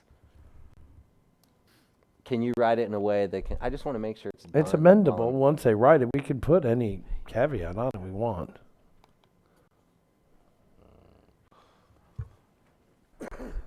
But I do see Ms. Cusack's point. Ms. Cusack says she believes that we are starting to debate this issue here without proper forum, without proper protocol, without the fishermen, without. I'm not debating. I'm asking questions. It's a matter of how you would amend the provision. if we were to, it's amending a specific provision in the code that would strike the last two sentences of subsection 8 that says surfing shall not be permitted within 300 feet measured in any direction from a pier. So I could advertise the title that says amending subsection 8 regarding surfing adjacent to a pier, and then I think you would have the ability to work with the language. I was actually sitting here thinking how I Yeah, that would do makes this, sense. because I have to properly advertise it so that the public has the ability to know we're making an amendment to that section. Perfect. So I think I can advertise it in a manner that you all can then That's all I ask the debate the councils distance. to do that. Debate the distance on the 8th. And there'll be Okay. public input. time. Okay. We're Okay, good. advertise away. Thank you, everyone. I was going to ask a couple questions. Go out on the jetty, do they pay to go out on the jetty? Nope. No. Do they pay to go out on the pier? Yes, and that's always upset me that you know, we have a relationship with the fishermen on the jetty that is great. They don't pay to go there, but yet we have people go on a pier that are able to use land that they don't have a land lease for. They're paying to use something, and I've actually thought of suing the county when I was younger based on access, that the county is letting a for-profit enterprise take place over people that are using the beach that are citizens, because it just didn't seem right to me, because they're not paying for it. I don't think they can charge to fish anymore. They charge for fishing. Do they? And Sunglow, on Sunglow. They're not charging Sunglow for does. fishing, they're charging for you to walk out on the back. You don't have to We fish, know you the- walk out there, they charge you. Seriously, I was around and part of getting the submerged land lease for the pier when it was turned over to the city.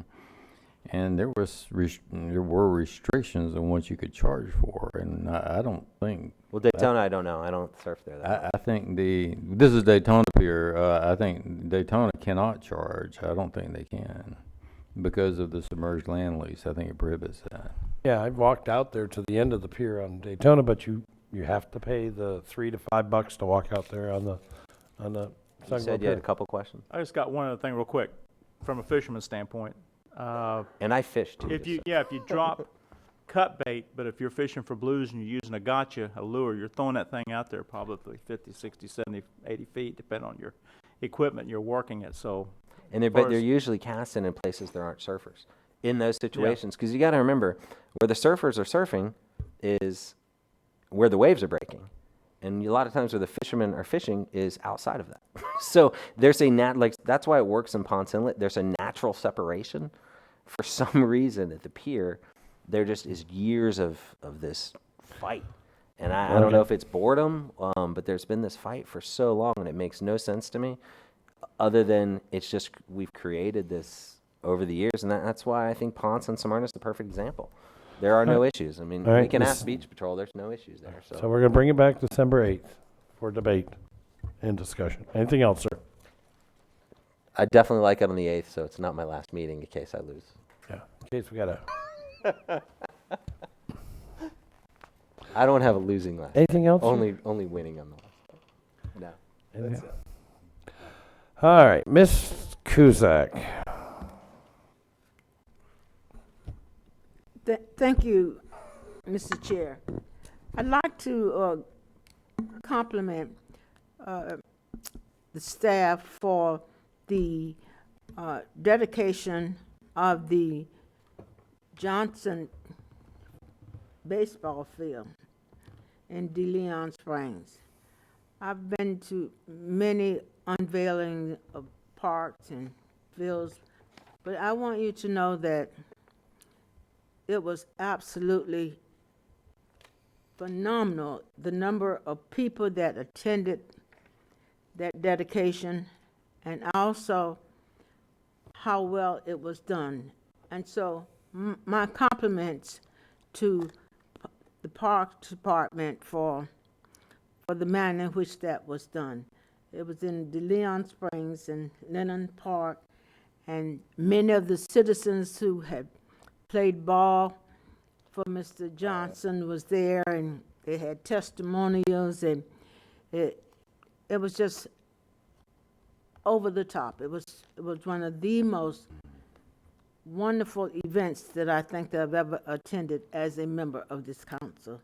And so my compliments to the staff and to the citizens of De Leon Springs, and the history that we received about what a good baseball team or teams that they had in De Leon Springs.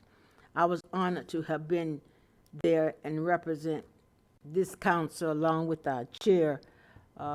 He can tell you Mr. Fred Johnson was an outstanding citizen and a pillar of strength in De Leon Springs, and it was evident by the attendance in that at that dedication. So kudos to all those involved. And then we have something coming up for Orange City. There is a school for Negro children from the days of long ago in Orange City, the Marion Coleman School. And they are going to have an opportunity to preserve and have a dedication of that school in honor of Mrs. Coleman. And I'd like to request, if possible, that it be done in the month of February when we celebrate African American Heritage Week of the month. I think it's significant in as much as we celebrate an accent in history, Afro-Americans in February, the shortest month in the year, is dedicated to that. I just tell you that for free. That's so we want to do that for Mrs. Coleman, and I was requesting that we do that that Friday before we have the great celebration in the park. And if we can kind of piggyback off of what happened in De Leon Springs, it was just outstanding. And as a request, I would like for the citizens in Orange City to be aware of that date, and we advertise and make a great event for Mrs. Coleman, who was an outstanding citizen. She was an educator, and she was also a pianist, and she would strike your fingers if you missed your notes on the piano. So we're going to be doing that, and that's my request, that we would do that, if possible, that Friday before they have the Heritage Festival. Not a problem. We'll make it work. That would be wonderful. And finally, I want to talk about a proclamation that we had requested for Mr. Alberto Gomez, who is an artist here in the land, who has paintings and work all over this county. And on the December 12th, I'm going to present a proclamation to him, and I hope all of you have had a chance to look at that proclamation. And if you have any problems with having your name signed to it, let me know. If not, we would like to present it. He lives in Deltona, and he is an outstanding man and an excellent artist, and has done much work. And his wife had asked that we would give him some type of tribute as it relates to the amount of work that he has done in paintings in Volusia County. And if everyone is in agreement, I would certainly like to present it in behalf of all of us. And with that, as Mr. Laura has said, this is the season of giving, and we must all be thankful for this country that we are so blessed to live, where we have the freedom to worship and to vote in the manner in which we see fit.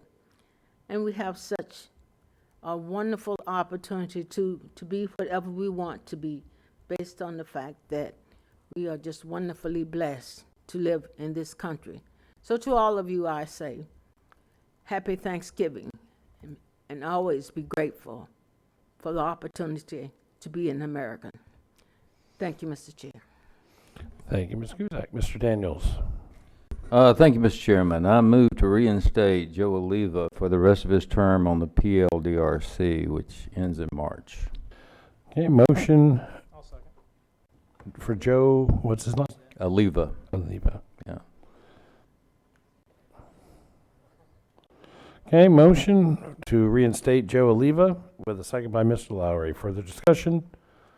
Seeing none, all those in favor to reinstate Joe Oliva to the PLDRC, please signify by aye. Yeah. Okay. All those opposed? So carried. What was that? Oh, no. What was that? That was I. That was I. Okay. It was Southern accent, but I okay, nonetheless. got that. That's right. Nonetheless. The other thing well, a couple of other things. One of them is I was over at the East Central Florida Regional Planning Council yesterday. And Seminole County seems to be determined that we are going to get their truck stop whether we want it or not. And I know that we voted against that unanimously, maybe, I don't know, 2-3 times. They have not gotten the message. They don't have it. They have not heard us. So what I'm proposing is to get the legal staff, Jamie and Dan, to draft up a strongly worded resolution for us to pass and send to them, and maybe that will do it. I don't know, but I'm hoping that will do it. Are they saying a truck stop or a rest area? They're saying a truck stop. Different than a rest area. What they have is a rest area. A truck stop, there's been some discussion that a truck stop may be wanting to come here to Volusia County, but not the rest area. But the truck stop business, as far as I know, is dead, and I'm not sure we would want it anyway, because what it would do is take one of our very valuable intersections on the interstate and turn it into trash. And the rest area business is not the best thing in the world, because if you talk to people in law enforcement, rest areas are where a tremendous amount of crime occurs. There were rest areas on I-95 right before the Tomoka Bridge shut down for that reason. There was rest areas on I-4 shut down for that reason. We don't want it. And we just need to be emphatic about it. We just need to tell them in writing by resolution, go somewhere else. You know, you've got it now, be happy with it. If you want to move it someplace else, find yourself someplace else, but not here. Well, that's really not up to the Seminole County anyways. It's up to the Florida Department or the Federal Department of Transportation. They're the ones pushing it. I don't think I don't get the impression that FDOT is pushing it, but these people are, this brings up another issue. I brought it up before. The people in Central Florida making plans for us, and we're not there. Mm-hmm. I was the Volusia County person. I was the only Volusia County person there saying, no, absolutely not. We're not going to take it. All of them were totally in favor of us taking it, because you think Orange County wants it? No, they don't want it. So, give it to Volusia. They'll be happy with it. DeLand, the representative of DeLand, was saying, we don't want it in DeLand, but by God, put it in Volusia County. With that kind of support from the cities in these regional boards, we need to be there. We can't count on any of the cities to carry our water. We can't count on anybody else to voice our viewpoint but us. We need to be there.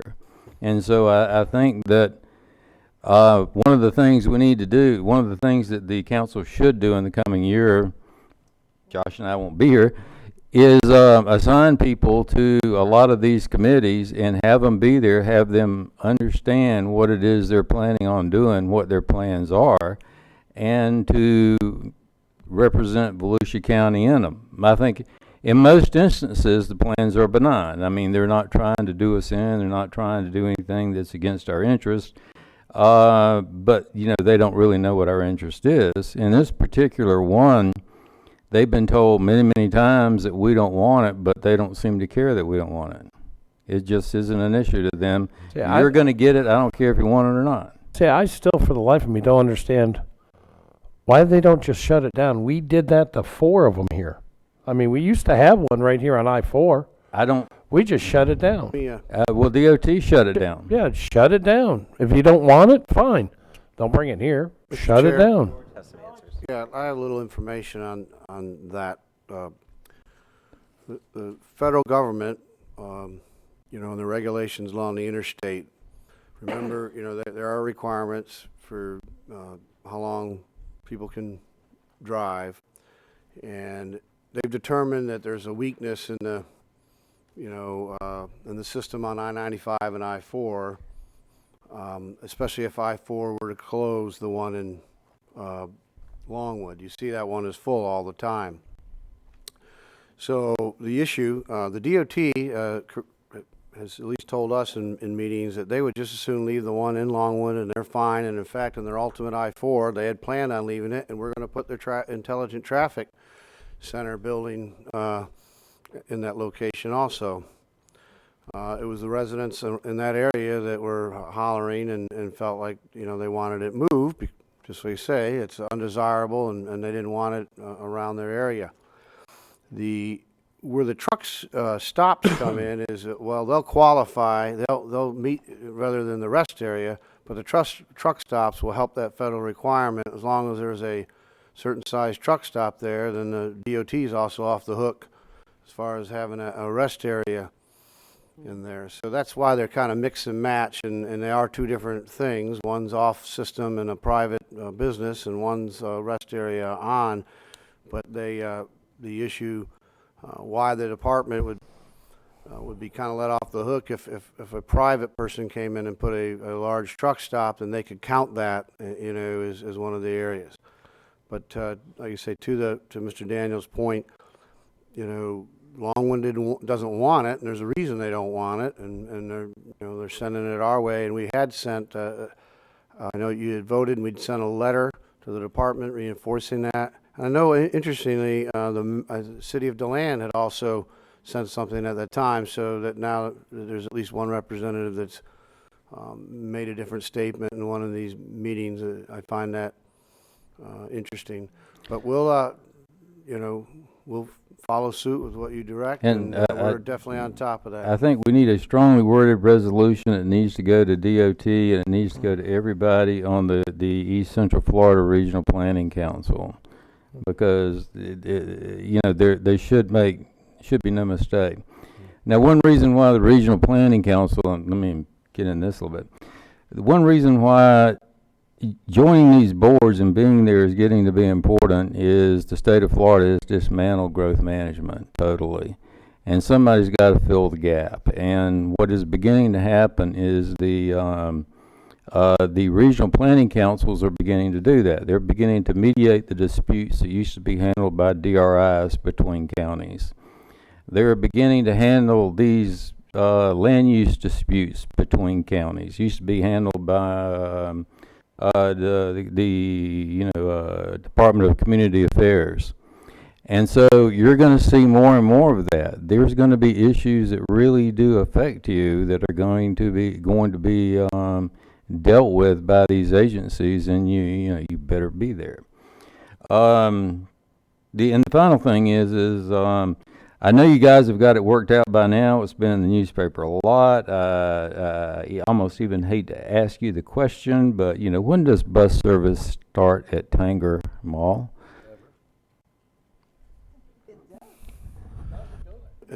Doesn't go there. Listen, it doesn't cost $300,000 to drive a bus a mile and let people off and put people back on. There needs to be a bus. The bus needs to go there. It is going to be a huge employment center for people who, a number of whom don't have cars. They need to be able to get there. It's going to be a shopping mecca. There's going to be people who are going to want to get there for that. The bus service needs to go to Trader Joe's. Some of those people are not making enough money to afford cars. That is our job. That is our responsibility. We took on Votran. It is a county system. We need to provide bus service to those places. It doesn't cost $300,000. It just doesn't. I can drive a mile, and I swear, in a F-150 Ford pickup that guzzles gas, and it doesn't cost $300,000. You will never be able to convince me that that is a right number. We need to come up with some way to make that work and make it work quickly. The manager has asked Steve Shear, Votran, to come up with several options. He talked about it, I believe, as late as last night, and I believe he's working on those options to bring forth a later date. He's also engaged Tanger Outlets. We have never really talked to them about it, what their needs are.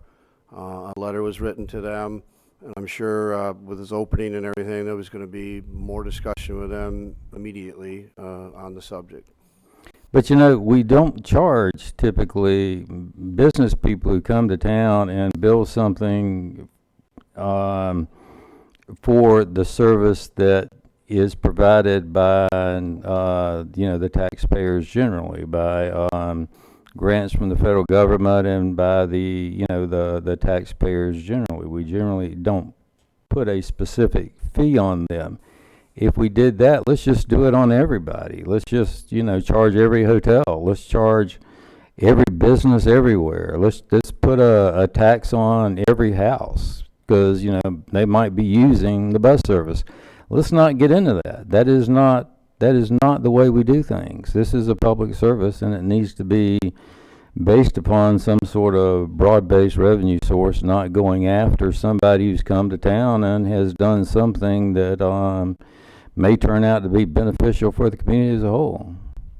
Can I chime in too, Doug? Sure.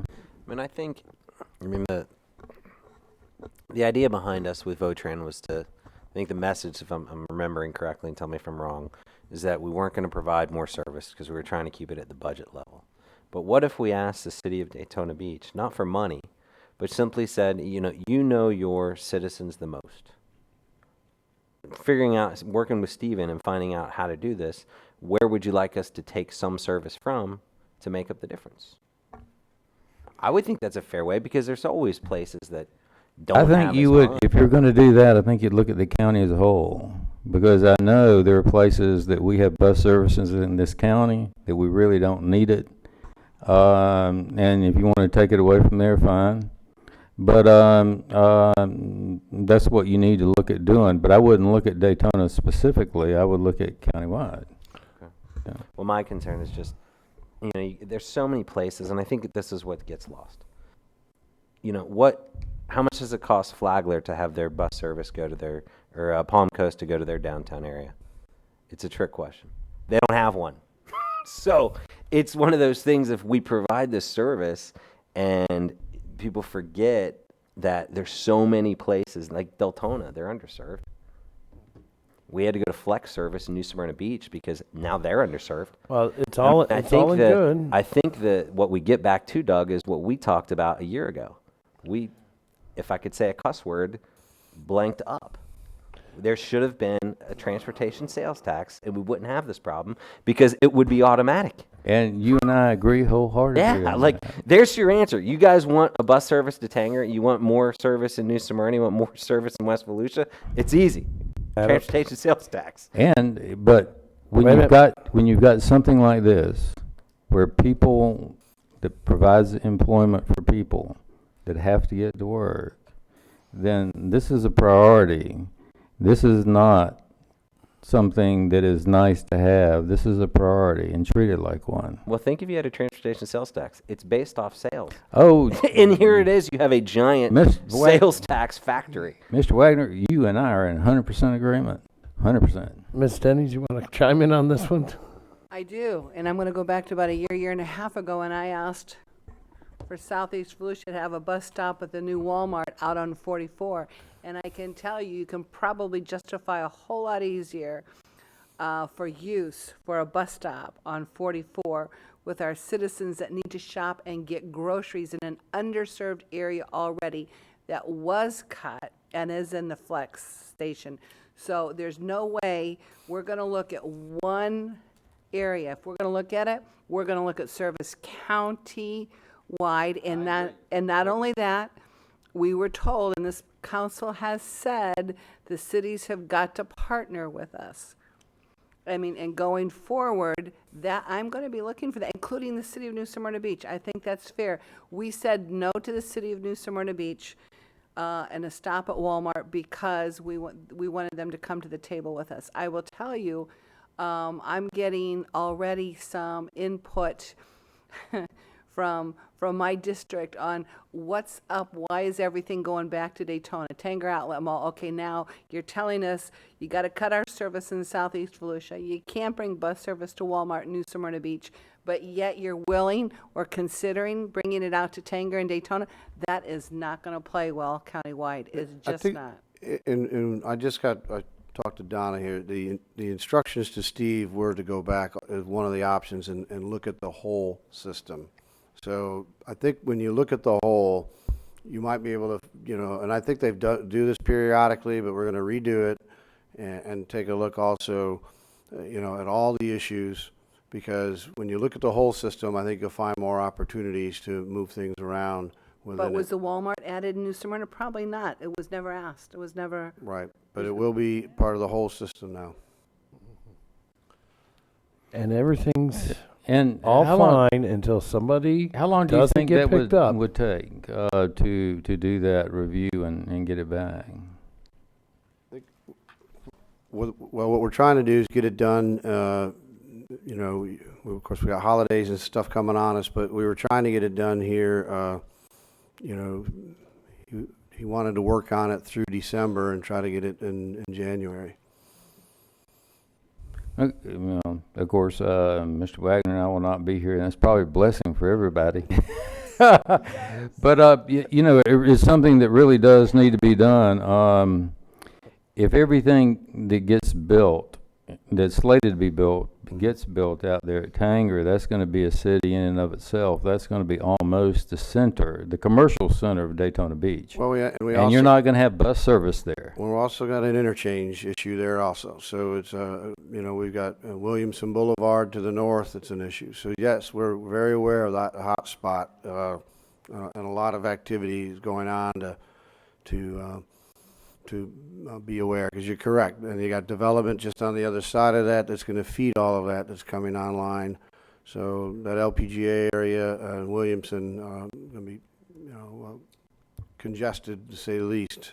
So, and I'm sure with these grand openings in the next few days, you're going to see some congestion, but then hopefully it'll level out. But definitely as this continues, that's an area that has to be addressed. And it's interesting because you brought up the sales tax. I mean, we need the roads to put the buses on, and then we need the buses to run on them. So it's a lot there to get into. Yes. And also, well, I guess it'll be after I'm gone, but I really would like to see some justification for 300 or 400 grand for one stop a mile down the road. I just don't believe that. I will never, well, even if I see the justification, I'm not sure I'll believe it, but I would like to see it. Thank you. Okay. Mr. Deneen. Or his stand-in. Well, I'll play part of it. And Wait a minute, which part are you playing? I'll play the uglier part of it. The ugly part. Go ahead. The role I play. I just was going to mention quickly on we didn't do a full debris update today. I didn't think it was necessary, but we are, as we had said, we would get into the private roads this week, and we are on them. What we are doing, we got, everyone saw the letter of approval to kind of explain that.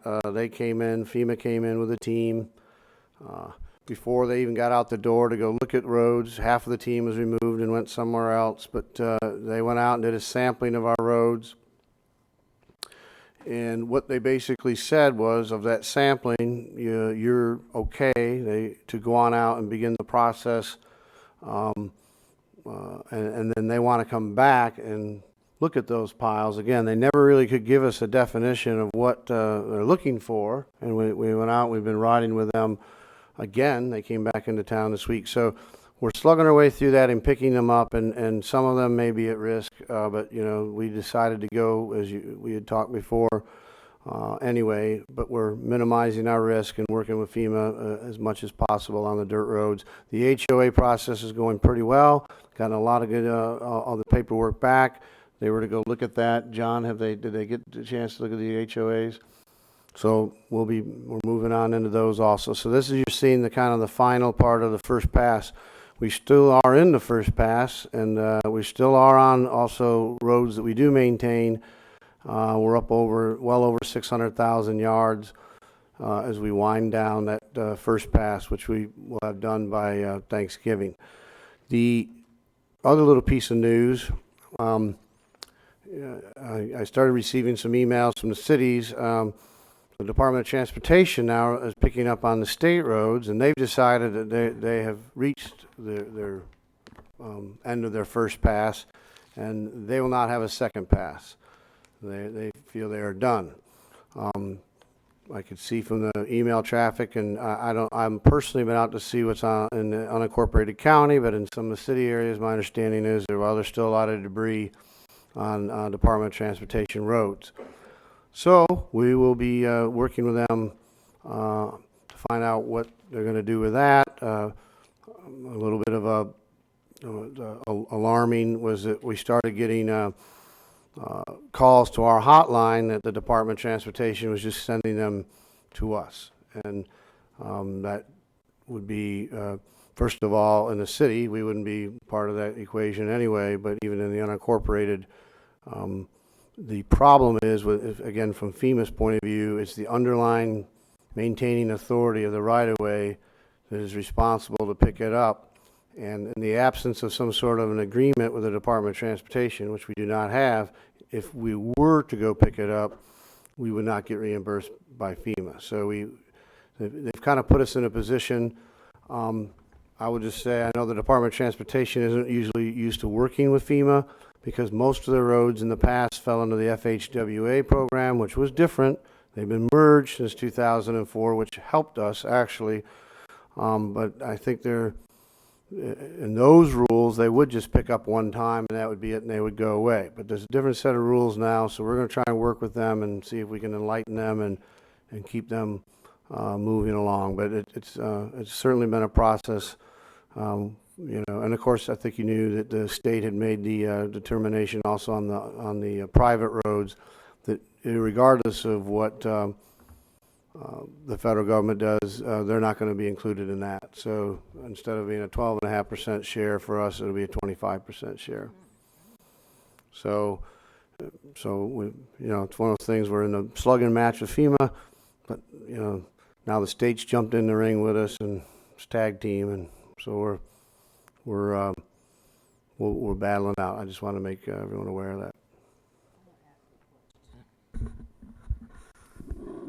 Thank you, George. Tell me this.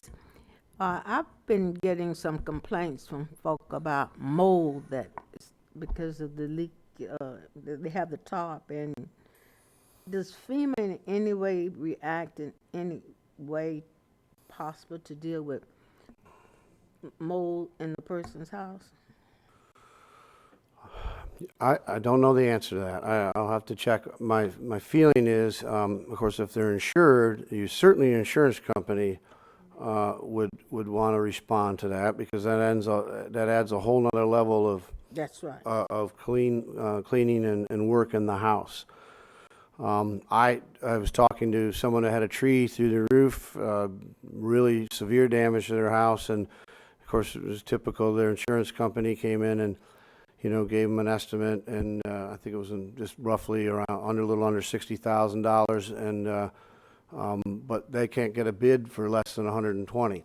So a lot of these people are going to be in those kind of situations and negotiations, and it would seem in the insurance company's best interest, because of mold and things like that, to get it sealed up as quick as possible. I'll ask Jim Judge about the mold issue, if there's anything that FEMA itself would get into. But again, they're always the pair of last resort, so a lot of that'll apply to people who didn't have insurance and where they're involved. And I'll be interested to hear what Jim comes back with. I think it's something that it's going to be an extended problem and so we need to begin to look at some answers as it relates to the mold.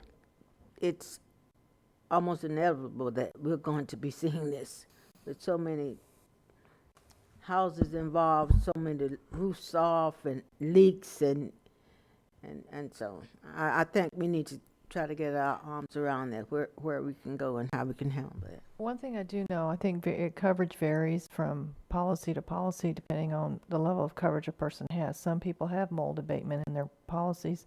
In some cases, they're not writing it anymore. So it just sort of depends on the policy. I do know that when we experienced our own issues back in 2004, we had significant flooding. I think it was at the Halifax Law Center at the time when we owned it. And so even though we're insured, we didn't have, at that point it was part of our self-insurance, we hadn't reached our retention levels. So FEMA did pay for some of the replacement of the mold, of course, that crawled up the wall immediately. So we did get some relief from that respect, because you have to replace usually the walls and the wallboard in order to restore the home or building back to its original condition. So it would seem feasible that if they meet criteria for FEMA assistance, that would be included as a part of the restoration, as it would as it would for us as a public, for our public facilities. As far as the lower income folk who may be homeowners, that's going to be I look at Donna, because I know they will be knocking to find out something. Yes, and definitely good contractors, especially general contractors that would be involved, would know also that if they were to not handle mold correctly, that they're making themselves also liable in that process. So. Okay, Mr. Eckert, got any closing statements? No, sir. Oh, okay. Our next meeting is? December 8th. December 8th. We will be here at 9 o'clock. Unless there is objection, and I hear none, we are adjourned until December 8th.